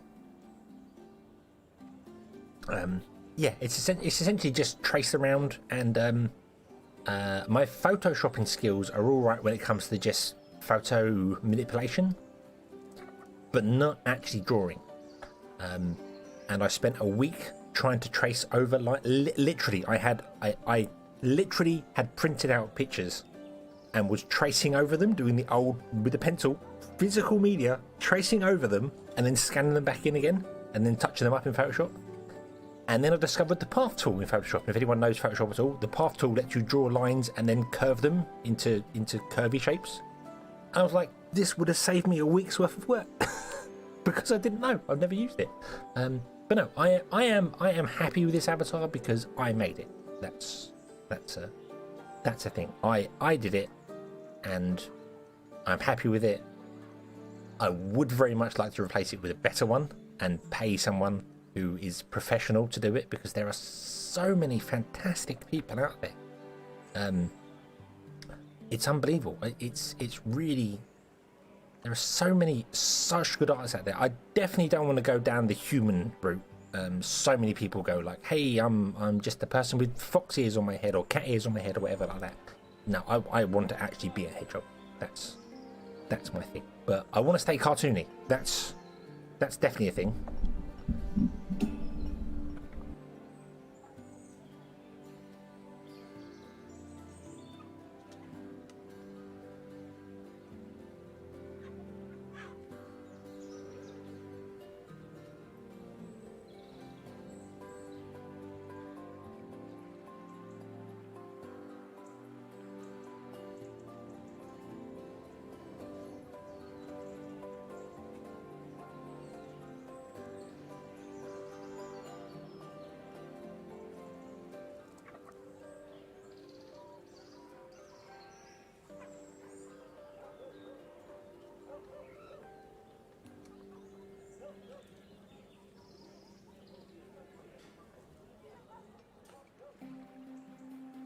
Right, there we go.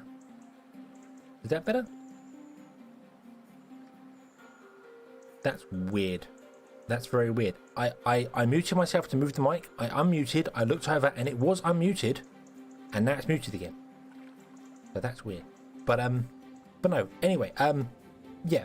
You didn't miss much. I was just basically saying that there is a I want to stay a hedgehog. There's not many VTubers out there that are actual, not humanoid ones that goes on there. And I have to mute myself when I move my mic, because if I don't, you hear noises like that, which is not very nice. So I apologise for that, but yeah, that's why I mute myself a lot. But anyway, you selfish to there. You also need fuel. How do we get fuel? Well, there's 4 ways to get fuel.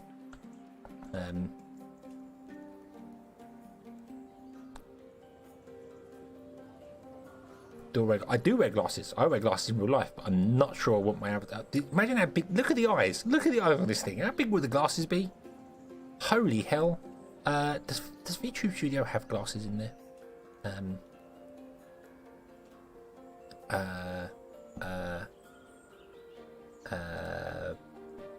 You've got me. Hang on. Just you can't see me. It's all right. I need to.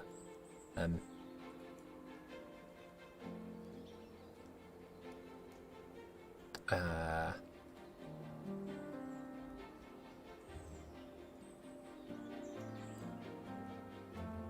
don't want that. I want. Where's? But very small cartoony glasses.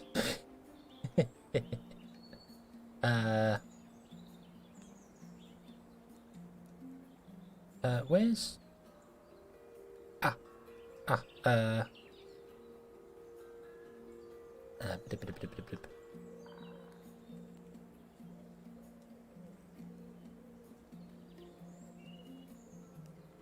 There's no glasses. Oh, what?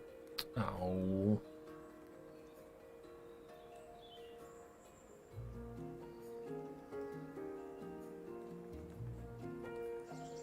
Are there sunglasses? That doesn't really count.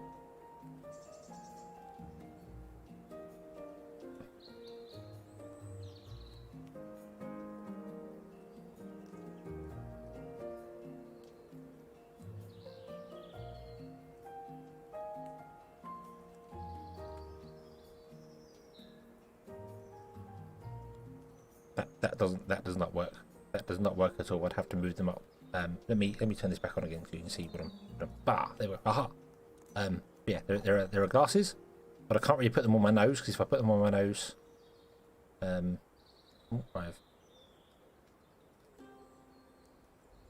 have tilted them. If I put them on my nose, they'd be down there. I can make them really small. Yeah, we could do that. There we go. Boom. Oh, hello.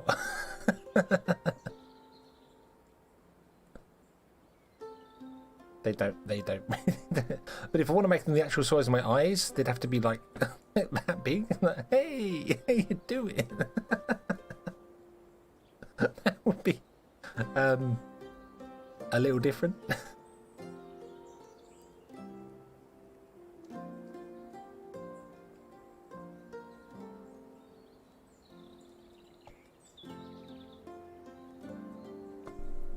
Yeah, I'm not. I'm.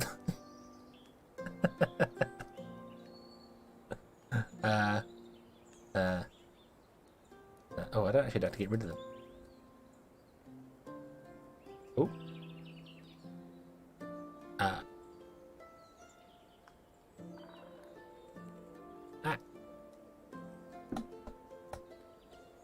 No, what have I done?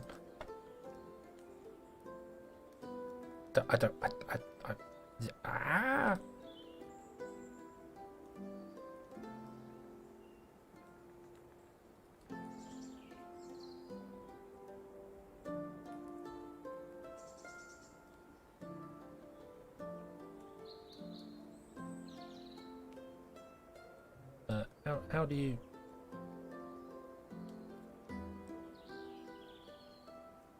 How does one get rid of them?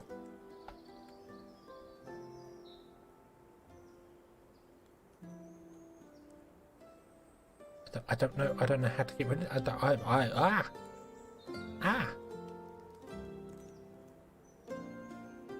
don't know how to get rid of things. I've broken stuff. I've broken it. No.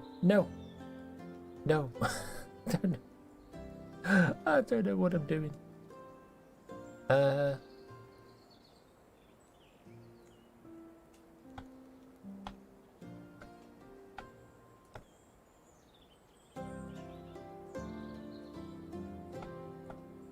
don't actually know how to get rid of stuff once you've added it to the game. Don't know. Game even. I don't know how to get rid of it once you've added it to YouTube. I don't.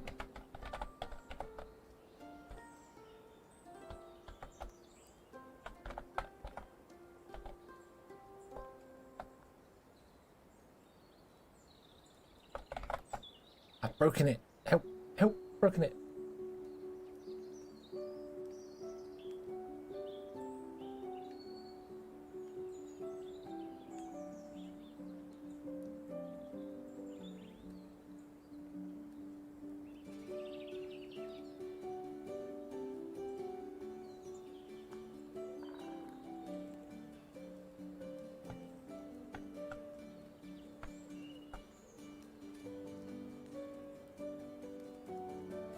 Ah. Ah ha ha ha ha ha ha. Ah. Boop. Ah. Hello. I'm back. Ah. Right. There we go. Let's close that. Shoo. Go away. Woo. Woo.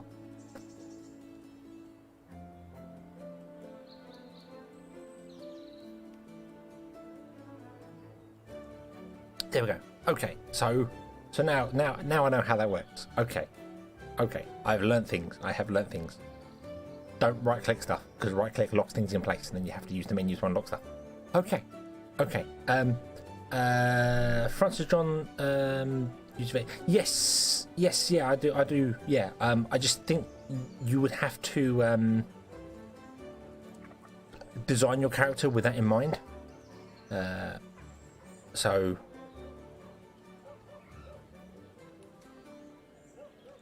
yeah, that I can get what's come from there, but I think for me I need something. The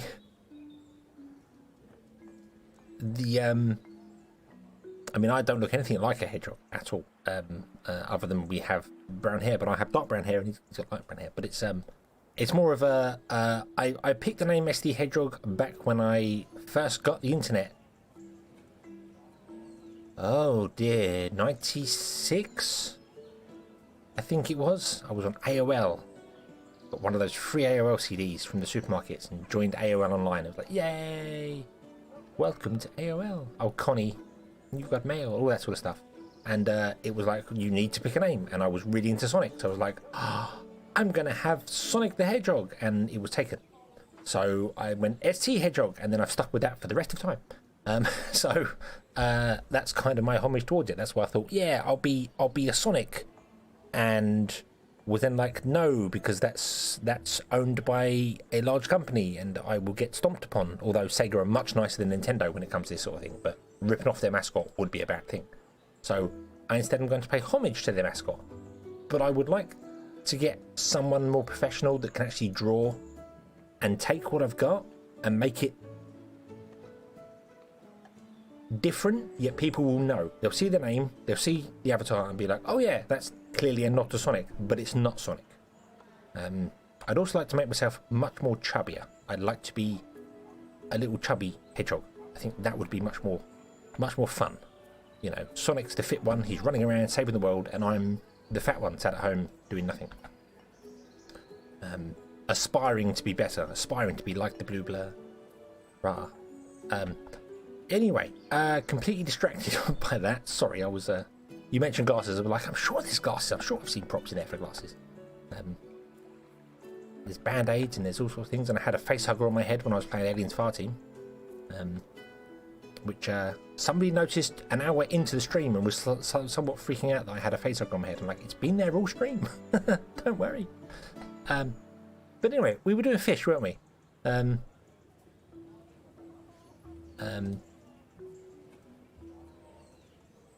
Yeah, every once in a while the avatar eats. Yeah, it's like I'll pull out a ring and then I'm munching it. It's really a donut. That would be great. But that sort of thing. So anyway, we need fuel. We need fuel for the kitchen. That's what I'm trying to do here. Now we could. The fuel comes in 4 shapes and sizes. Boom. If I come over here, drag this down here. You have fertilizer, which must make the food smell and taste lovely. You've got wood, you've got coal, and you've got magma. Now, magma we are nowhere near. That's basically magic. There aren't lava pits you can just pump magma out of. It's magic. Coal we could get access to by mining it ourselves with our workers. Wood we can get from a forester, and fertilizer we have, but it's on the other side of the map. Although Although,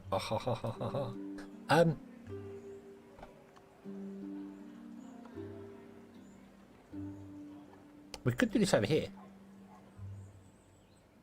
and sell to this market instead. Because this is being piped in, so this market doesn't have to be here. It could be closer to the coast. Let's do that. Let's do that. Let's move the kitchen over to here, so we can get the happiness bonus. Let's move the crate, and by moving, oh, I can't move the crate because the crate is full. Of course, the crate is full. I must remember that. Let's tell the boat to go there. We'll empty the crate. You sell fish.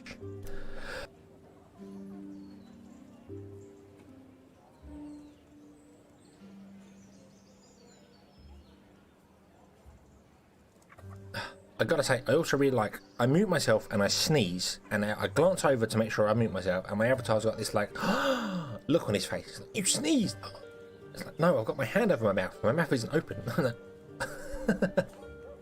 I love how it interprets that whole he must have his mouth wide open in this state of shock. No, I'm sneezing.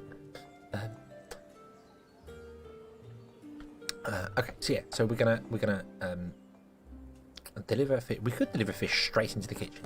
Let's do that. Let's deliver fish straight into the kitchen, because we can do that sort of thing.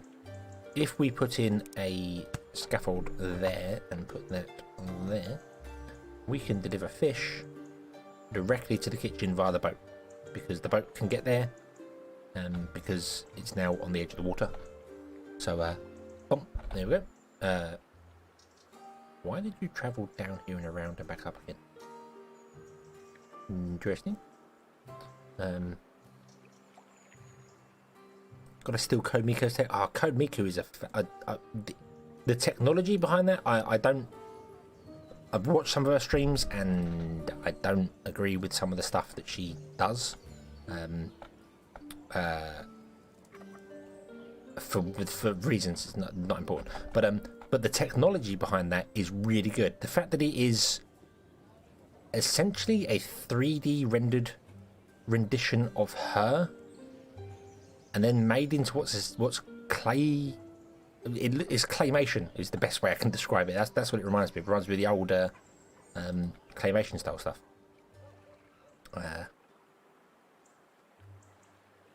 Yeah, it's fantastic. It's really well done. It's really well done. So right, I wanna move this. We wanna move this because this is gonna feed our kitchen.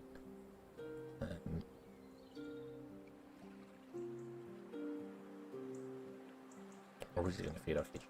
No, it's not gonna feed our kitchen. It's going to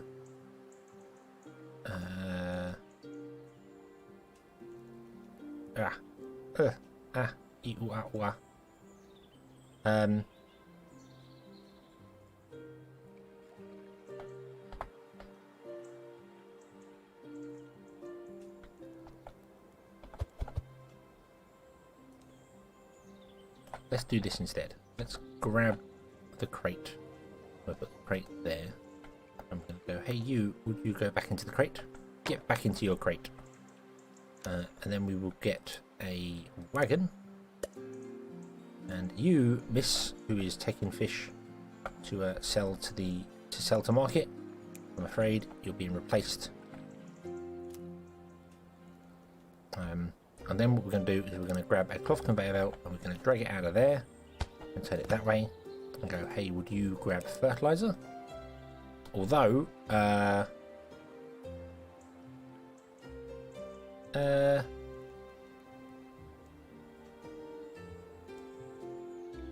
we'll see how that goes. This might not be able to produce enough because it's not really producing enough milk. And it only produces fertilizer when we produce milk.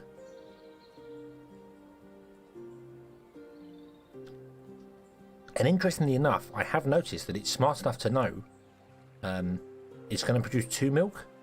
So it only does it when it drops down to... So it's like it finishes this here and goes, hey, I've got 2 milk, so I've got to wait for this to be 8 before I can produce a new milk. So that's quite cool. That's quite cool.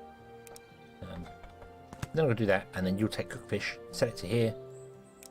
Cooked fish can be sold to wherever it needs to go. Right, why are you not travelling down the road? I know why. Because wagons don't tend to take any notice of standard roads. Even though roads are faster for them, they travel faster on roads than they do on grass. They don't tend to follow them that much. So we're going to upgrade the road for this wagon to be stone.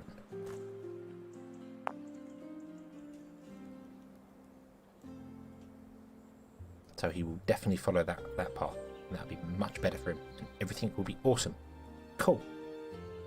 Cool. Okie dokie.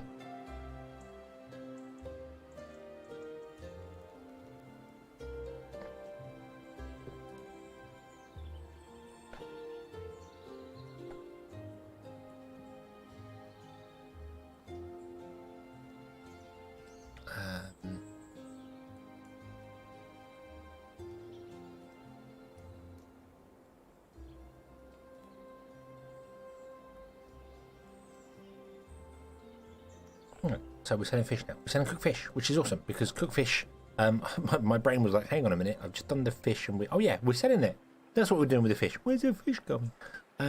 Yeah. So now we've got 5 out of 6 happiness here. So we only need to sell one more thing here. And if we upgraded to bread, that would just upgrade to bread, but we would lose the potatoes. So maybe we don't want to do that.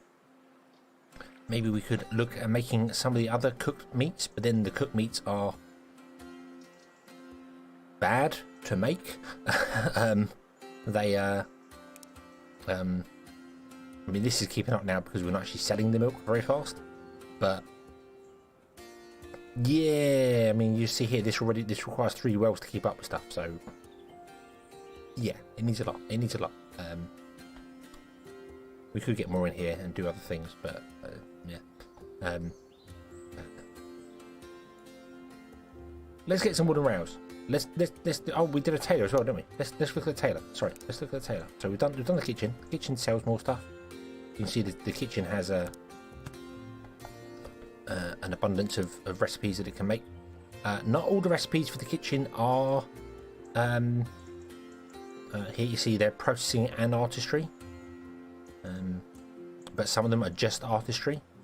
So this is what I meant earlier on by the processing area might show you that it's got some kitchen recipes, but not all the kitchens are for it. So yeah, some are just artistry. But I think all the processing ones are also artistry, so you could make an artistry town and make bread in an artistry town.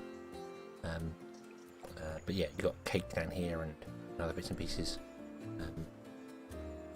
So yeah, all your food stuff could go into artistry rather than into a processing town. And processing could just be used for processing goods. That's the thing. We also have cheese.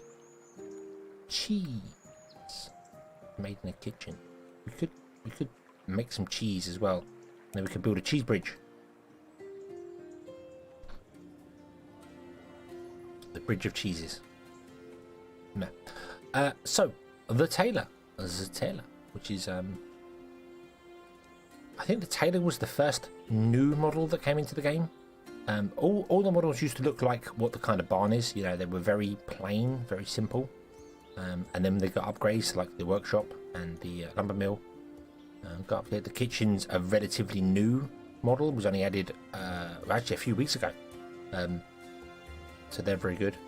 But I think the tailor was one of the first of the new style of models coming in there. And I remember looking at it going, wow, that's so detailed compared to some of the odd ones. And then stuff like this come along. It's like, wow. Impressed I am. But yeah, the tailor can make clothes. Only 4 types of clothes. Well, yeah, I suppose shoes counts as clothes. The shoes counts as clothes. They do now. Yeah, they count as shoes. And these nails are sort of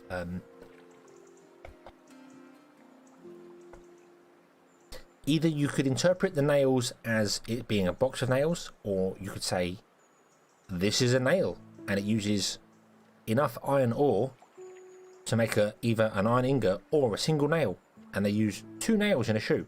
So yeah, but I guess it's supposed to be a box of nails, but I just kind of like the idea of this shoe is just some bits of leather nailed together with 2 giant nails, just 2 giant nails in the sole, and then down each side and some leather wrapped around it. Nail shoe. But yeah, so we can sell shirts, and this tailor is the first part of the other side of the general store. So you've got the hardware store, which sells the nails and the other bits and pieces here, and then you've got the clothing store, which sells this side of it, where you can sell the raw leather and things, or shoes and cloaks and stuff. So yeah, and we get more happiness from this here. I'm not sure what the happiness cap on. You've got hardware and clothing. Clothing is a 3 happiness cap, so we could just make a shirt and a cloak, for instance. But then we need more cloth production. Cloth is another thing that requires a lot of production, and we need a better farm for it. So, but it is getting a bonus. It is getting a bonus. It is getting a 100% bonus. So we could probably look into upgrading some of the farms and laying things out a bit better, because right now the only thing that's laid out well is our forester. It's surrounded by trees, so yeah. But our farms are really not. Our farms are actually struggling quite badly.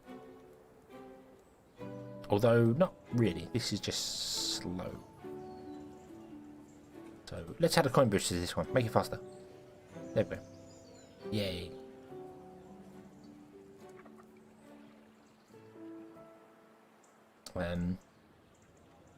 Nails is Namakian. Nail, I know you're there.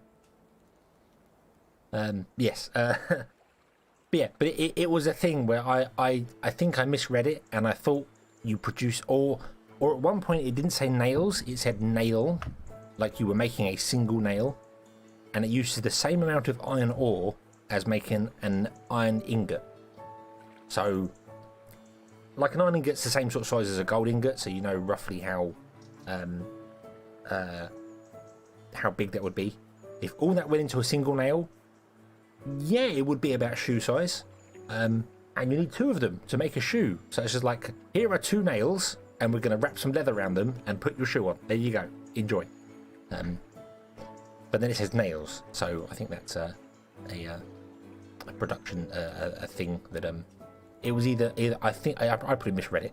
I probably written out. Yeah, railroad nail. Yeah, it's basically a railroad nail, and they were making shoes with it. I'm like, what? What? But I guess it's not. I guess it's a box of nails, is what it should be, not just a nail. Although the symbol for it looks like a giant nail, so I don't know. They on the boxes here, the nails are the same size as like those planks of wood. So yeah. And if someone's carrying one, they're carrying it like where's somebody carrying? I need to get someone carrying it and then watching it. So like that book. That book is pretty huge. That book's pretty huge. But yeah, it's a nail. It's a nail. Yeah. So let's make some shirts and sell them as well. But we really need to upgrade our cloth making production, because it's just going to struggle here. So that's what we're going to do here. We're going to upgrade our cloth production here and do some other bits and pieces with it. So let's move some things out of the way. You shoot. Turn off these connections right now. Turn off all this.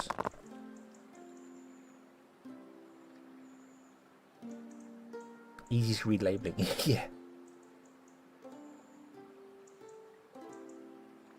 Top buildings, the first Monopoly buildings. Yeah, they were very, very plain sort of looking buildings. But it kind of fell into the situation with the game. It was alright because everything looked the same. So everything was fairly simple. Whereas now you've got the new models. I mean, the workshops are new-ish, but you've got the new models, like you've got the kitchen, you've got the tailor, stuff like that. The barns now look so dated. It's unbelievable. And the schoolhouse. The schoolhouse is still its original model, and it's just so... It looks so simple. It's a box with a thing. But I think Eric is a lot like me, where I could program a game. I can't make it look any good. Oh dear Lord, no. My 3D modeling skills are atrocious. So yeah, I do this sort of thing. I do. Hey, here's a box with a roof. That's a building. Most buildings would just be boxes, essentially. That would be it.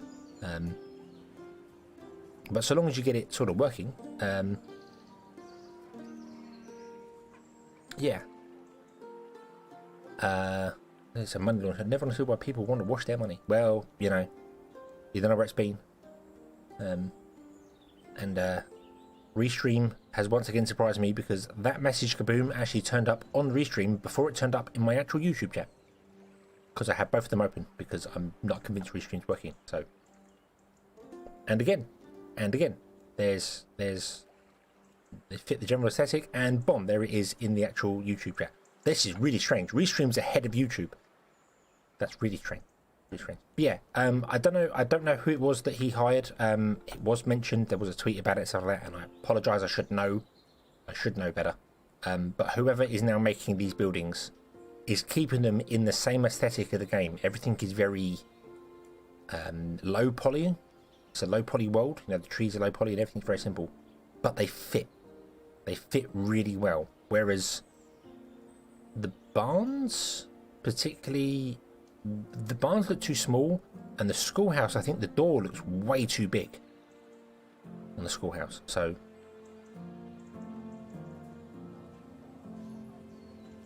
but yeah, let's fix this up here. So let's remove some resources. We're going to get rid of the stone. Oh no, it's all gone. We've destroyed it all.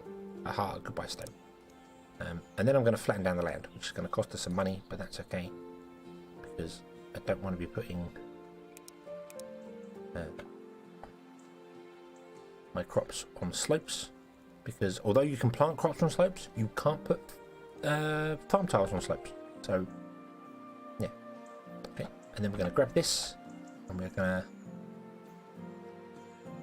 to not plant it everywhere. We're going to run a road out first. Big road. Boom, you know.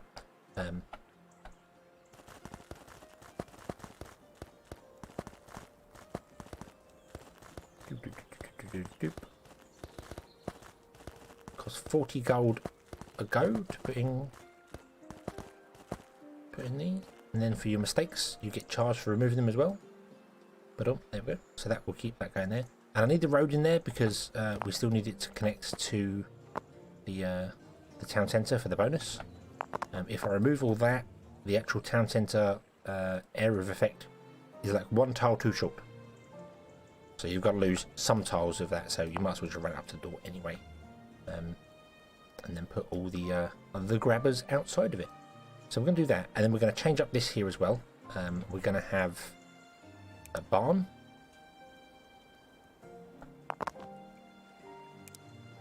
Like here. Like that. Then what we're going to do is we're going to go up one. Oh, that was not what I expected. And then we're going to do this. And then we're going to up this to 10 workers. Zoom.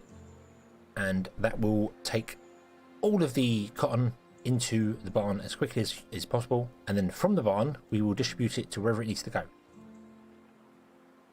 Now we have access to cloth conveyor belts. It probably makes more sense to just make all the cloth like in here, make the cloth right here, and then export the cloth rather than exporting the cotton, because you're doubling your load. If we export the cotton, we've got to shift 2 of them to make 1, whereas if we turn it into cloth here, we're only shifting 1. And we have access to conveyor belts now, so we don't have to worry about chutes not travelling far enough. So that's what we're going to do. That's what we're going to do. So I'm going to put in a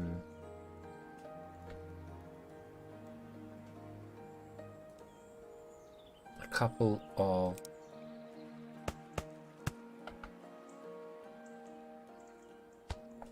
buildings like this here somewhere, or maybe a little bit further forward, because that's not going to work there. So there is a bridge. Dump. And you are going to be making, in fact, no, we're going to delete one of those, and we're going to yoink this one.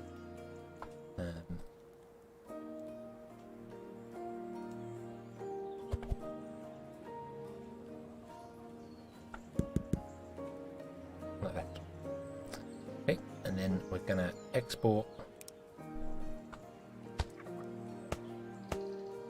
from here into all of these. Doop and doop.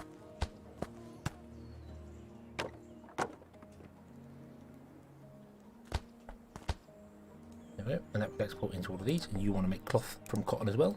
La da da.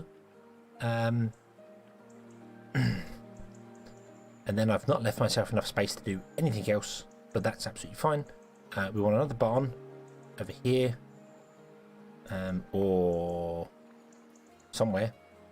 Don't know exactly where, but we do definitely need another barn for storing all of the cloth in.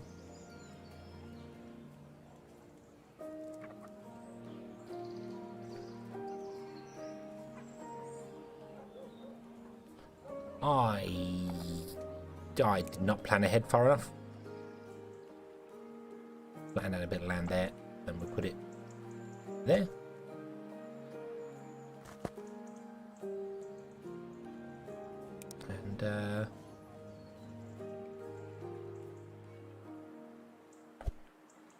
And we could bridge over here.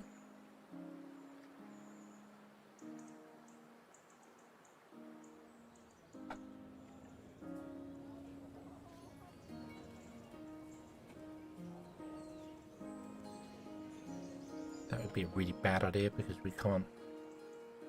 Do we need to bridge over to it? I don't think we do. I don't think we do actually.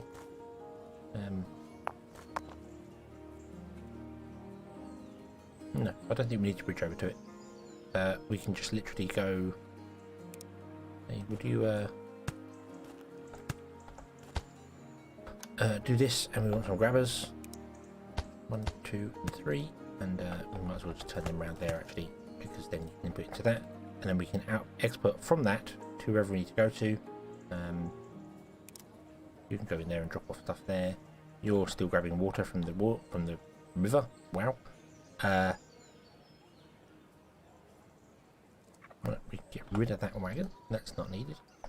And then from this barn, we can send a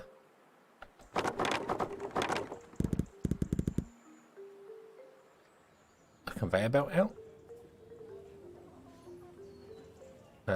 Or 3 or 4.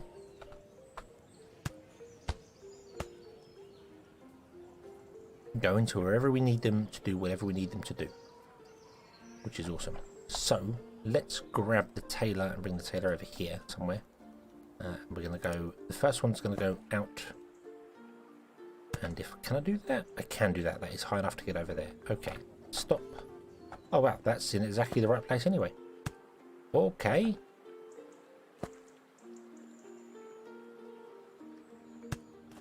Is it? Yeah.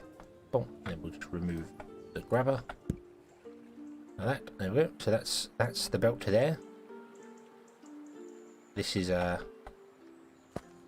lesson on how to not design your factory because it looks atrocious, but it's going to work, and I'm fine with it.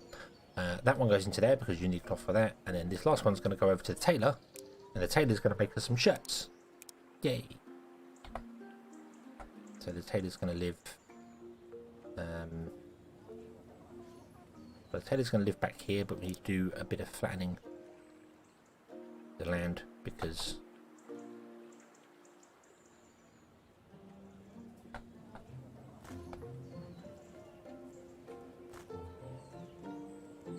okay, like that, and then we can move the general store because the general store is no longer being used for selling planks. We can move the general store and remove these resources here, and then do that one. Then you can come along, turn there, and I think that can import into there.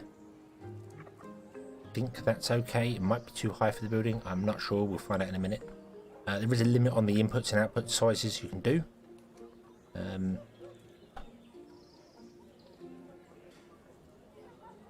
Okay, and then what we're going to do is I'm going to have a quick look at our red coins. We're not actually making any red coins because we're not selling anything for red coins. Yeah, that's too high for that. Yeah. Even though the building looks like it's okay, it's actually too high for it. So.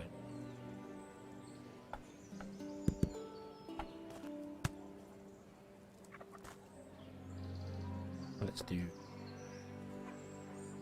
that. Let's add an archway there. We'll do that. There we go. That's better. That's better. So yeah, there's a limit. I think there's a limit of I'm pretty sure this is as high as you can go. So you can output, if I 3, 4. So you can output on the bottom level, you can output on the one above, the one above, and the one. So it's a maximum of 4 inputs and outputs you can have into a building. So you're going to go 4 high. So that I could have gone 1 higher on that to get in there, if I wanted to. But if you're using the wooden arches, it's actually less than that. It's so you'd have the one on the bottom, going in there. Ah. I can't. God damn it. True.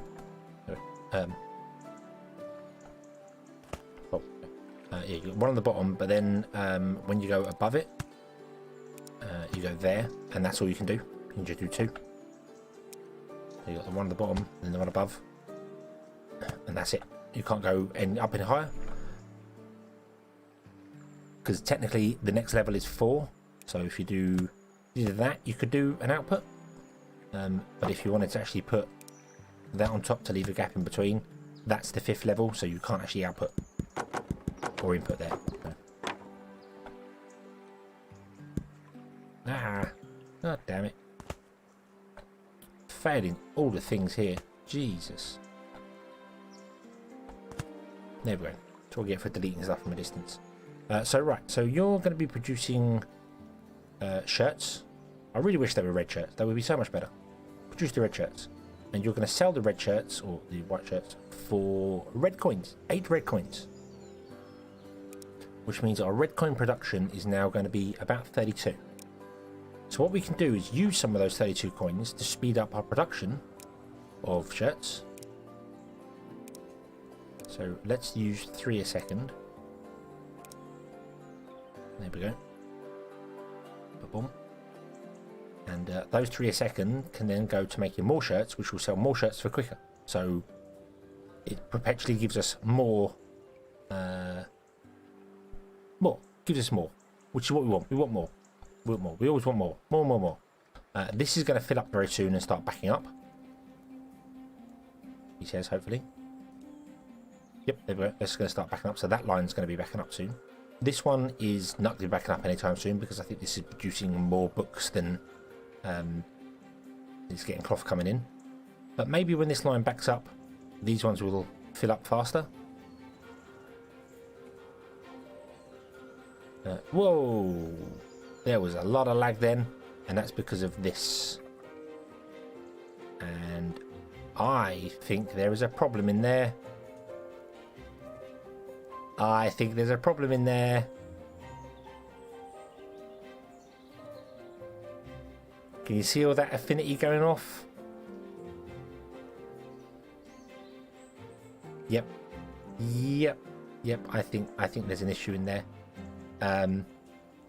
I think when I was putting down the goods, I thought it was happening as I was putting them down. I was like, I'm spending way too much money here. But I think it's put down multiple cotton things. Yeah, look how much they're getting all the. I think it's put down multiple cotton as I was going over and then going over again. I think it's put down multiple cotton.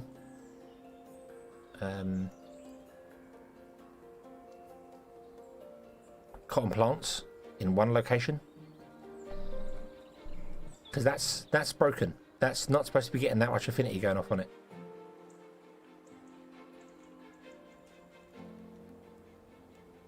Yeah, see, this one's going off about 3, 4, 5 times. I think there's multiple plants being put down here.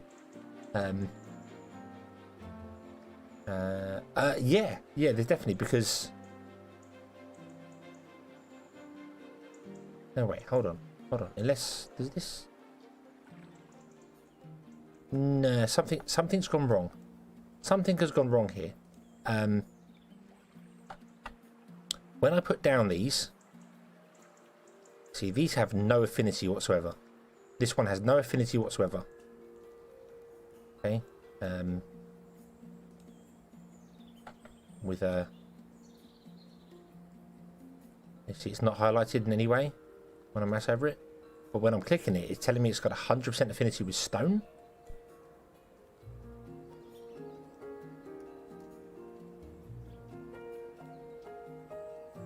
So, are you going to grow?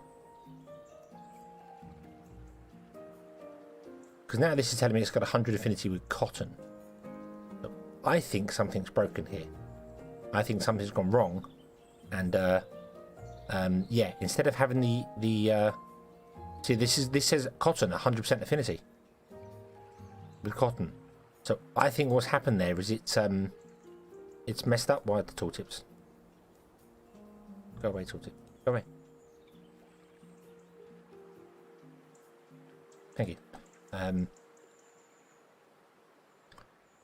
I think it's messed up, and it's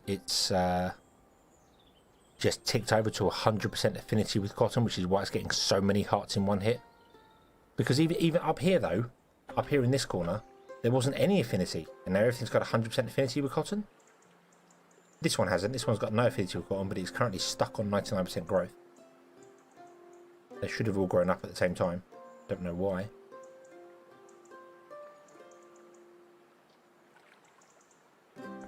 Yeah, but it shouldn't... the affinity system doesn't just instantly switch from one to another. Every time a crop grows, it removes 2% from a current affinity until it gets to 0, and then adds 2% onto its own one. So up here, you see the trees at 8%, because this tree has grown 4 times. It's been chopped down 4 times and grown, so it's managed to get its affinity up to 8%. These ones here that had an affinity with stone should now be on 98% stone, and then next time they grow they'll be on 96%, and they go all the way down to 0, and then from 0 they build all the way back up to 100. But all them hearts went off because something's gone wrong, and also all my tooltips have gone wrong as well. Although I must admit, I have not played 5 hours of this game in a row for a very long time, so maybe that's got something to do with it. Maybe it just needs restarting every now and then. I don't know.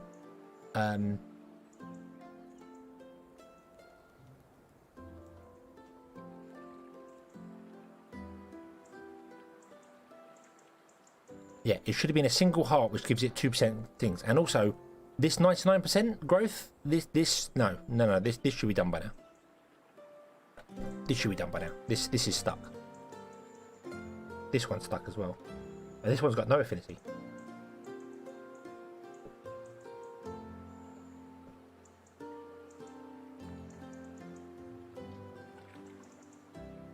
Here we go, with loads of affinity ticking off again.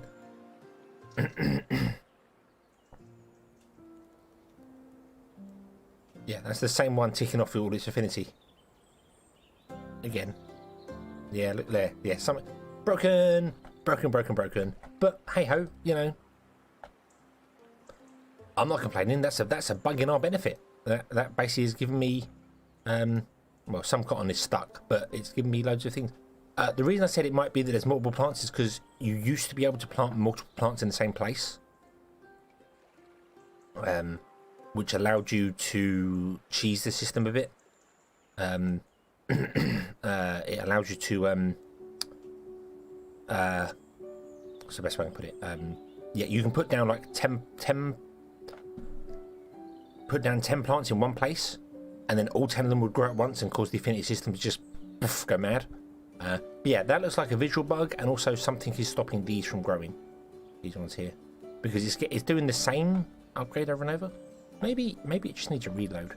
Maybe I should do that. Oh yeah. Oh, hang on. No, this is all broken. I think I broke the affinity system. All our trees are doing it now.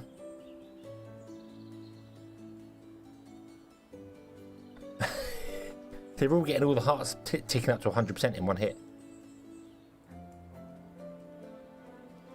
Because they should be on about 10 or 8% or something like that. None of these over here should be on 100%. Not by now.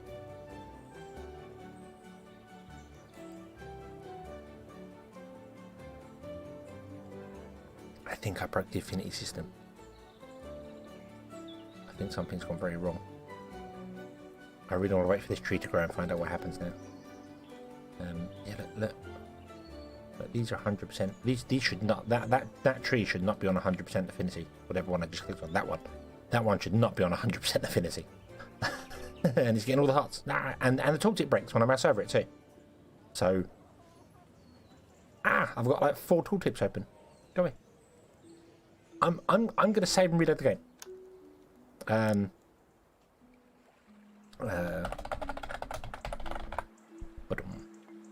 I'm gonna save, quit to the menu, and reload the game.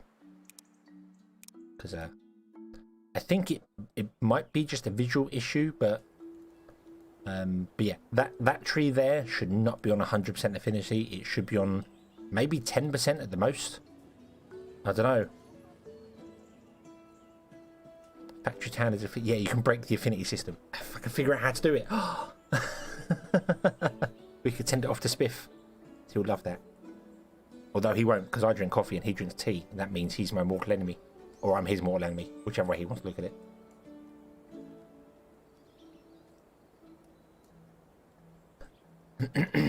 Right, okay. So now we come over here. Hey, there we go. Them 99% ones have grown. And there we go. That's what it's supposed to do. It's supposed to do stone. And it's supposed to drop 2%. Maybe it drops 1%. Maybe wrong. Okay. But it's still got a stone affinity. It needs to burn off all the stone. Then it can start growing its own affinity. That's what's supposed to happen. It's not supposed to just instantly switch over to being 100% cotton affinity. That makes no sense. Especially these ones up here that had no affinity. There was one here as well. Yeah, one here that was broken. That's now ticked up and it's gone to 2%. So I guess they drop the affinity by 1% and then gain 2% themselves. I thought they gained 2% in both ways, but I don't know. I think that was probably just a leave the game running too long thing, which I have had before when I've left the game running like overnight when I've been doing the episodes. We can upgrade our populace as well. Hey, more 6 houses that time. Hey. Where I've like left the game running for like 8 or 9 hours or something overnight, or when I'm at work, and I'll come back and I notice like my trains are stopped at the station, and it's like, why you stopped there? There is no reason for you to be stopped there at all. You just save and reload the game and it all starts working again. So, yeah, probably a Unity thing. This is programming Unity. Unity's brilliant, but not. I like Unity. I think Unity is a fantastic programming thing to help people out. I just really think Unity is just struggling with the amount of stuff it's trying to support.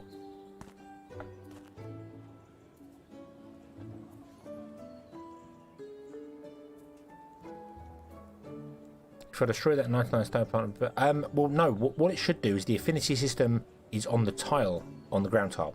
If I destroy this cotton plant and then regrow it here, it will go through its growth stages and then it should drop the affinity. I thought it was 2% ago, but I guess it's 1% ago. But I generally did think it was 2% ago. So, but I could technically destroy it and then get it to regrow, and then once it grows, destroy it and regrow it and destroy it and regrow it that way, rather than have it harvest every time. But it is on the tile. It's not on the plant. It's on the tile. So, I mean, I can kind of show you that actually, if we can find one right on the edge. There's one in the corner, right in the corner. That's 99%.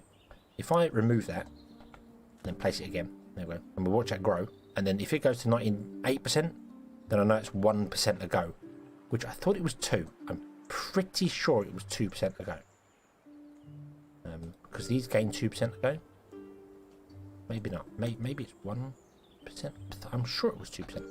But we don't know. We don't know. You're doing stuff. You're doing stuff. You're doing things here. This is fine. But yeah, you do get weird things. Like for instance, I mean, this when she stopped working doing the water, that's because I put a bridge in where she was gathering water. So I probably, as she was trying to path to get to that point, I paused the game, put the bridge in, and then she's like, I can't path there, I can't path there, I can't path there, and can't figure it out. So that's why that one broke. But the affinity thing, I've never had that before. I've never had that. As I said, the only thing I do know is that you used to be able to copy stuff and put in multiple plants in one place. It didn't say occupied. It would let you put in like, multiple plants in one place, and then when like 10 of them grow at once, your farm, you could put one plant down, have 10 of them in there, and your farm would go nuts and be like, hey, I can just harvest all this stuff because it thinks it's got 10 tiles of crops. It's only got one. So you could potentially put every plant in the game under one farm, and it would go bananas trying to harvest it all. Because I think the farm harvests per tile, so it would harvest the single tile with 10 plants on it and suddenly gain like 10 cotton in one go. Be like, and go nuts. So that's a very, very old thing that you could do. That's back when, that was before Affinity, no, that was when Affinity was, no, it was before Affinity was put in, and then was present after Affinity was put in, but got fixed soon afterwards because something became useful. But okay, so we said, so yeah, this is all good. We just need to now make wooden rail. Yeah, and wooden rails require planks, and they require stone. So we're going to make some wooden rails, and we're going to make some wooden rails here. And I'm going to grab a worker. And worker, you're going to take stone into there. And we are then going to grab another worker, and go, hey worker, you're going to take that into there. And it's going to be much slower for us, but that's absolutely fine. Because we need to make 10 of them. We need to make 25 of them. But that's okay. That's okay. We'll make 25 of them. And then we'll be good to go. We'll be good to go. But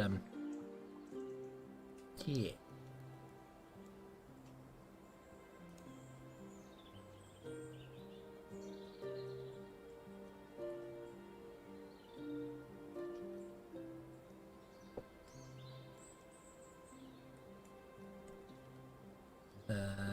Oh, well, I can't make 25 of them. You can only make 10. Oh, I know what we'll do. We'll put them down on the floor. That's what we'll do. We'll make a little track for them. Can we get wood? Can we get carts yet?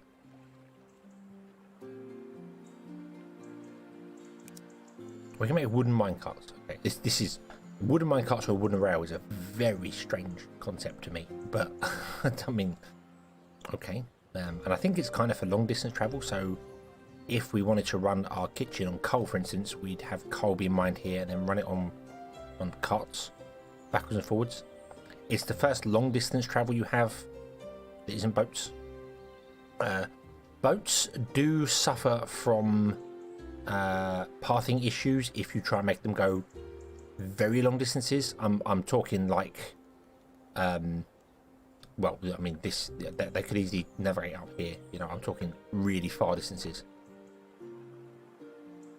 I can't really see it on this map here to do with it, but I mean, this would be okay because it's a straight line. But if it had to navigate from like here round here, if this was connected and then come down here, boats would get, they'd have confusion with that. They can't path that sort of distance. So there's limited. Whereas rails don't have any pathing system to them whatsoever. They literally run on rails. So, well, hey, there you go.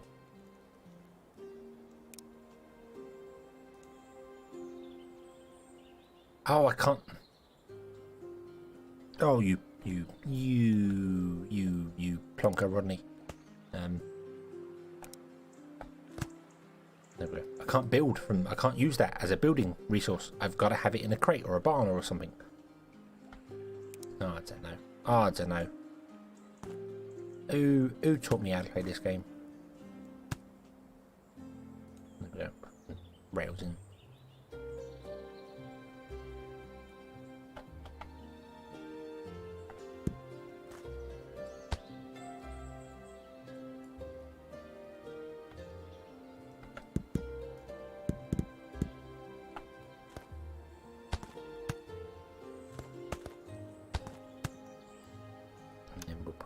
wooden minecart and watch it not work properly because it can't go up the hill. Oh, it can. It did go up the hill.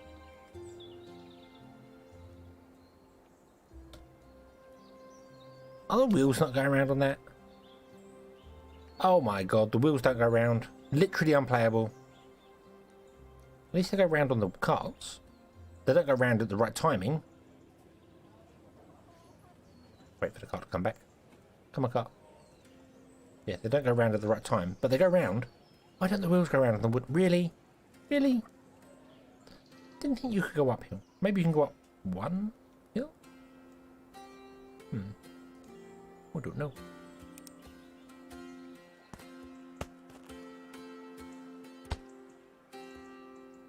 I am confused now.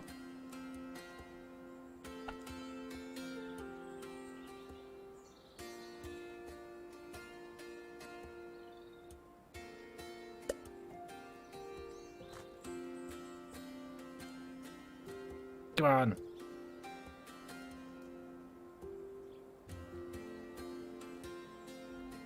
Hey.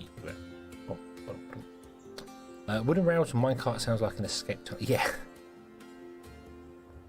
Yeah, I think it's more like a roller coaster thing or something like that. Horn Rice, hello, welcome, welcome. How are you this evening?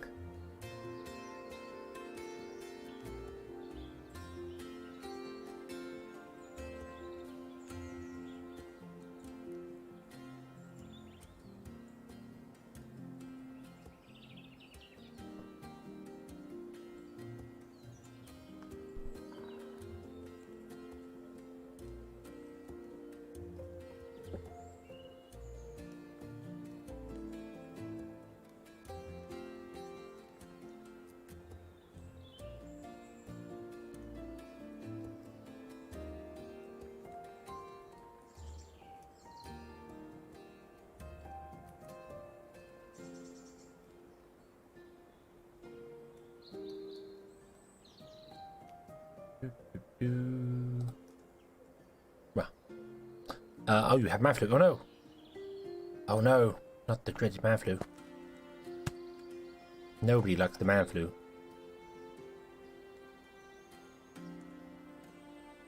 Hey, we have some carts going around. Woo! Yay! And that means we're going to make 25 of them. And wow, this is slow. Oh, it's not getting enough stone. Hey, upgrade! Push the button! Yay! Woohoo! Tech level 5. We're halfway there. We're halfway there. We're not going to build an Omni Temple tonight. I'm going to be telling you now. We're not going to build it tonight. So, we have unlocked metallurgy, depending on how you pronounce that. Metallurgy, I would say, but metallurgy, you can call it whatever you want to call it. We've unlocked how to play with metals. We've unlocked the riddle of iron, not steel, because there's no steel in this game. We should unlock the riddle of steel. That would be interesting. We unlocked the fishery, where we can research the fishery, medicine, civics level 2, and the laboratory.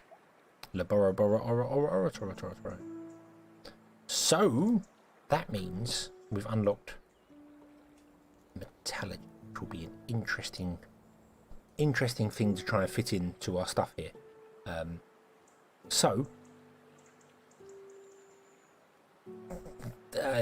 Yeah. I was looking at this here and I was going, hey, I can show off some very simple logistics here, which I'm going to do.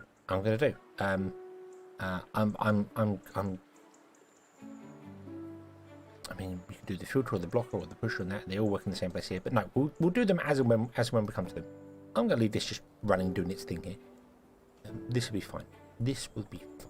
You can just go around in circles. We don't have to worry about it. And we can just ignore it forever. So, we have 2 more houses to place down. And we have the space of no to place them down in. The space of none, I should say. The space of no. Put 2 more houses in and just get them buying things. Because money. Right. So So we have unlocked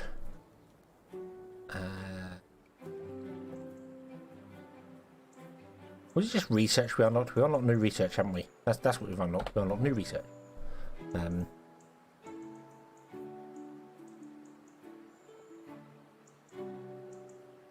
we're starting to get to the point where we're going to need nature research. Interesting.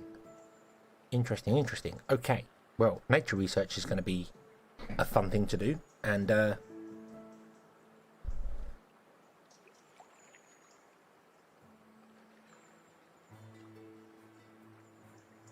because this is the research system has changed a lot with these new buildings, and I'm just getting into it in my single player, so it's going to be interesting to do for me here because I'm like, I don't know what I'm doing. But then in my single player, I'm doing stuff way more differently than here. So let's just unlock the lot because we've got 12,000 research. So let's just unlock the bloody lot. Bump, there we go. And caravan, we've unlocked caravan, but we can't lock anything else because we require new industrial and nature research. So let's play with what we've just got. So we have now unlocked the forge and the laboratory and the silo. The silo is a mini barn and a bigger crate. The crate is 1x1 tile and holds 20 goods. The silo is 1x1 but holds 100 goods.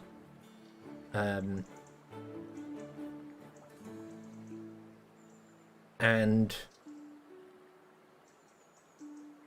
is also taller, so it's yeah, the silo does become very useful in platform. The science system has had a complete overhaul, whereas before you had to send things to the school, and the school you would pick which research you want to do. You don't do that anymore. The school is now a building just like the food market or the general store that sells to houses.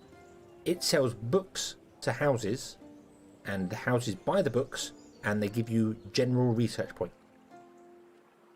If you want to get industrial research or nature research, you need to sell them industrial books or nature books, which are made in the laboratory. If you want to get magic research or any of the 4 elemental magics, you have to sell them the elemental magic books, which are made in the mage tower. And you sell them to the people, so instead of getting coins for it, you get research points for it. And then you push R, and you can just use those research points to buy the stuff you want to buy.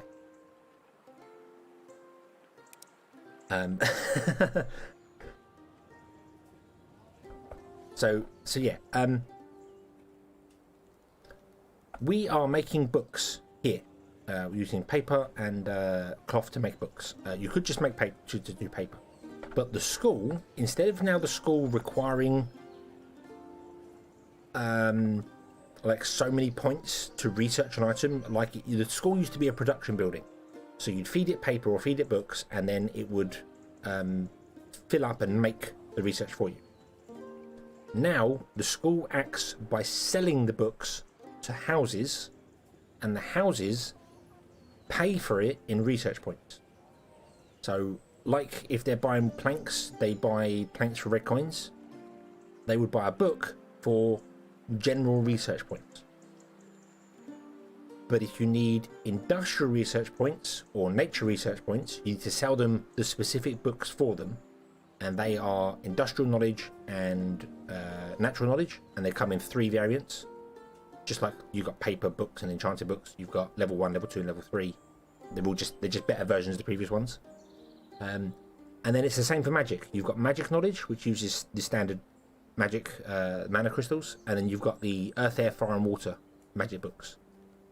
And things that you research require general knowledge points and natural or industrial or magic or whatever. You can't actually see what they cost down here, but they cost. You see here the research points here. It's got star coins as well as a research point, but I don't think that's right. I think star coins are what the Omni Temple uses. What the Omni Temple gives you for the infinite research at the end of the game. So they are technically infinite points, but it's a bit misleading, that one there. So if we want to now research the fishery, I need 400 general research points, which I can get from paper, books, or enchanted books. And I need 50 natural research points, which I get by selling natural knowledge tomes, which are the books, level 1, 2, or 3. They obviously, the better the volume, the better research they give you. So, we do want the fishery at some point, but I kind of want to get into making some iron and stuff first. Well, we want mining as well. How far are we from mining? Mining is here. Mining requires industrial research. Mining's an important one. Probably before we even get to metal, although we unlock the laboratory. Let's build a laboratory. Pop. There is our laboratory, and this can make ourselves nature or industrial research books. So natural knowledge tome, keep saying research book. Natural knowledge tome requires a book, a herb, and 6 work units to make a tome. The industrial one requires a book, iron plate, and 6 wings. So we do need to get into making iron plates before we get the mines. Oh, that's yeah. Yeah. Damn it.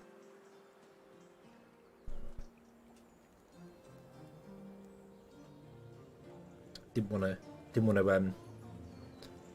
have to manually mine some stuff up. Not that it matters. We've got some iron back here and some coal back here. God, that's the only iron we've got, isn't it? Let us consult the world data. Or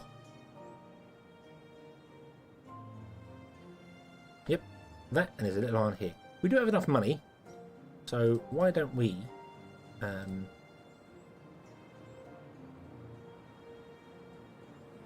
build? Oh, I research civics. I was like, I've got more houses. Oh yeah, I research civics. Why don't we purchase some land back here? They cost 500 coins each. It's always 500 coins. And we've got some iron up here. We've got some more iron up here. Wow, is that some steep cliff? A bit of coal there. We've got mana. Awesome. Mana shards are there. I don't think there was any mana shards in the starting area. No. Oh, I'm going to buy and we have our first trading hut. Ooh. What do you... No, it's not a trading hut. That's our fire temple. We found a temple. Oh, found a temple.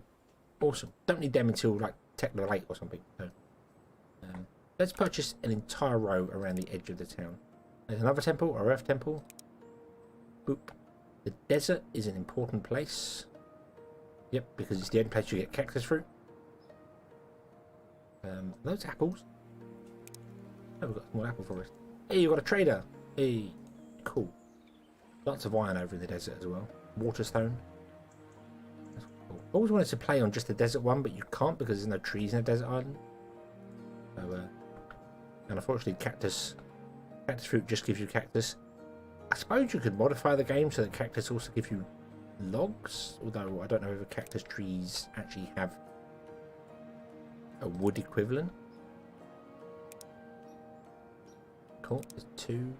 Hey, there's all 4 of our elemental temples. Cool. Cool. Gold! There'd be gold in them there hills. Cool. Okay. Okay, and do you know what? The default settings are an island. I didn't realise that. I thought default settings was infinite terrain. It's not.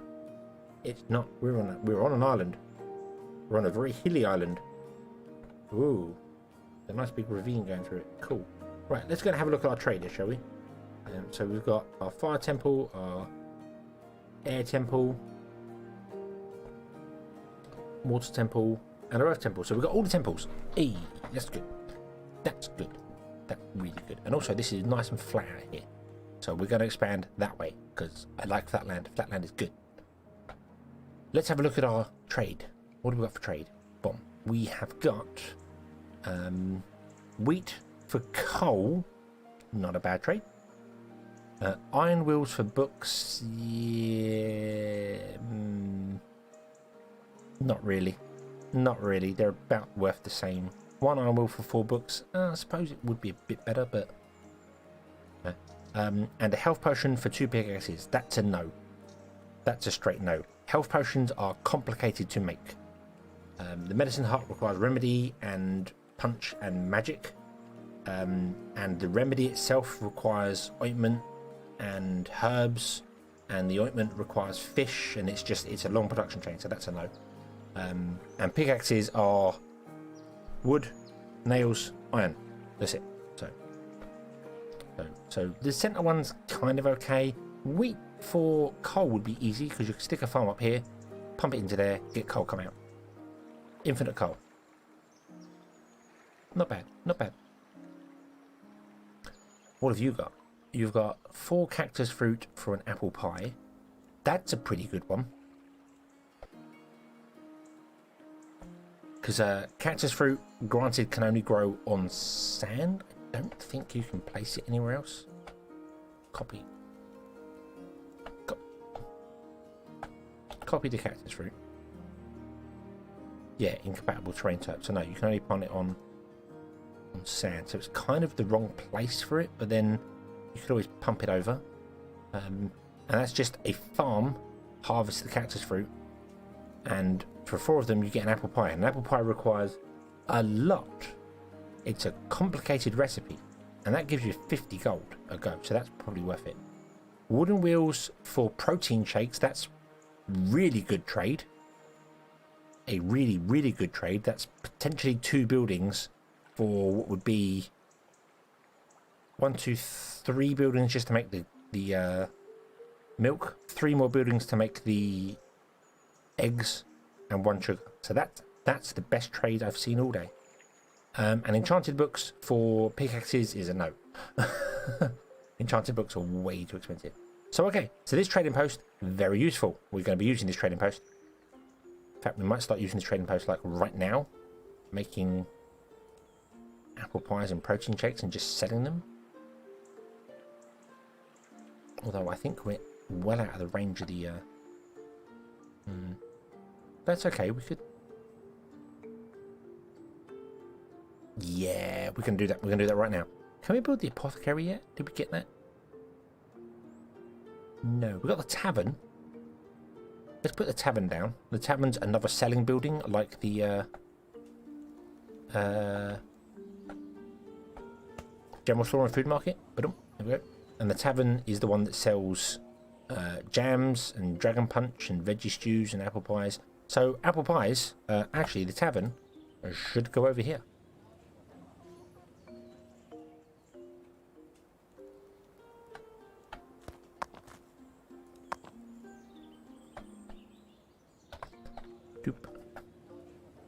Yep, tavern should go like right here, and then we should put the apothecary next door to it, and then this can feed into there. I can rotate this, not that it matters rotating it at all. You can't move them, you're not allowed to, which is a shame, because if I could, I'd move it probably closer to the desert, but right, so first and foremost, I want to harvest cactus fruit and I want to pump it down to there to make ourselves some apple pies. So I could put them in here and just grab the cactuses like that, or cacti like that, or I could put it over here and plant some cacti. Kind of want to go over there and plant some cacti. I think that's going to be easier for us.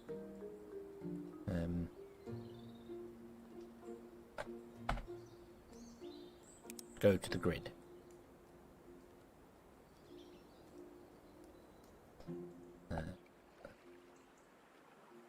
That tile there. Leave the mouse exactly where it is. Zoom right in. That tile there. There we go. Okay, so now I know where the centre is. So we can put a farm in.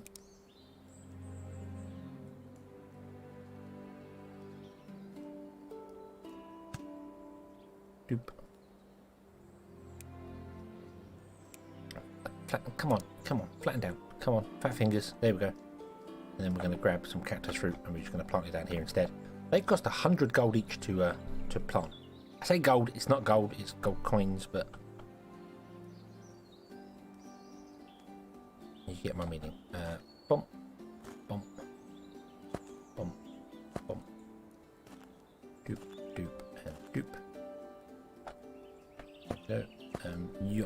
put a path there. You're not going to get any bonuses from any towns because you are way too far away from them. And I'm not putting a town in the desert because there's no real point. So in fact, do you know what you're going to do? You are just going to have a chute that comes out of here. Are you going to have a chute that comes out of here, or do we want to do... A chute would be quicker. A chute would be way quicker. Let's do a chute. I was thinking about doing some minecarts, but that would be even more costly on resources. Right now, as it is, I'm going to use up too many anyway because I don't have enough stored.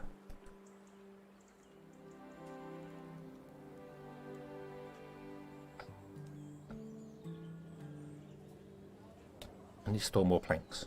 We need more planks. We don't need more fluid pipes, but I do want more planks. So let's upgrade this barn. Let's go with upgrades. I've not really shown off upgrades yet. So yeah, let's upgrade it. Upgrades down here, as I said, double, as I said right at the beginning of the stream, basically with the barn. Double the storage of the barn, or adds 50 to each run. That makes sense. It doubles the storage of the barn first time round to 100. Then the next one upgrades it to 150. And the next one, which requires iron, will upgrade it to 200. And the final one that requires reinforced planks will upgrade it to 250. So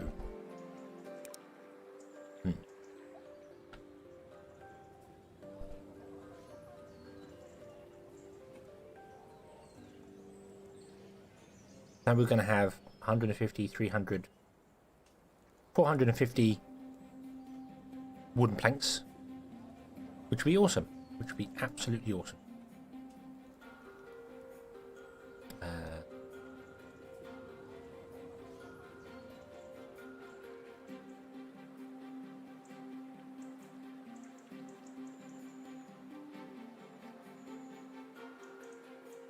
Right. So I just got to wait for a couple of planks to come in so that I can actually do this here. We need faster, stronger, faster, harder, quicker. Add coin booster. Make wood faster. Go quick. Run, sub.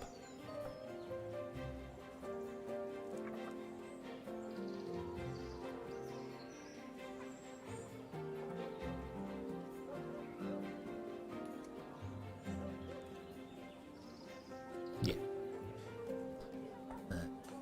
We want to run this just along there. And the other one is we want to look at getting some wooden wheels to make some protein shakes to sell in the apothecary. But we haven't got the apothecary open at all yet. I'm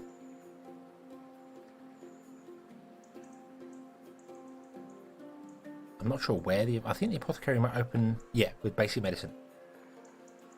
So we need to get some nature research going, which is easy enough to make. Nature research is easy enough to make.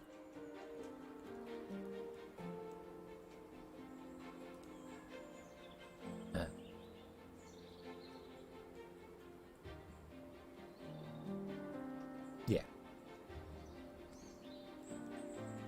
I'm being distracted by people messaging me. Oop. Right. Okay. So that would be. Let's get this going. Zoom requires a support block. Doop. Okay, let's get some nature research going, and then we need to sell it to the school. So let's go over here somewhere and let's see what we need for nature research. Don't want industrial, we want natural knowledge to be moved. So we need books and we need herbs. Okay, so I think we've sold enough books for the time being. We could probably do with more soon, but not right now.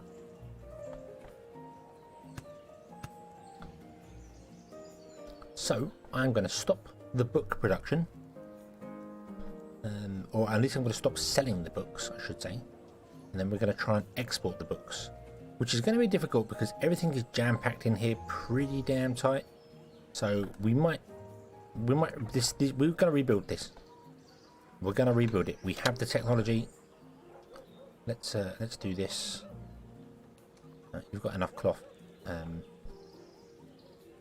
Haven't got enough paper. That's okay. You can do your thing until you run out of cloth. Because we're going to probably move this over here and get a new forester going. And there were some herbs, berries. I'm sure there were some herbs over here I saw. Where am I going back? Berries, pear trees. We're going pear-shaped. It's always funny with pear trees and apple trees and stuff like that, is that they're really easy. You can just put down a forester and get apples and stuff like that. But by the time you actually find them, because they're very rarely in the starting area, you're already selling stuff that's worth way more than them. So you ignore them, and then later on you want to come back because you want to be selling the juices. But then by the time you get to the stuff doing the juices, you've got the meat being made, and because the happiness cap is only 6 for the basic food, you're like, well, I need to sell like 3 or 4 things and I'm done, so I don't need to do that. So yeah, it's like,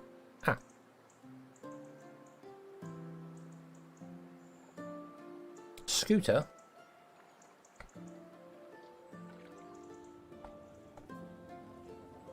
Oh yeah. My stronger, harder, faster reference was Daft Punk, actually. But yeah, no, I get where you come from with Scooter. Yeah. Right, you, my friend, drop off in there. No, drop off in there. Right, so you two can now go. I'm afraid you're going to have to go and join the job centre. I'm really sorry, but that's just the way it is.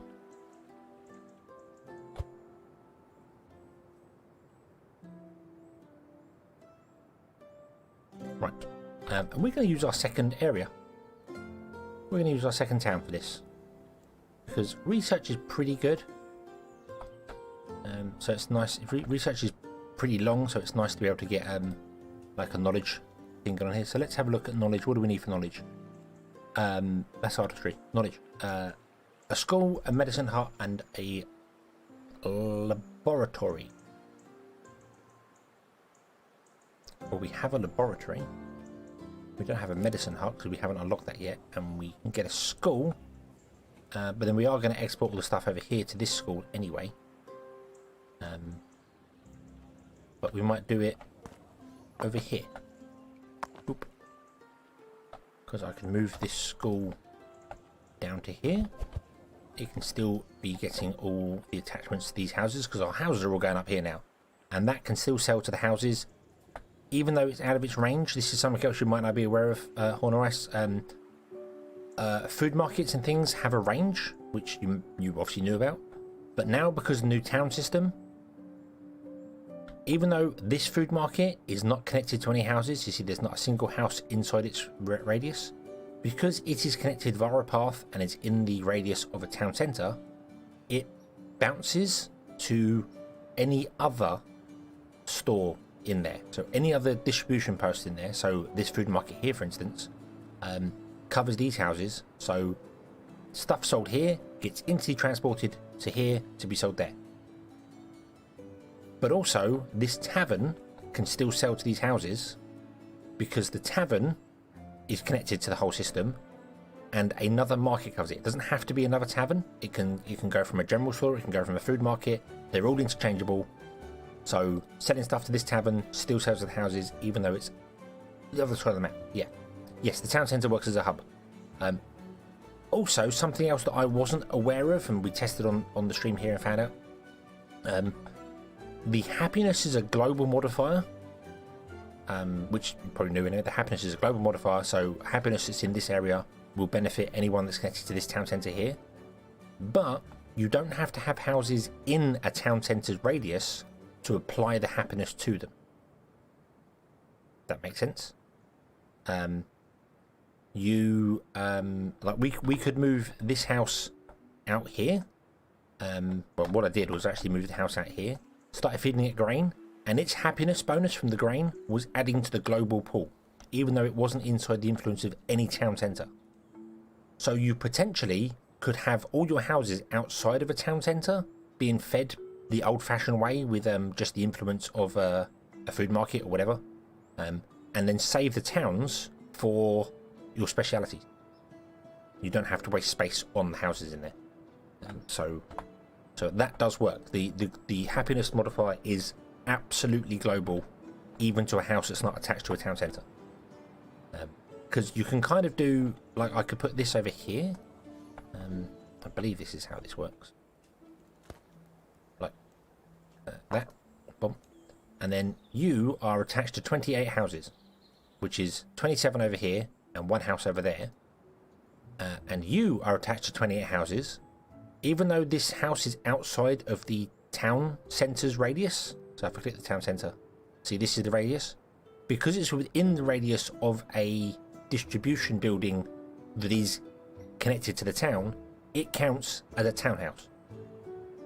So you can have all your houses outside of town and they still count towards the global happiness. So if I click this here, this says, hey, I've got 27 houses because you're too far away, so I'm not counting you as a house. But when I click the food market goes, hey, I have got 28 houses because you count.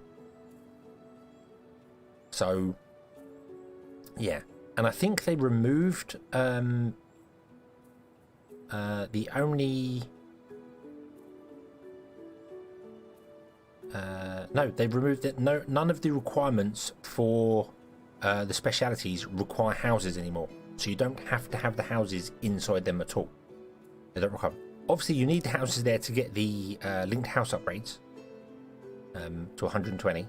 See, we're on 158 right now, and this house doesn't count because it's not inside. But if I move the house to there, this now goes to 160 because it gets +2 levels from this house. But there's no reason why you couldn't put the houses in there, upgrade the town centres to what you want, and then move the houses out again. There's nothing stopping you doing that. It's just not the reason I'm pointing that out is because it's nice to know that I could use 100% of the land in here for farming and have all the houses right on the edge of my town being fed by a tavern in there, or potentially a tavern from the other side as well. I don't know whether that... No, they connect to the nearest tavern, don't they? So they would share between the two. So you couldn't feed stuff from one town and from another town into the same amount of places, I think. So yeah, that's something I discovered. The houses being outside the ring, I kind of discovered now. But now I've done that, I seem to remember doing that before. So maybe when the town centre thing first came out, I mucked about with it and found out you could get influence outside towns and I've forgotten. I don't know. Maybe I'm just completely talking rubbish. I don't know. Who knows? Who knows? Anyway, you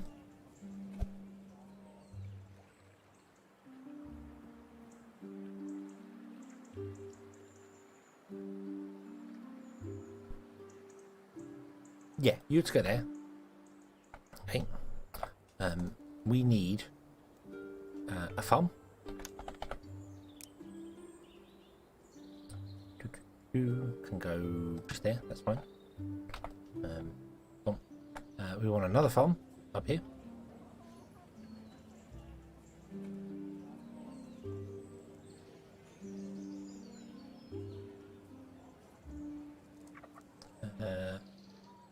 We'll put it this way.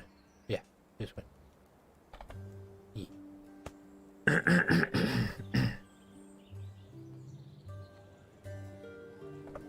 Laboratory and sorry.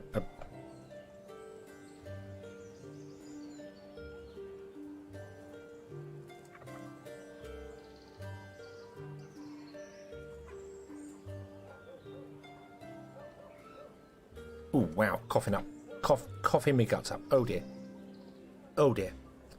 Whoa. Must remember to drink more. Yes, yeah, we need we can't get the medicine hut yet because we need to unlock the medicine hut. It unlocks under basic research, basic medicine. So we need to get some nature research points first. Then we'll do the knowledge thing. But I need this, and I need forestry. And I can't do a forestry because I have no stone. Really? Is it because I've done that whole wonderful thing of, hey, let's pause the game again whilst you're doing stuff for ages, rather than just letting it run like an idiot? Yeah, I guess I did.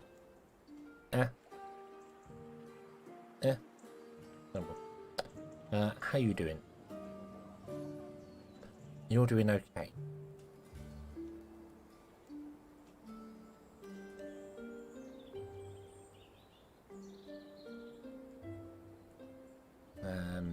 You're doing okay. I'm just trying to think if we need... Oh, we do need cloth for someone else as well.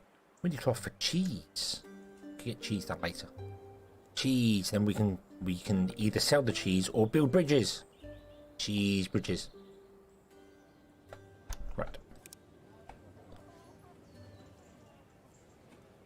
I'm going to put that here.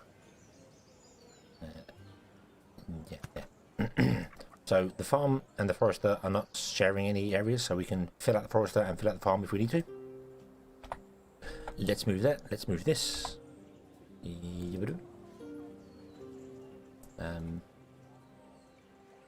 Right. You are gonna very simply feed into there. Yep. You are going to feed into here. We need a workshop, which requires 10 stone.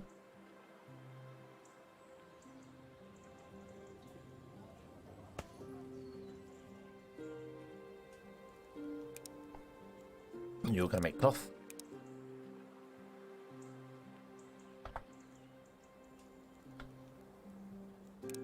And we're going to go... There we go. Have some cloth.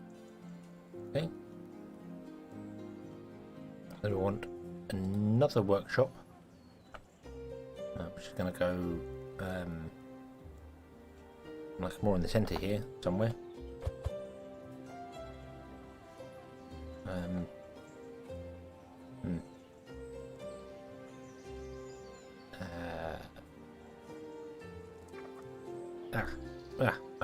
I need it. Right.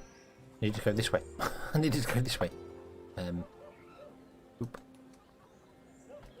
Because we're selling stuff up there, so I kind of need to go that way.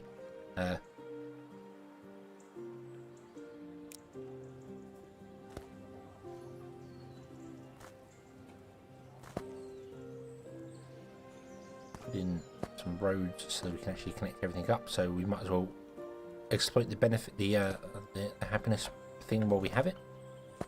You over there. You can just go up to there and have a road go right along there, because why not? There we go. Town centre can live there. That'll do. That'll do.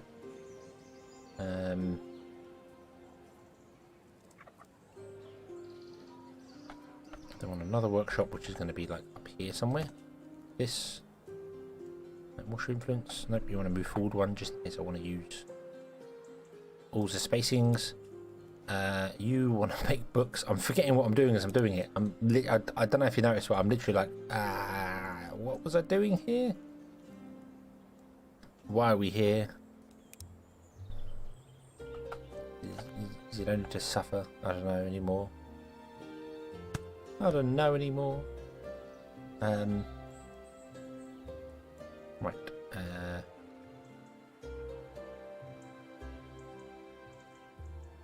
You're gonna be herbs. You need one book every 6 seconds, and you produce one book every 6 seconds. Okay. Okay. Right. In that case, move over one. You move over one, because then you're not touching the influence of this building here. You are losing a little bit by doing that. You are losing a lot. No, you're not losing a lot by doing that, because I'm not gonna... We can plant underneath that. Not that it matters. I think we're fine. I think we're fine for it. We're going to get rid of these potatoes. They're just in the way. And we are going to run cloth conveyor belt all the way along here, which is influencing that, but it's fine, doesn't matter. Does not matter. It's fine. Then we're going to run another one.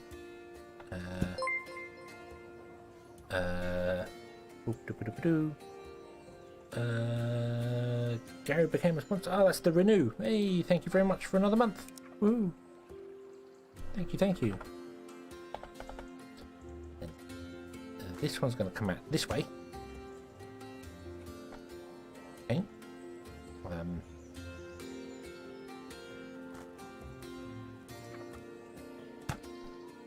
Go along here. Okay. Doop. Doop. I'm not going to afford this because we still don't have much stone. Doop doop. Oh, in fact, do you know what? We're going to change this up already. No wait. I'll recopy you in a minute. That's fine.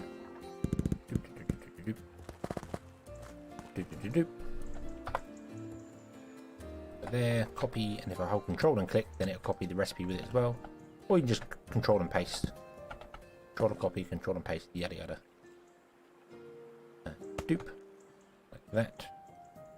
Of course that's not going to work. That's fine. Do that. Oh, I've paused the game again. Why do I keep doing that? Don't know. Go round there. 1, 2, and 3. And then we want to go underneath and go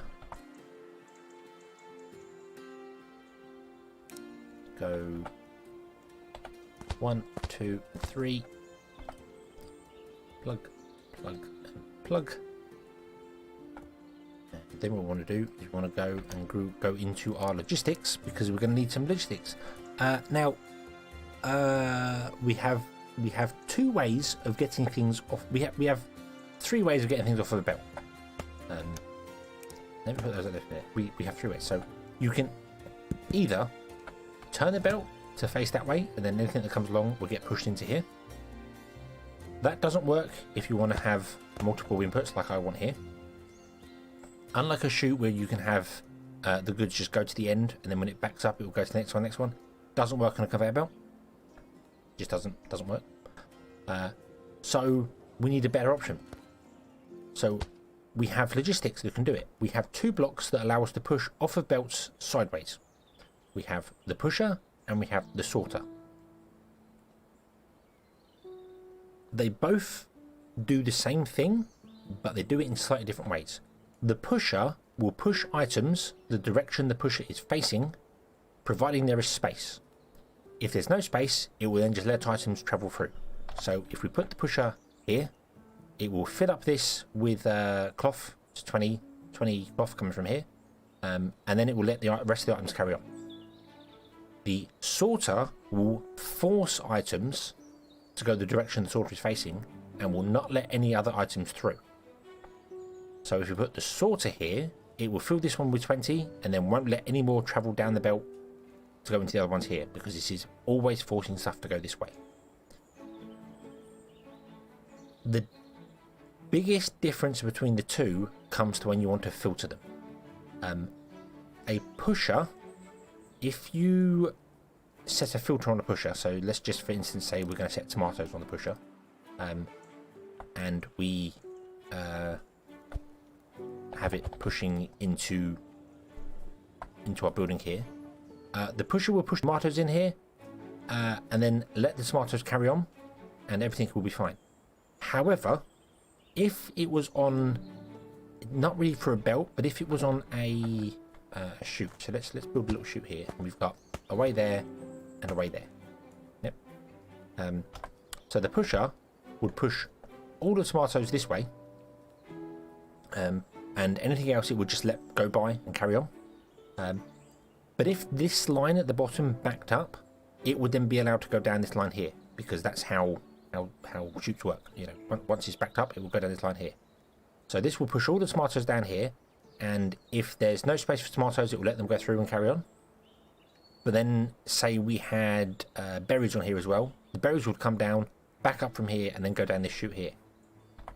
Whereas the sorter, if it was filtered to be the same thing, if it was filtered to be tomatoes, it would force tomatoes to go this way and wouldn't let any tomatoes go by.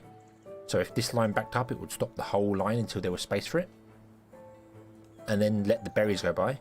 But when the berries backed up, because the sorter's facing this way and it's only letting tomatoes go, it would stop the berries going down this route.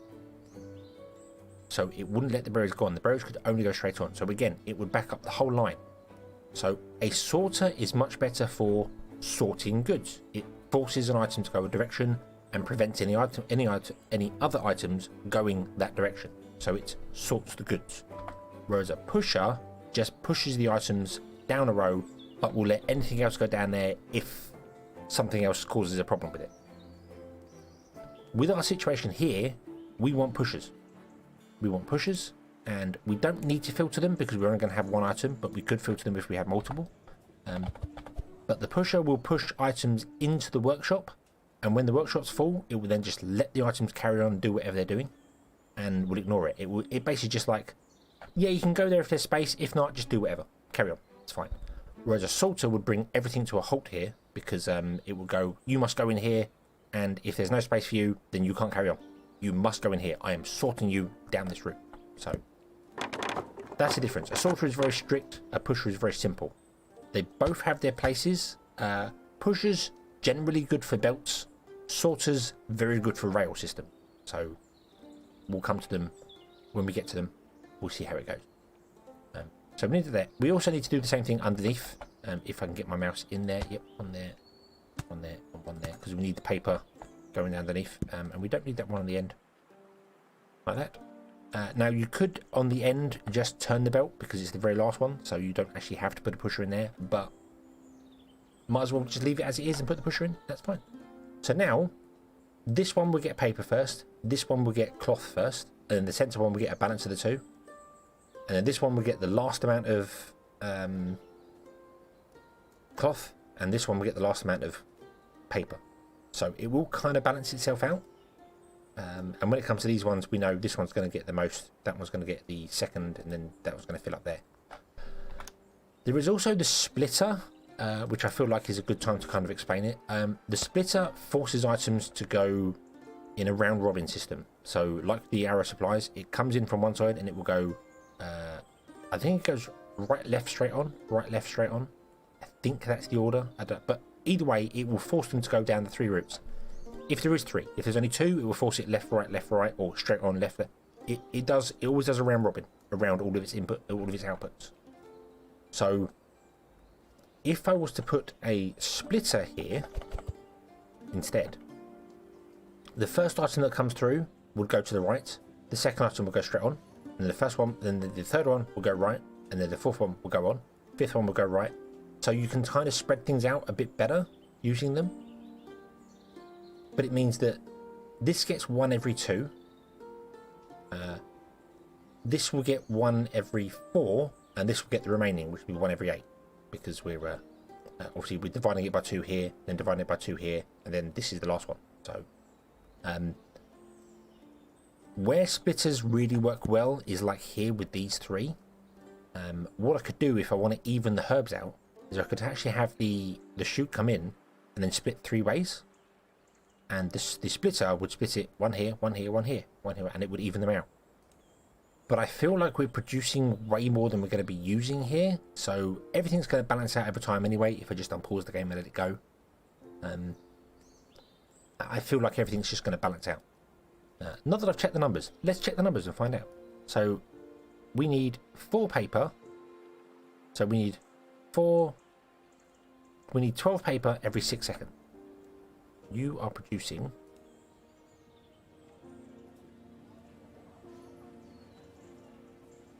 2 paper every 2 seconds. I'm ignoring the happiness bonus here, so yeah, 2 times. So you're producing 2 every 2 seconds, which is 1 paper a second, and we need 4, 8, 12 every 6. So we need 1 paper every half a second. So you need to be increasing speed, and we also need 2, 4, 6 cloth every 6 seconds. So that's 1 cloth a second. And you're producing 1 cloth every 4 seconds. So you desperately need a boost. Let's do this. Put 3 red coins in. That boosts up to 400%. Yep, and the happiness is obviously from the worker happiness there. I'm surprised it's not showing me that on the work units. It normally does, but it's not for some reason. So that's 400%, which means you're now producing 1 every second, which means you're not producing enough, but we can just add workers to you because farms are 100% bonus with workers. You are going to run out of logs because you are now requiring... Well, actually, you need to produce 1 paper every second, don't you? Or one every half a second. But then you're still outputting very quickly. Oh, mind you, you have a coin booster. You need increasing its speed. 1 every 2 seconds. Yeah, 1 every 2 seconds. That should balance out okay.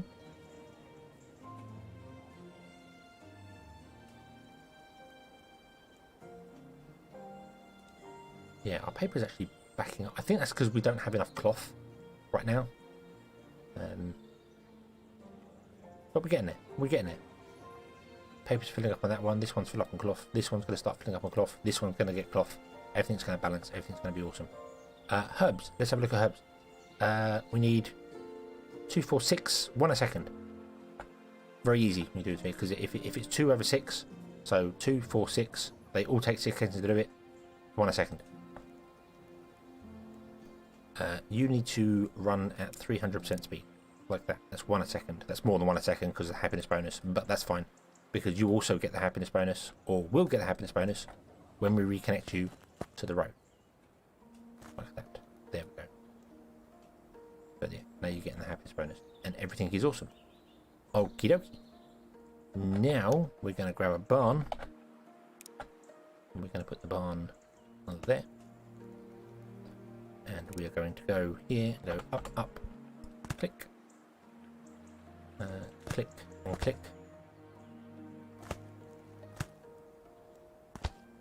Whoa, whoa, whoa, whoa, whoa, whoa, whoa, whoa. That was not correct. I pushed C instead of X. Right, there we go. Right, and then we want to do that and that. So all 3 of you output. Not particularly quick, so I could probably output you to the center one, but that's fine. We'll do it that way. And then we need to take the stuff from this barn and deliver it to the school. Now we could move the school over to this side. Might do that. Will make my life much easier for delivering. Because then we're not messing up with our boat to transfer things over and around. So let's do that. Let's move the school to there.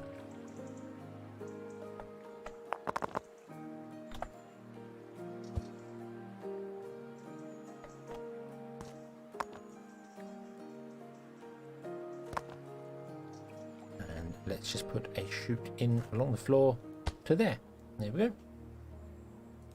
And now we're going to be selling nature research. Oh, natural knowledge tomes, not nature research book.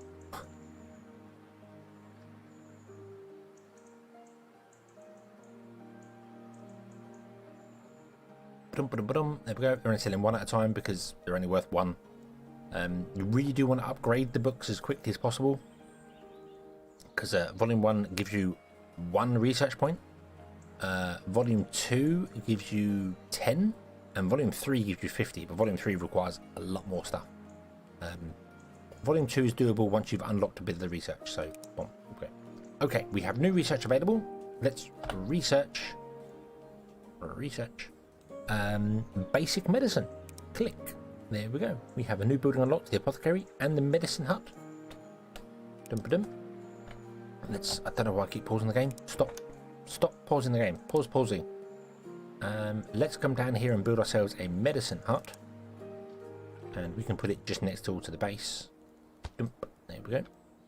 And then you should be able to get the knowledge.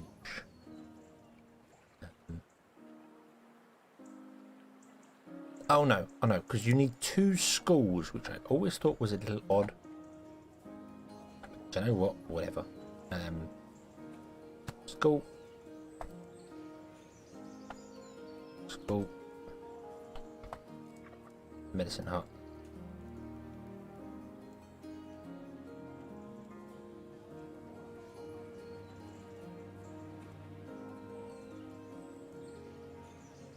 You still don't have any... What's wrong? Oh, requires intermediate medicine. No, we still can't do it yet. But it's okay. But it's okay. And the town centre is only level 1. So... we do kind of need to upgrade it. We can, as I said, semi-cheese it. Medicine Hut is the one place in Canada you can watch your dog run away for a week. According to this tree, it only has 1 tree. Huh?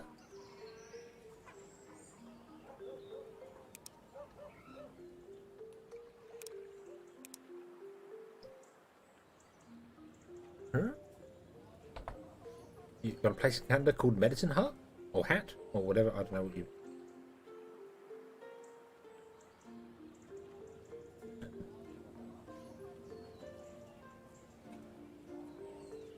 Yeah, we can cheat, semi-cheat with the town centre. Because we can upgrade it. We can upgrade it using the power of... on the edge of a snow line, literally flat land with nothing. Oh, really? Okay. Cool.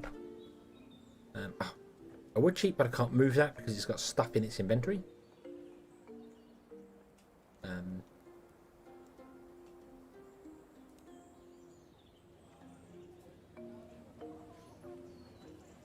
So I suppose what we can do is move some of these houses over.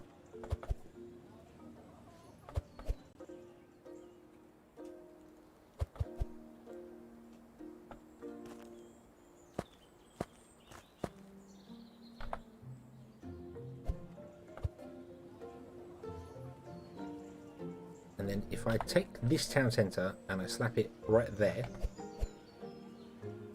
oof, technically all these houses now belong to this town centre and none belong to that one because this one is closer than them. And this is completely cheesing it and not what you're supposed to do, but there's no reason why you couldn't not put the town centre here, just grab the houses and move them to wherever they need to go to and then bring them back and vice versa. I kind of feel that when you've upgraded one town centre, the upgrades for the other one should all become available. I think that would be a better way to do this because, I mean...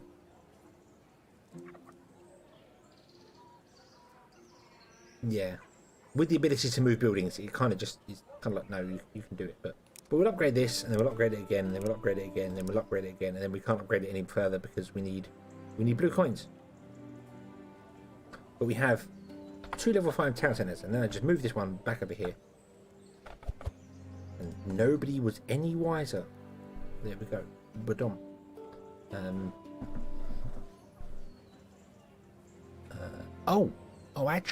Actually, there is something. There is something there which I didn't really think of, but now kind of applies. That breaks that whole cheesing thing of upgrading it. The actual town centre level, the influence size is always increases with the level, but the actual town centre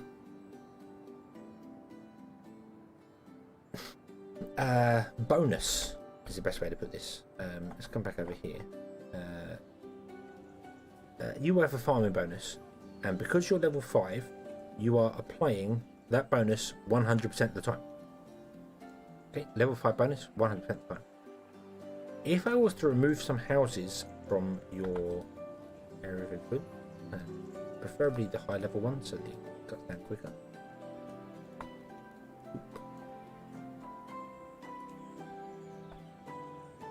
A lot of houses I've got to take out of there, but that's okay. That's okay. Where? Oh, one more will do. Oh, there we go. Okay.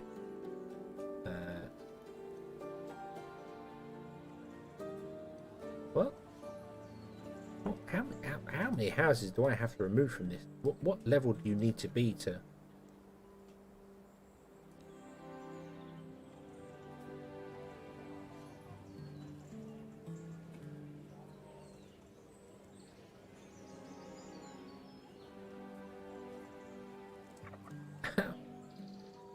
How do I know what?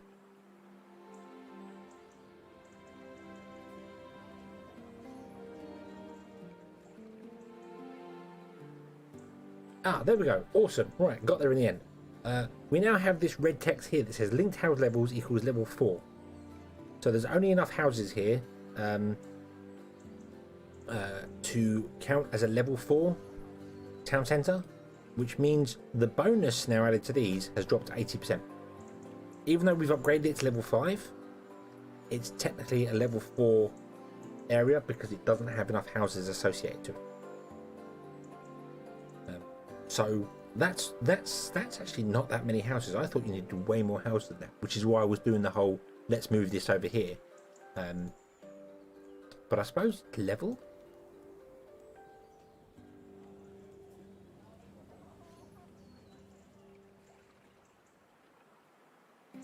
It doesn't actually tell me at what level it dropped down at or dropped up at. Was it 120? No, there we go. We're level. It doesn't tell you what level it drops down at.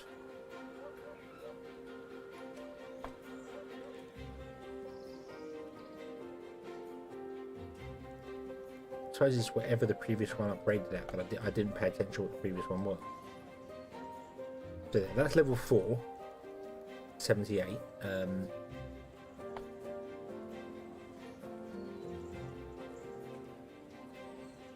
Let's take out a level 4 house. So 80. I guess it's 80 the number is. So you must have at least 80 levels to become a level 5 house. I didn't pay attention to what the actual number was when I upgraded, so that's my fault for not really looking at it. But it would kind of be nice if it told you. If I remove this house as well. Yeah, you drop down to level 4. But it doesn't tell you that it requires 80 levels to keep up.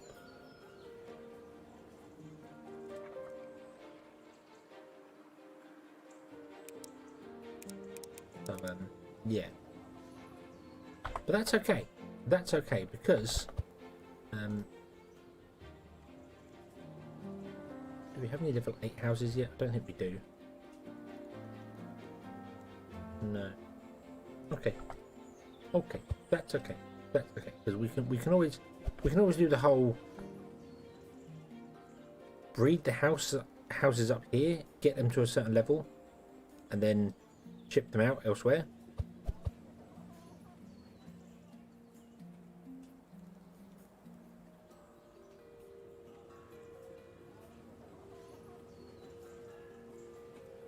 Um, 10 level 8 houses. Yes, yeah, 10 level 8 houses, or 8 level 10 houses would work. Houses can go to a maximum of level 10.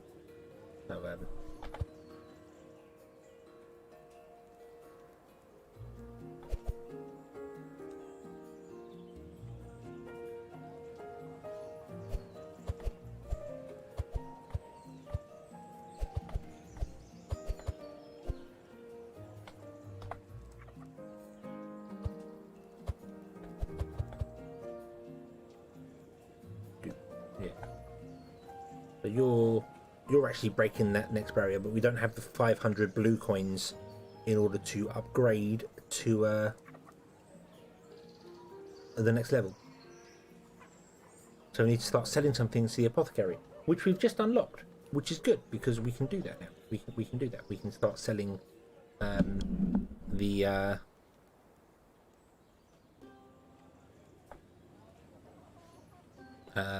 We should do this. Oh yeah, you're not actually set to grab anything yet, are you? Let's go across here and do. I think that needs to come down one to connect properly. So we're going to do that. There we go. Boom. And then what we're going to do is we're going to also do the whole trade of wooden wheels. Trades are very simple. You don't need to click anything. You just literally give it the goods and it converts it into the apple pies or the protein shakes or whatever you want to do for them.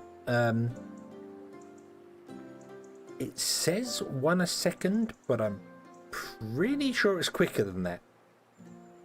I'm pretty sure it's quicker than that. It's way quicker than that, but we'll see. So we want a forester, and I'm going to slap the forester in the middle of the forest because that seemed like a very good idea.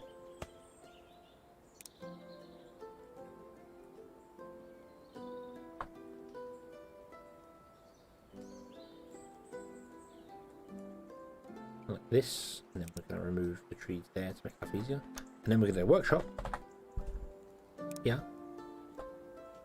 and we're going to put the workshop back on like that, and you are going to be making wooden wheels. Oh, you need planks. Oh no, the plan is falling apart already. An extra building is required. I thought it was just one, but it's not one, it's two. 2 whole buildings are required. Oh no. So you go into there. You go into there. You go into there. Okay. And you need 1 wooden wheel to make 3. That's a really, really good deal. But see what I mean by this is way quicker. That's not 1 second. That's not 1 second. That is way quicker than 1 second. So I could potentially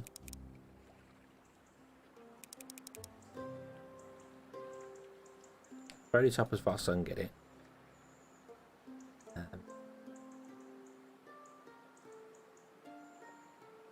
Add a yellow booster to this just to double its speed. But let's triple its speed, and that's doing 1 a second, so it needs 1 log a second. So I need you to produce 1 log a second, which means you just need 4 people in you. There we go. You produce 1 log a second. You're making 1 a second. You require 2 every 5 seconds, which is a number that's not easy to divide. That's 2.5. So I need to give it 2.5. So if I add a red booster to it and then a worker, there's 2.5. That means you are producing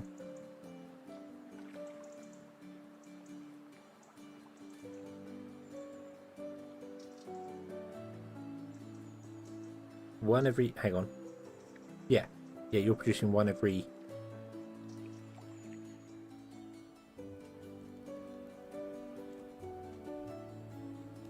3 goes, is that right? Hang on, you're producing 1 plank every 3. 2 every 5 is 2.5, yeah, so 2.5 means you're using 1 every 2 seconds, yeah. Okay, so you're now doing your thing. You're going to fill up anyway because you can only produce so many. That's fine. Go down here, click this, and then click auto. You're going to go and grab yourself some cactus fruit, and I'm going to speed you up to be the fastest you can possibly be. Because I think that chute can deal with it, because these take 4 seconds to go. Zoom into here.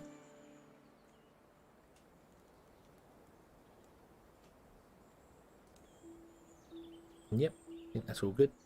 And then what we need to do is sell the things. So, I'm actually going to change this up a little tiny bit here.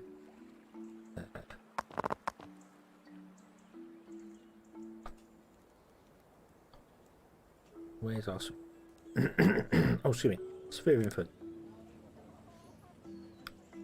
Flatten down the terrain.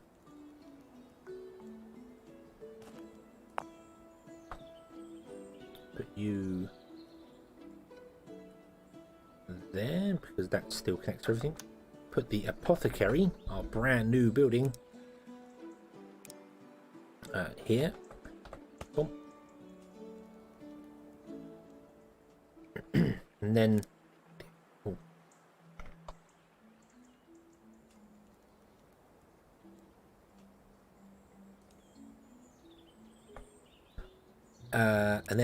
and then we want to go and run stuff across here, but I'm going to do it. Oh, it does not matter. We are not going to use that actual river. I was like, oh, we're going to do it a bit above because I don't want to use the river up. Nope, we're not going to use the river. The river is teeny tiny. Zoom.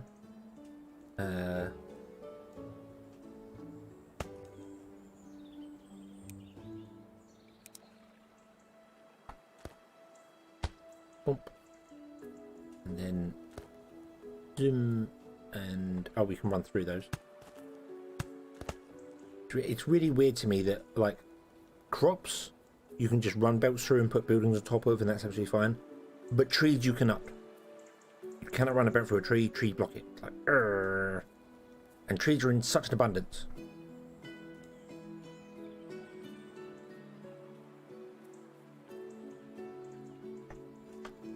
So we want to run the first one to the tavern, which is going to be the protein, the apple pies, and this one's going to be the protein shakes. Go, go, my pretties.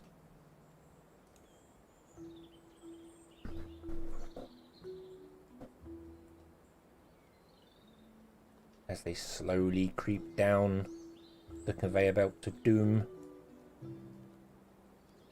Well, not really conveyor belts to doom. They're quite light and very beigey in colour. I feel like doom is probably more of a dark red style. Okay, and there we go. And we're selling our first blue coins. Yay! And happiness, tick.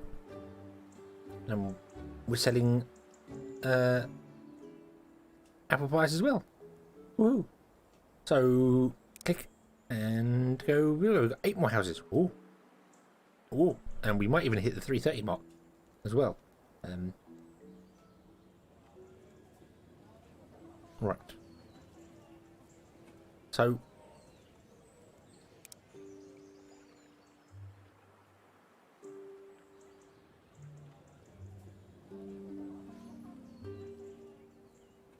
I kind of need to flatten off some land behind the houses in order to put some more houses in. We need to do a tiered area so I can put some more houses in. 1, 2, 3, 4, 5, 6, 7, 8. The house is just instant level up to level 5. I love it. It's brilliant. Connect all these ones up and watch what's happened to these ones. Bloop. Bloop. House level is level 2, level 3, level 3.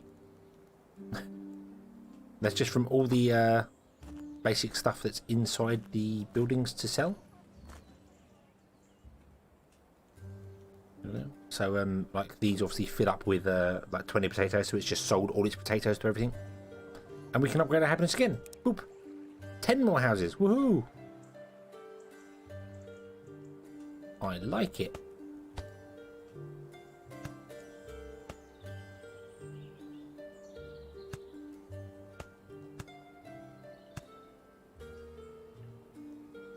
We are kind of getting to the point of having no much space over here anymore. How's there? There we go. Okay, and we can upgrade our town hall because we have 500 blue coins. So let's do that. Boom! There we go. We've upgraded the area with effect. We now need 180 and 2,000 blue coins. We're good. We're very good. Everything is awesome. All the houses are upgrading. This is fine. I think we've got some houses at level 8 now. Yep, we have. I think we might just let them breed up to like level 10, and then once they're done, we'll transport stuff over here. Because right now, oh, we need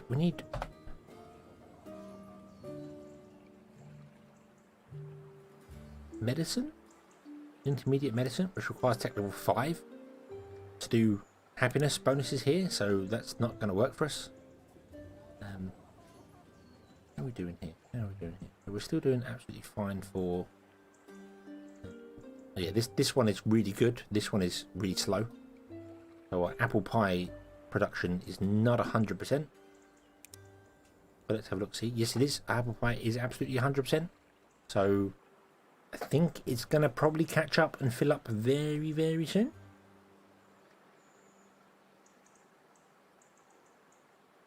Woohoo! Yeah. Oh, also, certain houses don't buy things until certain levels. Are we all level 4 now? We're all level 4, yeah. So I don't think they were buying apple pies until they were hit level 4. I don't think they can do any archery stuff until you hit level 4.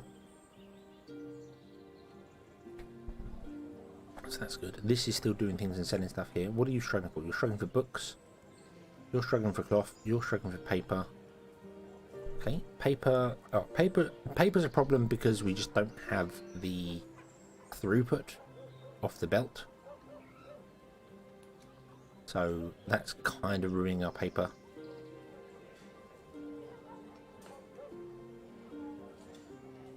Paper distribution, yeah.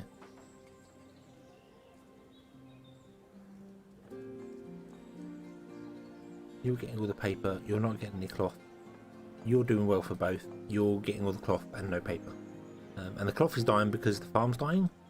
But it's okay. It's okay.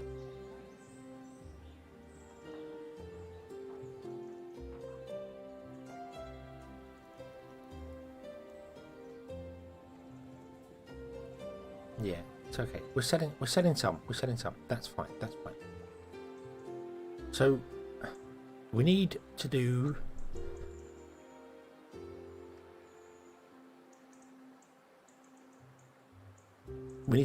industrial research. Oh, my voice, sorry.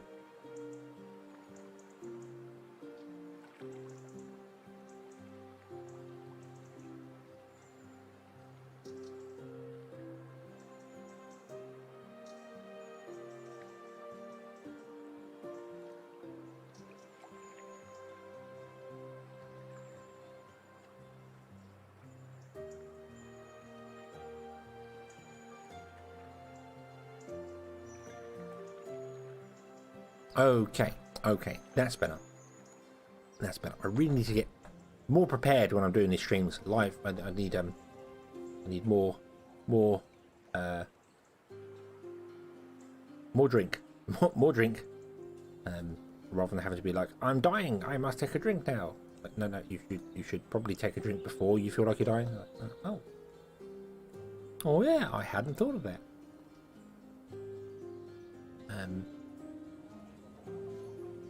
Okay, so now you're producing enough stuff. Still not producing enough paper. We are producing enough paper, we just can't get the paper out of here. So let's try and fix that with a second output. We'll just feed it into there, which is halfway mark. See whether that helps. May do, it may not, I don't know. Probably not. I probably feel like I need to run that even one further.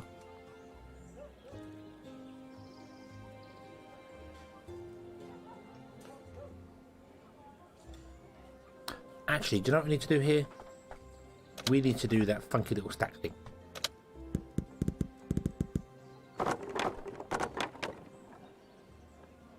Can you stop? Just stop completely, please. Remove this. Remove all those. Remove those. This line here. Bump. And then what we need to do is we need to put in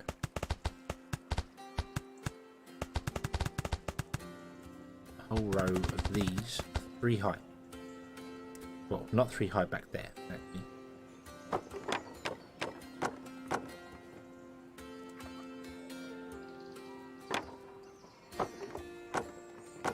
Only 3 high to there.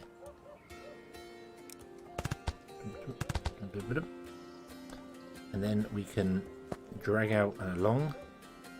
It doesn't look like you changing angles with this. You've got to stay right within the thing.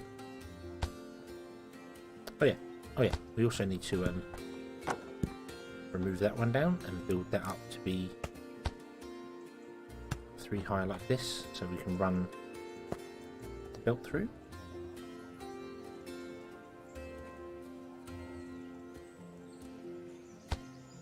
Like that. Run that over the top. That is legal. Yes, yep. That is. I say legal. By legal, I mean that is allowed by the game.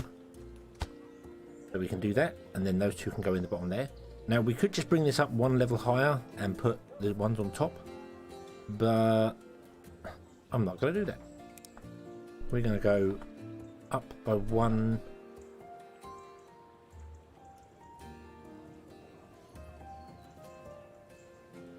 Yeah, we're going to go up by 1. And then we are going to run the line along and up here, along and up here, and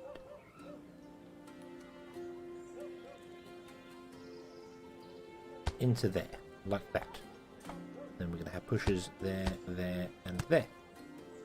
There we go. So that's kind of in the same place it was originally, but that's fine. That's absolutely fine. Let's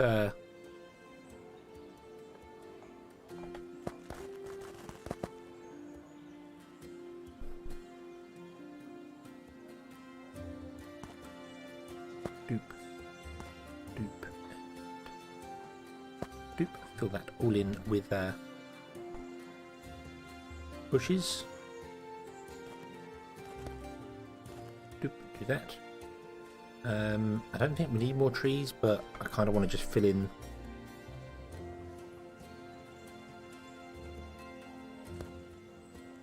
the area we're allowed to on that side of the path. So there's that done. Unpause the game. You may do your thing.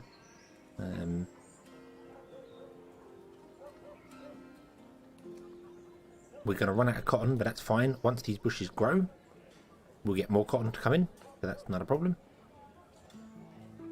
And you are producing enough paper, but I need to enable the underground grabber as well, because I forgot about that. And now both are doing their thing.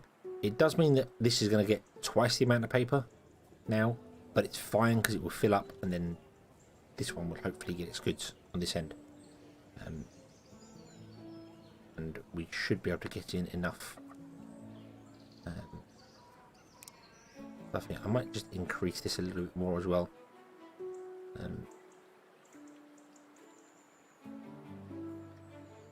Are you running flat out? Let's increase your workers as well. I want to kind of increase everything a little bit beyond the threshold, so it's producing more than it requires. I don't think you actually need to be upgraded. I think you were still running faster anyway.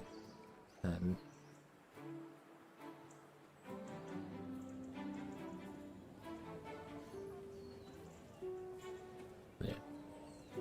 So you are going to be doing your thing. That's going to be fine. You're going to be inputting to here. You are full of paper and cloth. You're full of paper and cloth. You're full of just cloth. But that's okay, because we're getting there. We're getting there. We can increase this again. And again and again and again.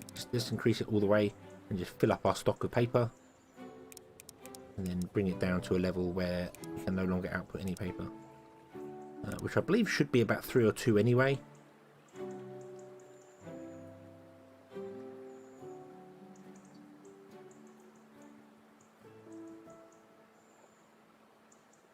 Yeah, there we go. Okay. So you're filling up on paper and doing well. You two are full of paper and doing well. Everything is awesome. That means you're still waiting for a book. Why are you waiting for a book? Because our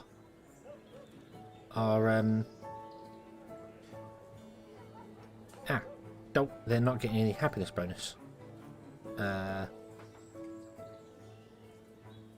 That's why. I don't know how to get one in there.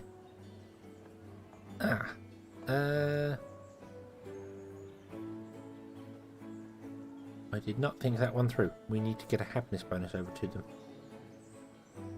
Because the road... Yeah, the road is just... It needs to be over by 2. So...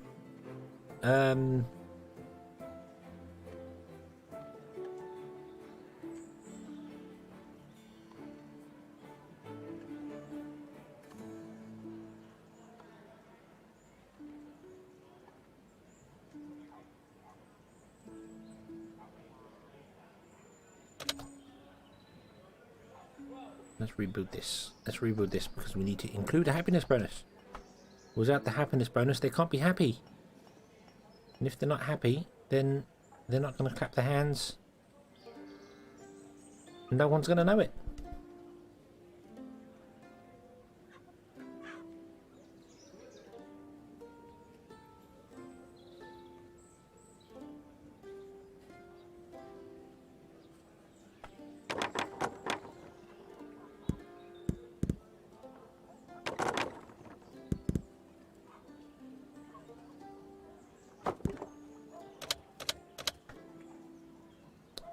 See, that's what affinity is supposed to do.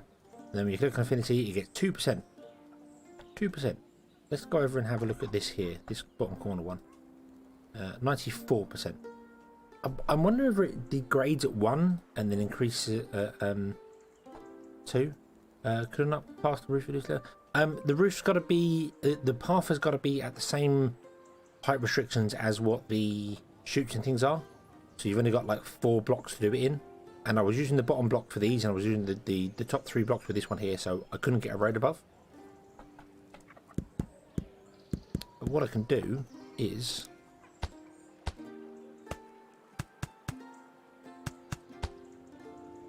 this. Oop.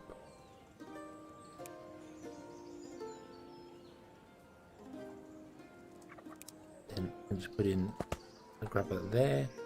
There and there, and this should still run all the way through without any problems.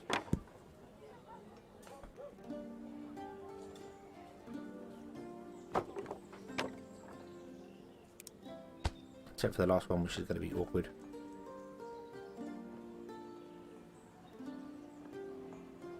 What the hell?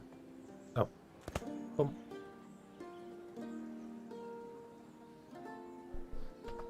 I need to page them down into there like that. There we go. Boop. Okay, and that'll work. And then you'll get your happiness bonus as well. Awesome. Yeah, if I'd put this to be down one more level or even up one more level, I could have done it. But because I was using the bottom level, I then couldn't build on top of that. And then I couldn't build up one higher than that because I couldn't build on top of it because I need to go too high because of the road. And then this was here at too high. And then to get on top of this, I'd have to go too high because of how it works. The chute, which would be too tall for the building. You might be able to actually get away with it going higher because the influence is like an area of effect. Now I think about it, I didn't really. You might be right. That might have saved a lot of effort. Let's give that a quick try so I can learn. So I would have had for that coming out there, a chute coming out there because that's the height I put the chute at, and then the road couldn't have gone there. It would have to go there minimum, that height there.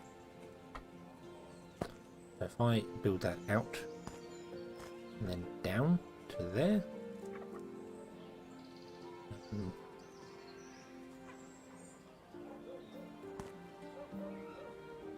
Not ready.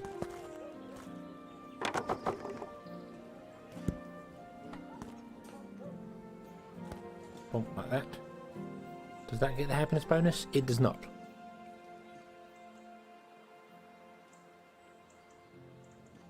Nope, the happiness bonus doesn't connect to the building, and that was the lowest I could have put in the road. Because roads do not like going inside these things here. They do They do some odd. They work like that, but then when you remove, they removed, but it didn't remove. It was still there. So I removed that, and then when I put it back in again, it's back. So yeah, roads do weird things when you put them on there. Yeah, that's too high to get access to the building. It would need to be one lower.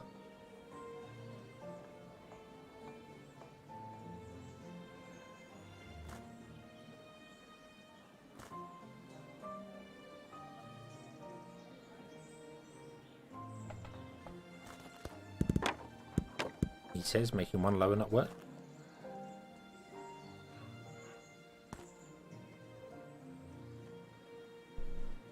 Okay,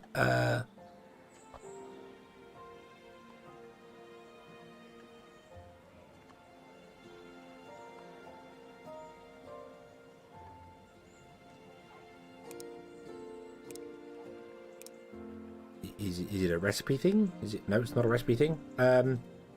Okay, roads above ground do not share influence at all.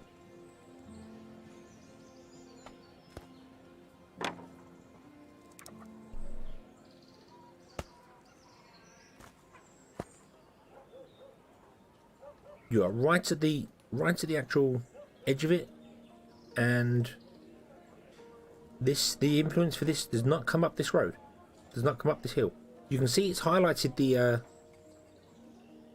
area, but it's not influencing the area. I guess roads have to be on the ground.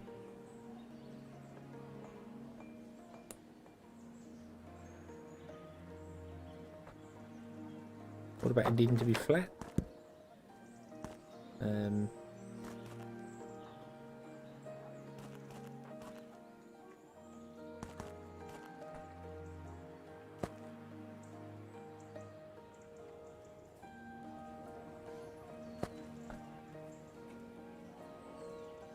Nope, that's not getting a happiness bonus. But if I run the path down to the ground like here, you can see it splashes. It splashes on the ground here, but it's not affecting anything there. So if I did that, you would then get the happiness bonus. Yep. But you're getting that from the path going up, over, down again, and back in. So path must be on the ground.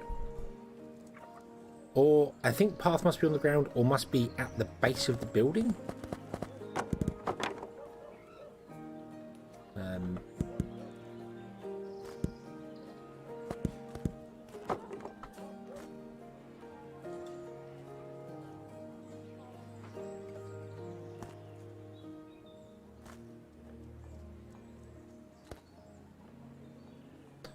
Because that doesn't work. That doesn't give it a bonus. But if I take them out and I put in these here, and then put the building back in, you do get the happiness bonus. That does work like that. So you can build them up on platforms, but I think the path only influences the block right next to it.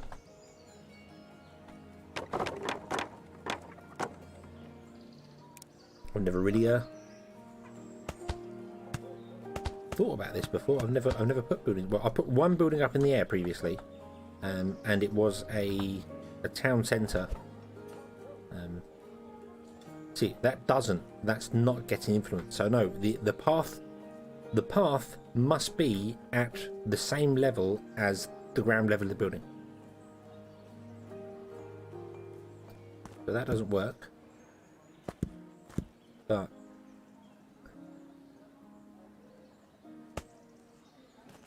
if I was to do that, it would work.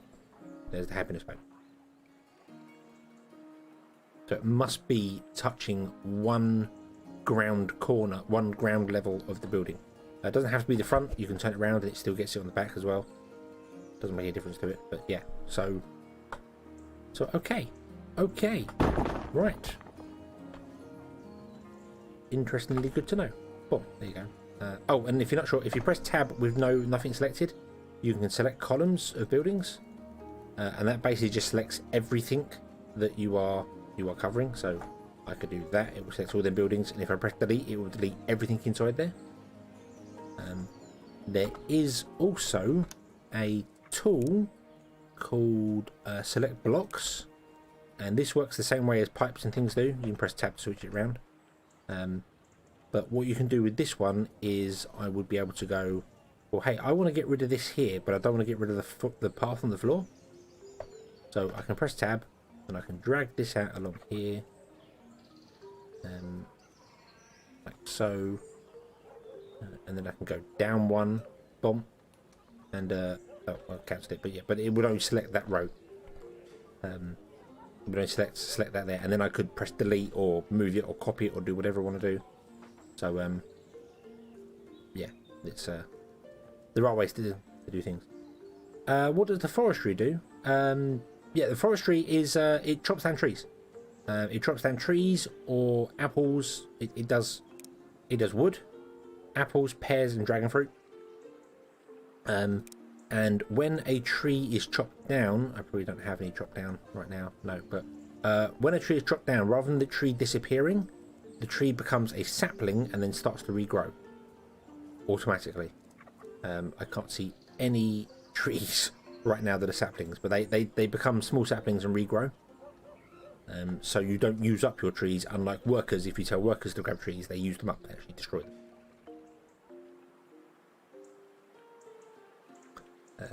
And that's the same for apple trees and pear trees. If you tell a worker to go and harvest an apple tree, they chop down the whole tree. They don't just pick the apples off the tree. They chop down the entire thing.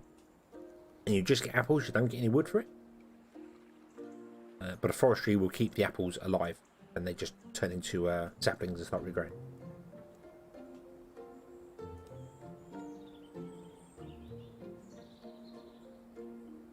Boop, boop.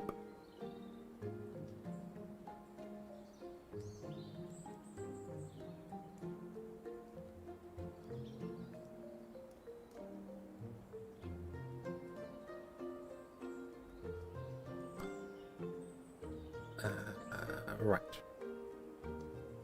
All our houses are level 8. No, level 7. Difficult to tell the difference between level 7 and 8. What's the difference? Where is there a level 8?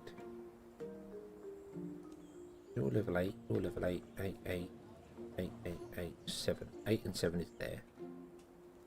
Right. Let's play a bit of spot the difference. Boom. Boom. Ah, chimney. Ah. Come on, rotate, thank you. Nope.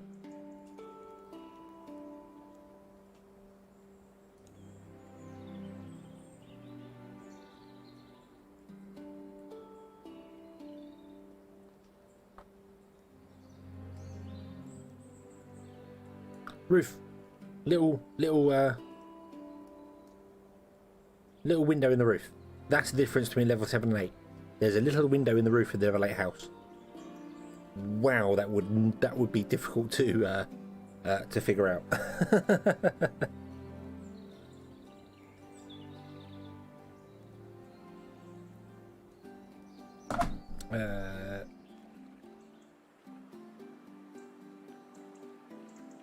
What am I working on right now? Yeah, got a little loft attachment. For 11 hat. So otherwise you would not be able to tell the difference. Just glancing at them, you cannot tell. You really can't. But yeah. Right now I'm working on research. We can actually upgrade the house. Upgrade the town centre again. Oop, let's do that. Yay! More influence. Now we need purple coins. No. Yeah, right now we're working on research, and I've got to the point where I actually need to start doing some other research because, yeah, and this area is just doing nature research right now, so we need to also do industrial research here.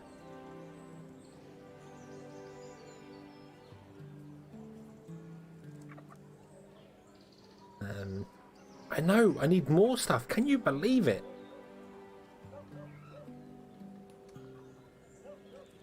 Can't believe believe they actually need more things. But wait, there's more. Why don't you have any paper anymore? Oh, you don't have any trees. Ah, trees. Trees. Increase the trees.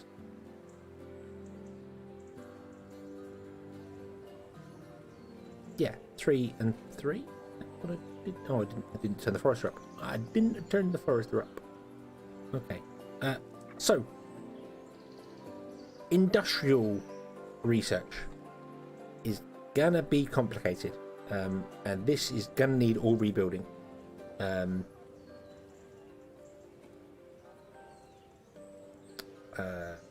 So yeah.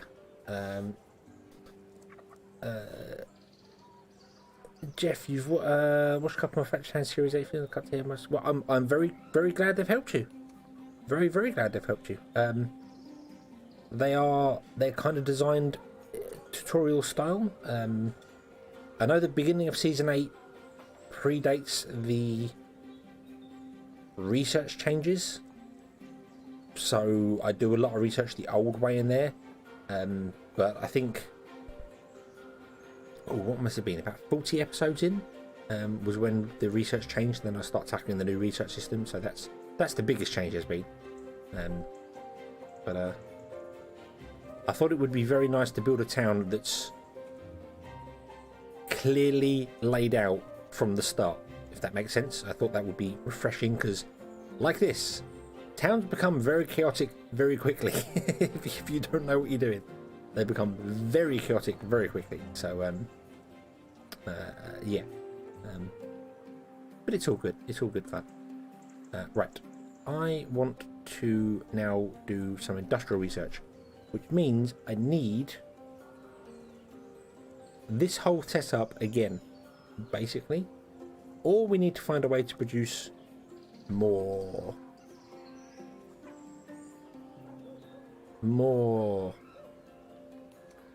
many more, because these are going to actually output into like level 2 things at some point, but we need to import stuff.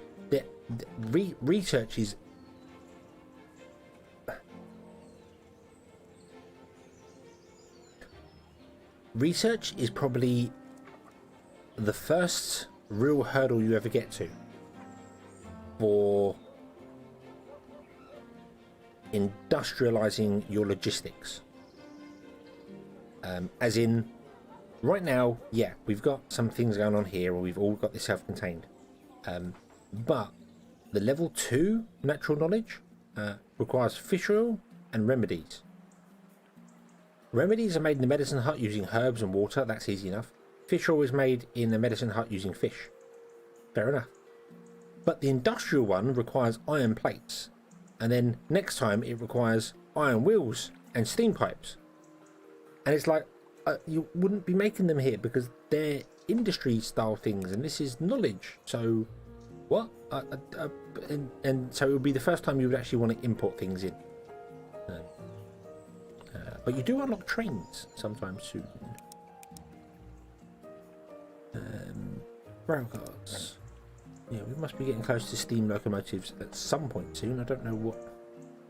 Steam locomotives is tech level 6, tech level 5. So we're currently level 4. So we're not halfway there. We're not halfway there. Level 5 would be halfway there. So, but I need the research to get the rails. So so let's rebuild this. Let's get rid of these trees over here. Goodbye, trees, and get rid of that one tree down there. Don't want you to be lonely. And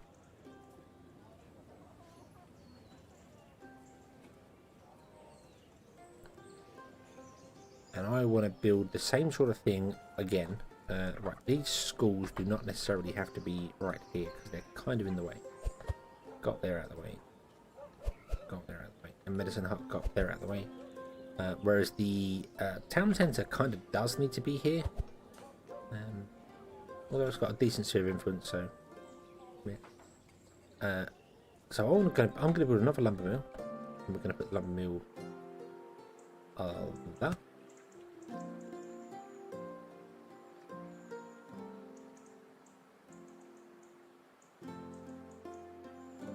And God, those the herbs. The herbs are in the way of me doing my forestry the way I want to do it.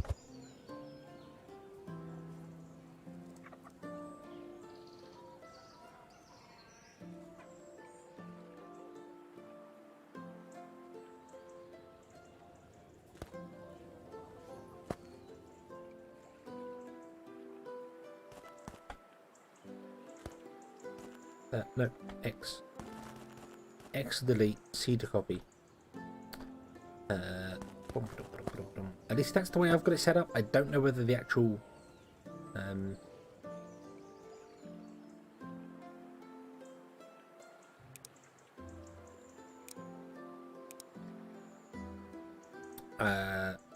what should I say? I don't know whether the actual game, the defaults on the game are different. Been a very long time since I have played the defaults on this game, so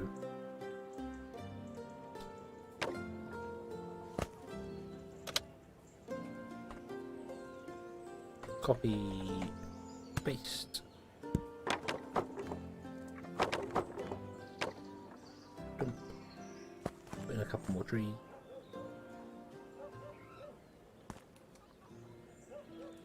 Because we can.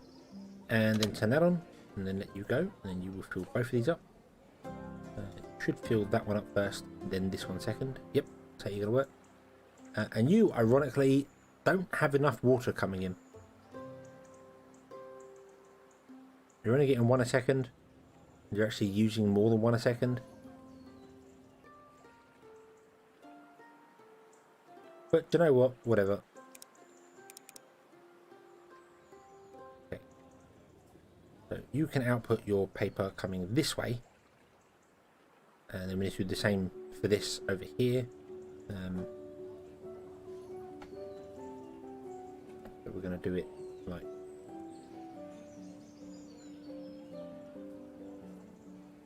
here. Paste, paste, paste. We're going to make books. Books. You are close enough to the road to get the bonuses, are you? Yes, you are.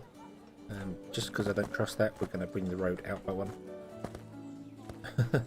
Just to make sure. And we're going to come along here and do this. Don't need to do that. There. And then we're going to make the industrial research here, and then we're just going to basically pop it up and ship it over to here, because I think that's the best way to do it. And we'll just have a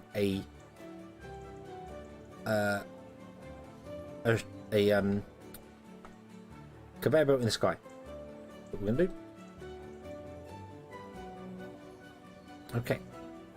Okay, so we go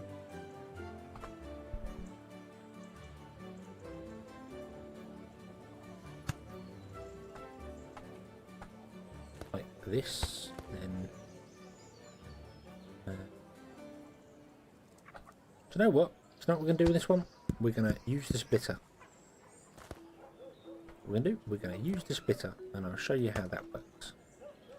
In fact, we might use the splitter in both locations, which is going to be a little bit more complicated than I had anticipated, but doable, because we'll simply just move these out by 1. And they should still get influence. The center one should still get the happiness. Yes, it does. Awesome. And then what we'll do, we'll run.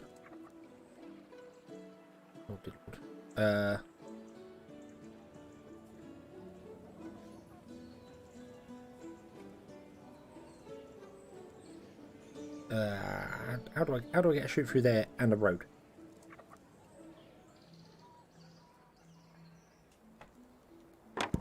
Like this. You go through there.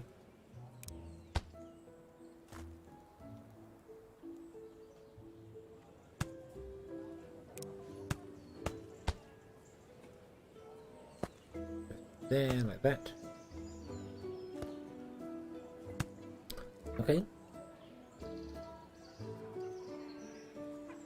above then down and under. Yeah, but chutes can't go up, so I could start higher and then go over, but we'll do it.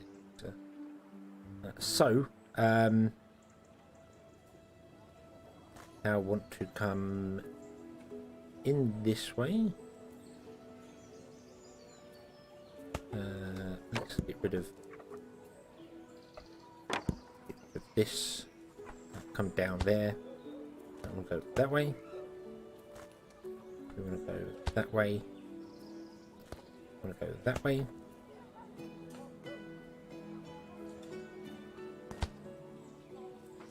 Like that.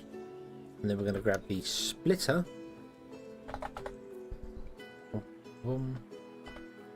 Stardude, hello. Is this game worth it? Yes. Yes, especially now. It's currently on sale at 50% off. So, yes, I would say this game is very much worth it. Also, I'm an idiot because paper can't go on chutes. Not related to that question, but more paper can't go on chutes. Paper must go on conveyor belt. So, yeah. Yeah. I don't know. Who are the new guy?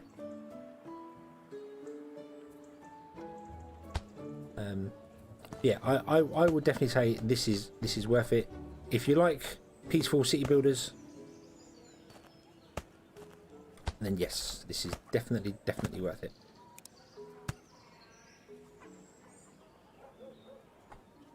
Right. Okay, and you can't go that way. Why am I doing it there anyway? Doop, doop, doop, doop, doop, doop, and split it there, and that should split them evenly, so they get the same amount of paper and same amount of cloth. The problem to that is that we're not getting enough paper coming in. I've just remembered, because we need 2 lots of paper coming in to feed these, because the cloth conveyor belt is not fast enough.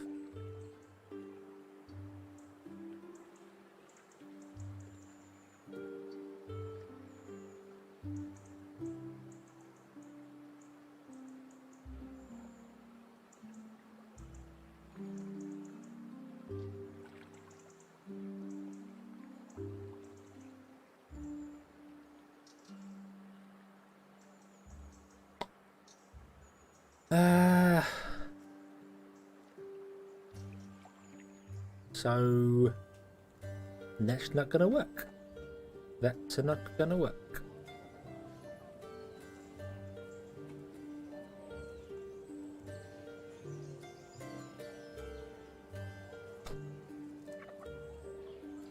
I could run a second line in front. We need iron ore coming in, but we can always figure that out there. So yeah, I mean, I could run the line. I could run a second line behind, and just I don't need the paths to be here, because the path can be here. Don't need those 2 paths there.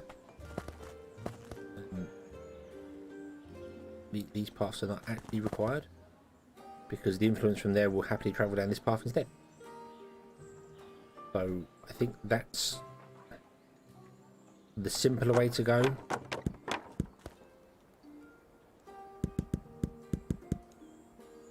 Because then it gives me the space in front to put in whatever I may need for... I'm also looking at this thinking this is not going to keep up, because it's not got enough throughput. So maybe we'll do this. Then up you to 10 workers. Go! And then boost you up to like 10 coins or something and see what happens. Watch as everything fills up. Turn you off for a minute, because we need to rebuild things.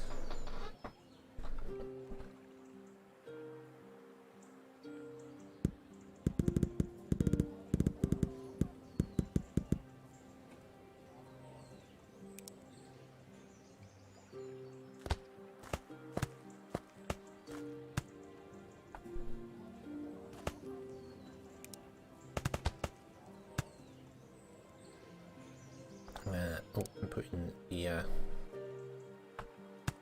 doop. The splitter, because if you don't put the splitter in, then it all goes wrong.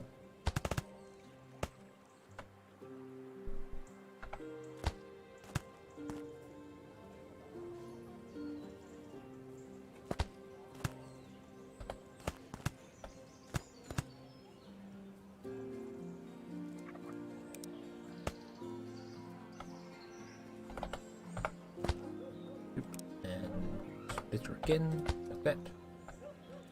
Yep, it's good, it's good.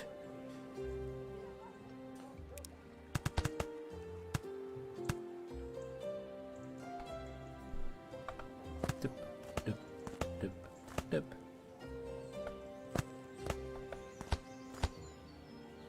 And splitter on top, like that. Like making a sandwich, you just keep adding layers until eventually it works. Okay. Line down there.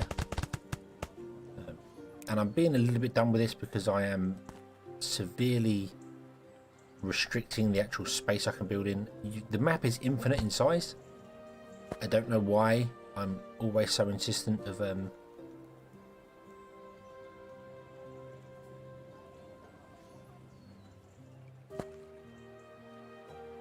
it requires a support block. It's got a support block. Oh no, I missed one. Oh, I missed one. Yeah, I always try and get things squeezed into the smallest space possible, and it's like, I don't need to do that. Because you have an infinite, well, I'd say an infinite map size, but you don't actually have an infinite map size because this one is an island. So we are on a small schedule, but not really that tight. Don't need to be that tight for it, so. Okay, so you've got paper, you've got everything, you're making the books, you are all completely full. This is glorious.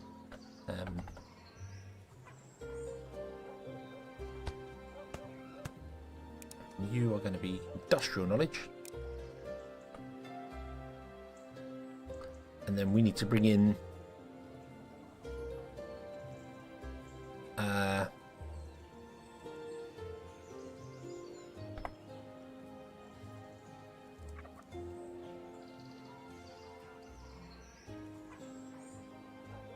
we need to bring in iron plates, don't we? Is it? Oh, yes, iron plates. Wow. Okay. Okay, so we need to look into iron mining and doing things. So we don't have any mines yet. We need to access mines. Mines are an important thing. So we're going to have to do this with a forge and a manually fed forge at that. So we can put the forges over here though. Let's see what forges we need. So you require 2 every 6 seconds. So 2, 4, 6, that's 1 a second. You produce iron plates 1 every 6 seconds. Oh Jesus.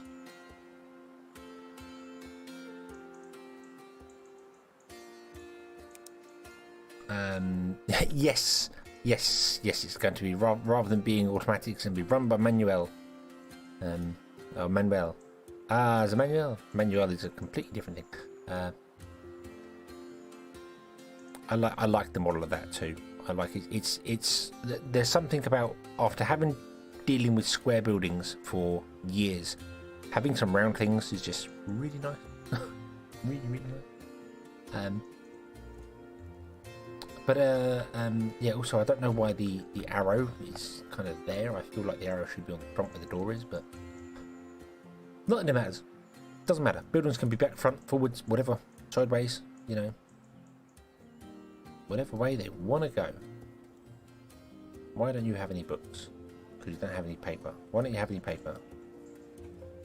Because you don't have any water.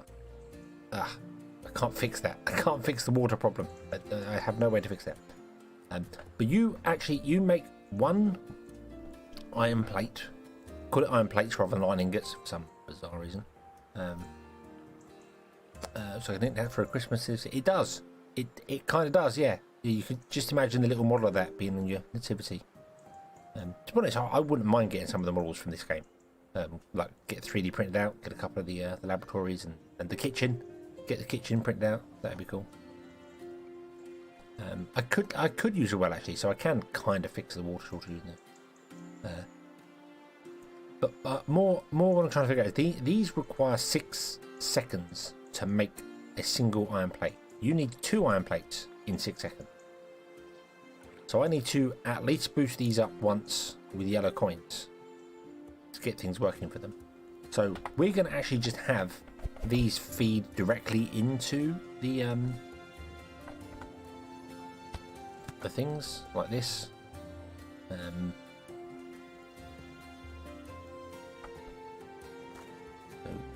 you're going to feed into there, you're going to feed into there, you're going to feed into there, like that. You are going to feed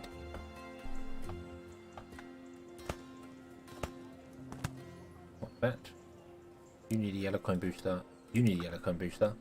That should keep you up. Probably won't, because again, I'm figuring out this with a boost of a single worker, and this doesn't have the boost of a second worker, so they won't quite keep up. But it's fine for now. Fine for now. And then we need to take the stuff out, and then we need to feed it down to the school down there.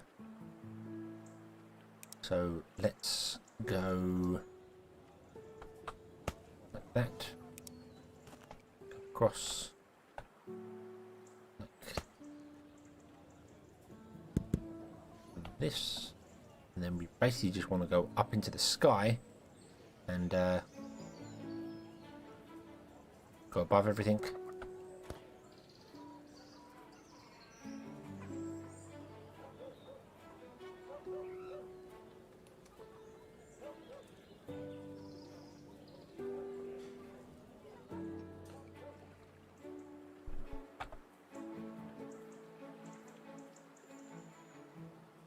Like that. I kind of just want to put that in and see what the hell it's done. Why? Why? What the hell? Let's fix this mess here.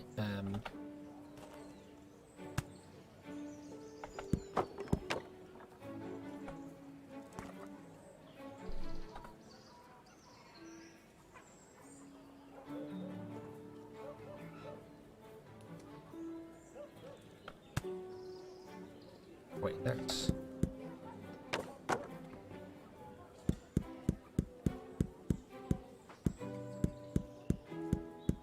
Do you know what? Come out here.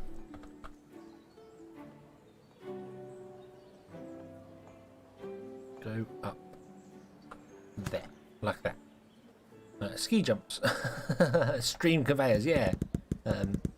I don't know why it does that. It's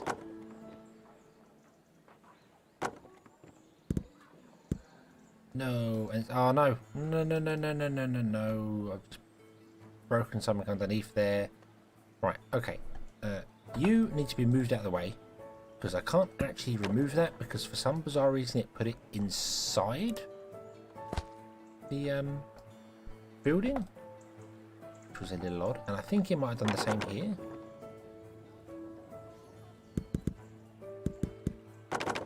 No, this one's okay. Won't even down to the correct level anyway. Right. So let's manually run this up, and then it can run back down again, like that. There we go. Okay, that looks a bit better. That makes more sense. Okay, so you will grab the books. The books will run up here, run down here. Everything will be awesome. I don't know why I have this barn here. I don't need it. I'm going to get rid of it. I'm not producing anywhere near enough books to saturate a single belt, so might as well just get rid of that and do that instead. Right, okay, so now we need to bring coal and iron into here.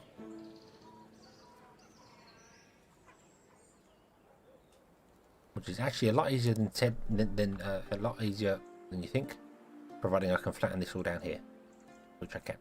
Awesome. Okay, so we need to build a little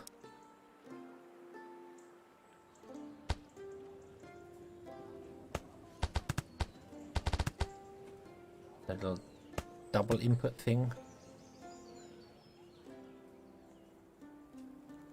Maybe even triple input, I'm not sure.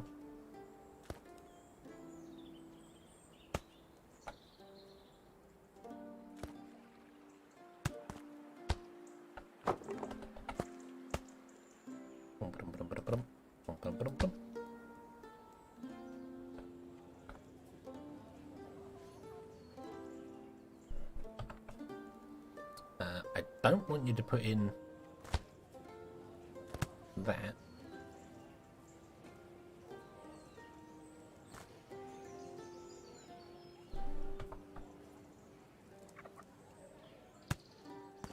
I suppose that's about the only way I can convince you to actually build out that way.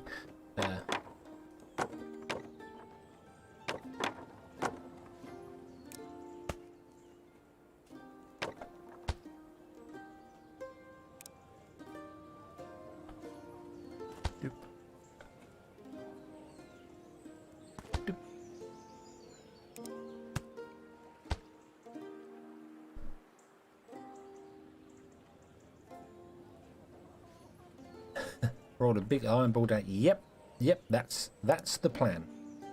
That's the plan.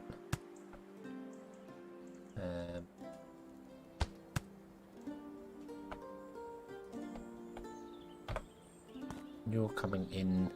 I've got to do it one at a time. One at a time.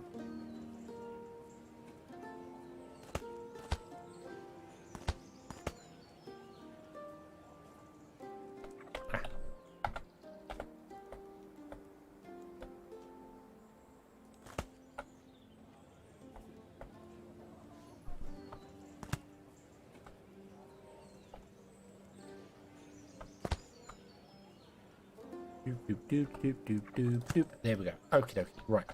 So, oh no, I didn't put in the. Oh well, that's fine. We'll go down, down, boom, boom, like that. There we go. Okie dokie.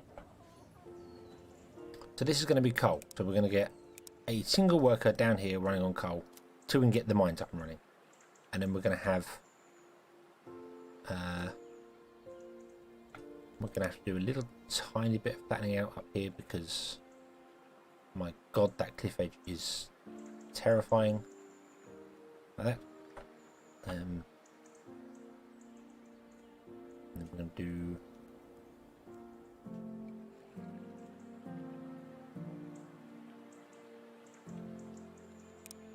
Let's move down this. Like this. And then we're going to do...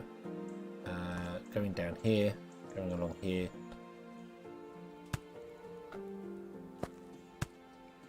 Here, but not going down that far because we actually want you to stay a little bit above that.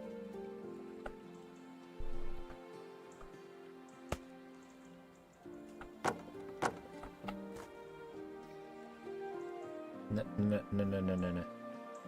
that's not what I want. That's not what I want. That's very clearly not what I want. Come on now. Yeah, like that. Thank you. Right. And then come along here. Then connect to that. Okay. Okay. And then we'll get another worker. You can drop off that there. In fact, we're going to get 2 up here.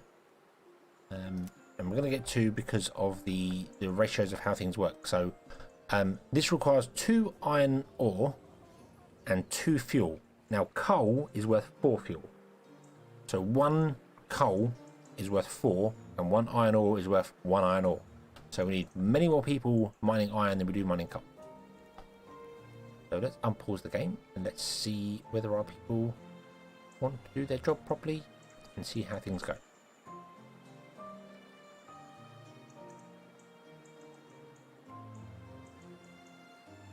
And it's the marble chute. Here they come. Okay. Why is the paper struggling? We don't have enough logs? That makes sense. That actually does make sense because I doubled the log things and didn't double the forester. But there we go. We have our first industrial books. Woohoo!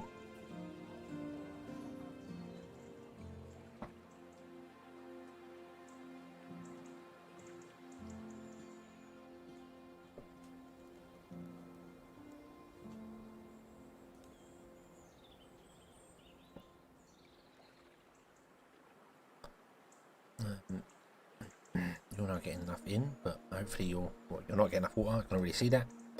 That's fine. That's fine. We'll stick in a well or two.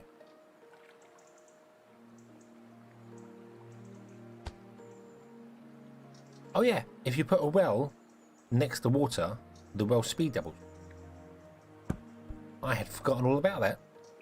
If it's connected to the water tiles, it also gets an input from there. So potentially it's producing 1 water every second.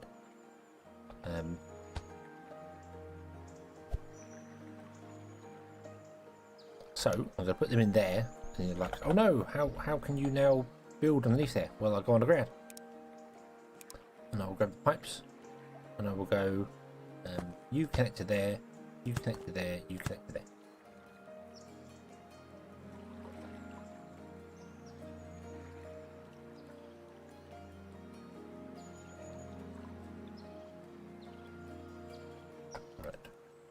What are you struggling with? You're struggling with iron plates. I bet it's because you're struggling with iron ore. Yeah. Yeah. It's not a big surprise. Can we build the harvester? No, we can't build the harvester drill. It requires research. Harvester drill is a tech level 5 tech.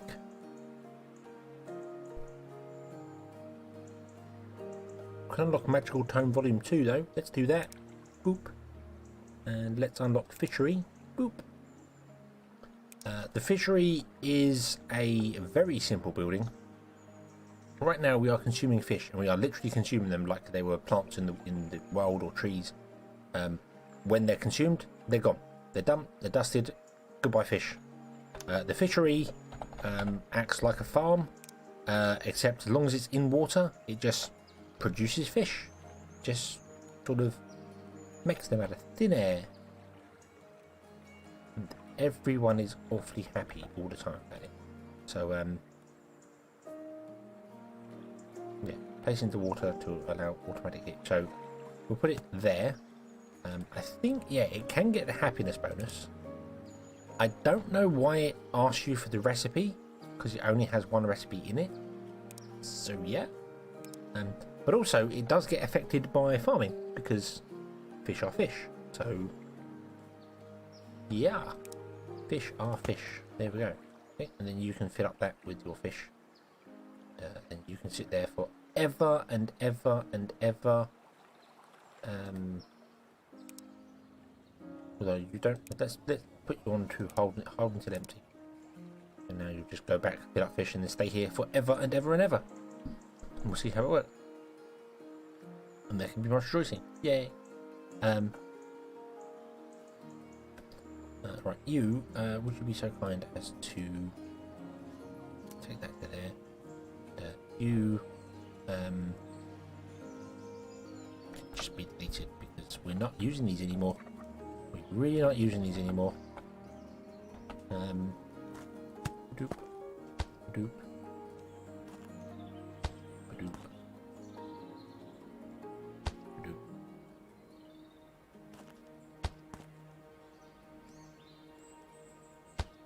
Just want to use up what's inside here. Just want to consume what's inside here, and then yes, yeah, if you don't, they regenerate slowly over time. Their actual level starts going up, so they do come back, but it's very slow regeneration.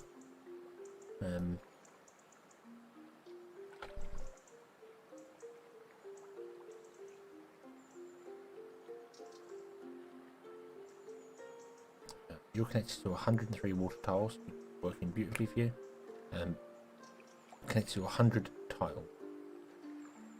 I think there is a minimum amount of tiles it has to be connected to before it can do things. And if I was to bridge over the top of the surface of the water, it would break.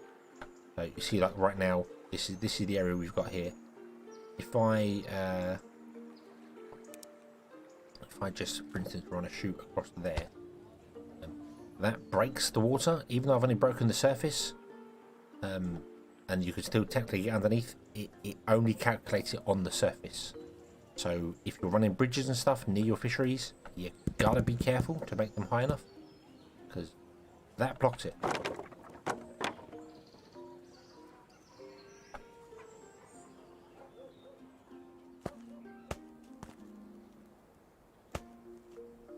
Done.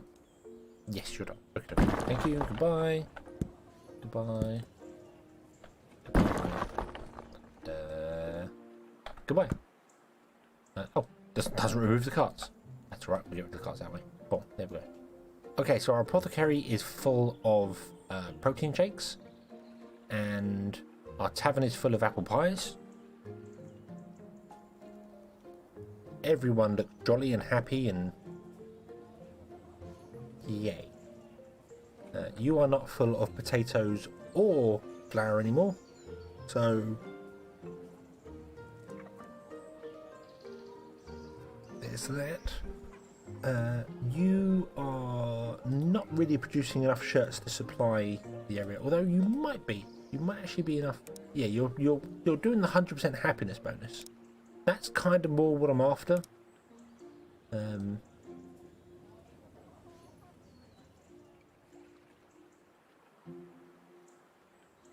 That was still struggling. Cook fish. Cook fish is really struggling. That's I would like to tip off that to 520. So and is it you're just struggling because because you can't get the fish apparently? Is that true? Okay. Apparently can't get the fish. Interesting. Interesting. I mean, I could put a second cart in, but that might cause problems with them running into each other. And if they run into each other in this gap here, one will try and path out and around, do weird things. We haven't unlocked the caravan yet. We have unlocked the caravan, but we don't have any reinforced planks. We haven't mixed about with that to make the caravan. So,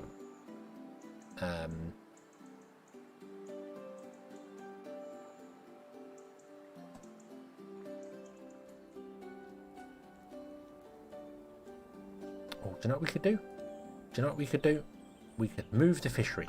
Let's move the fishery.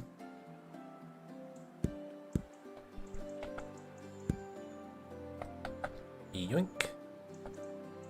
And we're going to put the fishery right here. Now you notice when I was moving that there, if you look right at the bottom of the screen, it has the fishing efficiency, so 93%, 95%.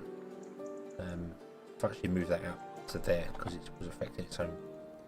So if I have it there, it's 98. If I put it there, it's 100. So you need to at least give it 100 water tiles for it to work.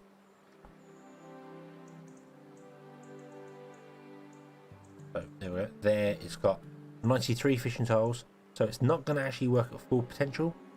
Even though it says it's got 100 connected, and it's getting a happiness bonus, which is wrong. Don't think we can get the happiness bonus out this far. I don't know whether it works.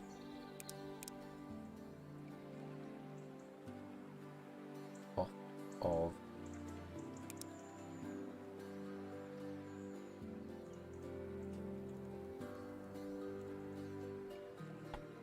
I don't know whether the influence bonus works off of these. No. It's not getting the bonus anymore. But that's okay. That's okay. Because I basically want to go here.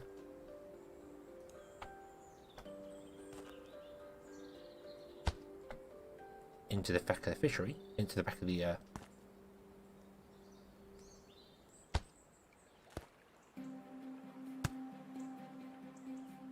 what's that place called? Kitchen. Into the back of the kitchen. And feed it more directly. Which is okay. Because fisheries are Well, they're not stupid quick, but they're not really slow either. It's now dropping to 90 water tiles. I don't get why. Oh, because these are technically blocking the way, and also now I've put chutes in the water, or conveyor belt to the water. It's actually slowing down the process. But you can add workers to a fishery,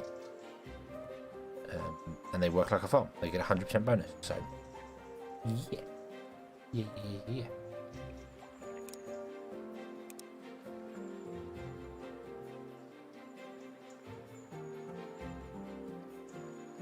That's a good point. How much do you actually need? One fish every 5 seconds, and you produce one fish every 6 seconds. So if I drop you down to 2, that's more than enough fish for that building to go. And then we're getting the surplus from the boat that's fishing. But the boat will run out of fish soon, which is a problem.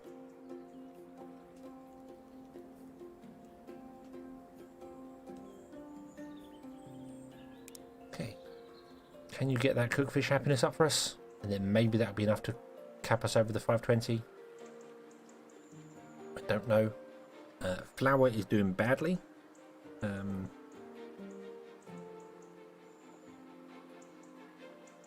Potatoes doing great. Everybody loves potatoes. I think it's just doing badly because this is just taking its time. It's not very quick.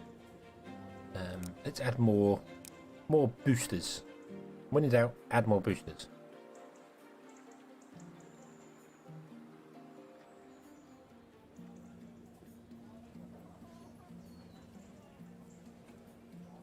Right, you're actually struggling to produce, well, not produce enough grain. You're struggling to get the grain out and into here.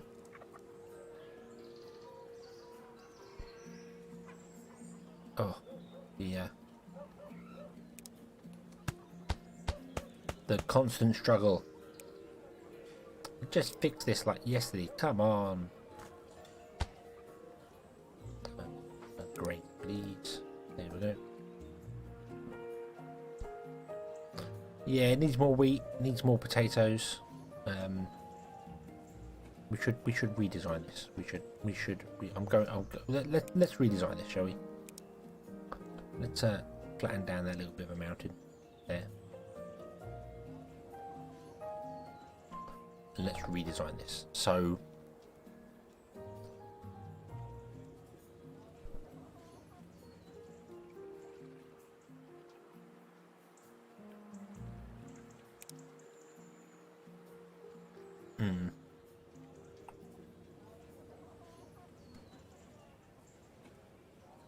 I don't know if I want to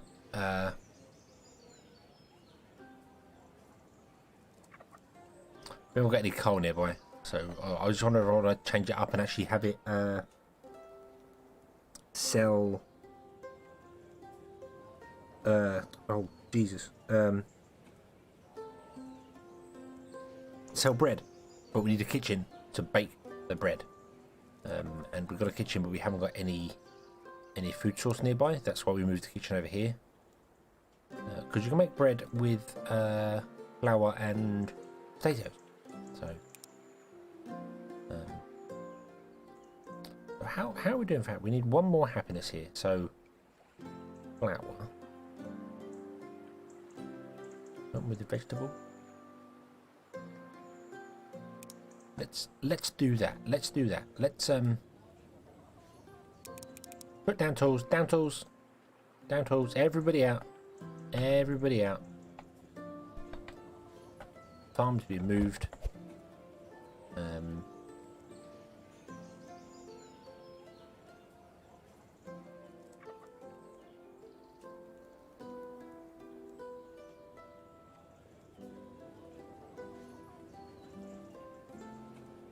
Farms being moved to there. That is being deleted. We are changing up our regime.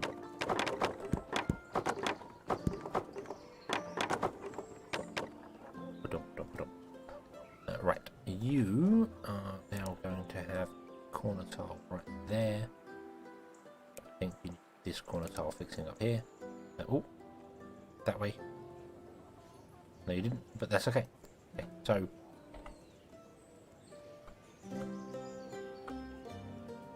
Grain. Potatoes.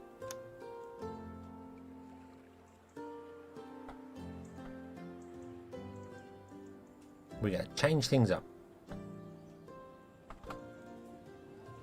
Carrots. And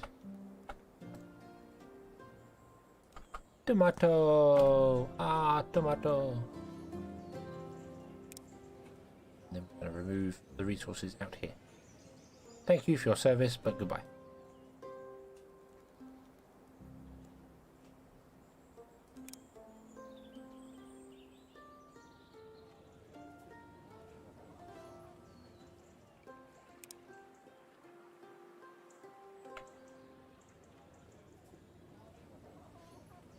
Okay. Okay. So,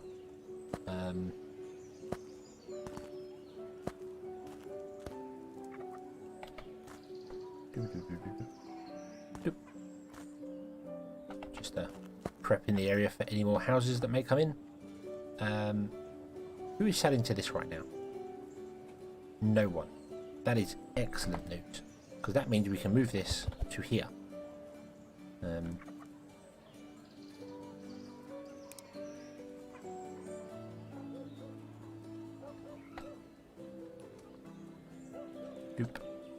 it can live inside the ground a little tiny bit there. In fact, no, we want to raise it up. But then I can't raise it up because of stupidness. Stupid. Do wonder whether this is going to work then. Are you going to actually import into there, or are you going to... easy way to find out. Right, I don't know why you added those. That's not going to work for us.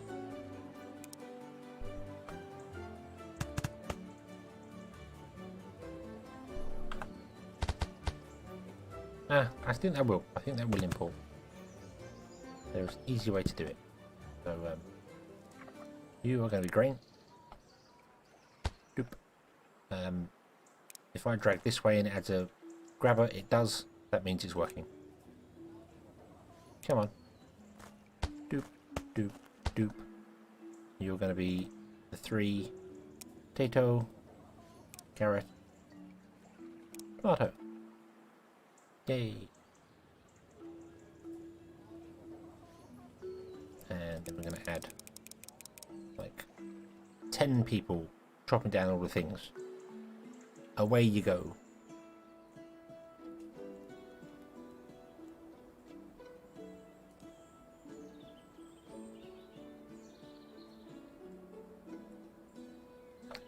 What I can also do is plant potatoes there, carrots there, tomatoes there, sorry, carrot there. That means we have more carrots, tomatoes and potatoes than we do grain, but that's fine because I feel like grain is quicker to grow than the others anyway. So yeah, we'll just sell the grain directly because I mean, yeah, we could process it into flour and make more money that way. But as you can see from our money in the top corner, yellow coins we're not desperate for. I want the happiness, and the grains will give us happiness, and then the potatoes, tomatoes, and carrots will give us happiness as well. And that'll be our 6, I think. 2, 3, 4, 5, 6, 7. Well, that gives us 7 happiness. So when our fish fails, it's okay. It's okay. Just gotta wait for these to grow. Yeah. And let them do their thing. Let them do their things. Carrots seem to grow... Oh, potatoes seem to grow quicker than the others. Is that right?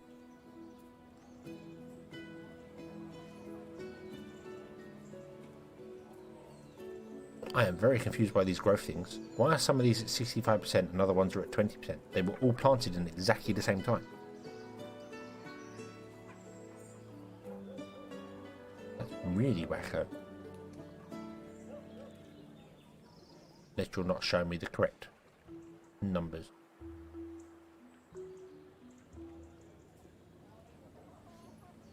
or something's gone really wrong with my growing again. Because it looks like this potato is in a constant state of, hey, look, I can regenerate forever and ever and ever. And that one too. And once again, the affinity bonus has broken. Okay. Okay. So, yeah. Okay.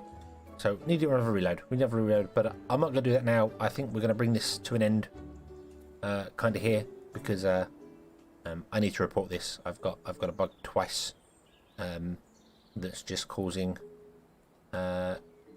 issues. Is interesting. But yeah. So we're gonna leave this one. And we will come back later. Ooh. Wait, we're here. Oh, hey, poof. Transition broken. Woohoo! Everything's broken. No, the whole world is broken. Let's bring that to a close. There we go. Okie dokie. So, yeah. There we go. Almost 8 hours of Factory Town. I haven't done that in a long time. Long time. That was fun. I enjoyed that.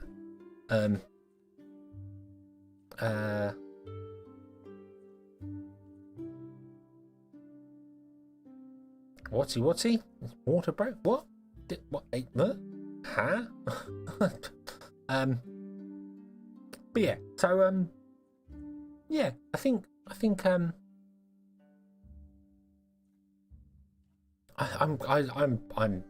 might carry on playing that tomorrow, but I don't know. I don't know whether that's something would people be interested in me carry on playing through Factory Town tomorrow and seeing whether we can actually get to the Omni Temple.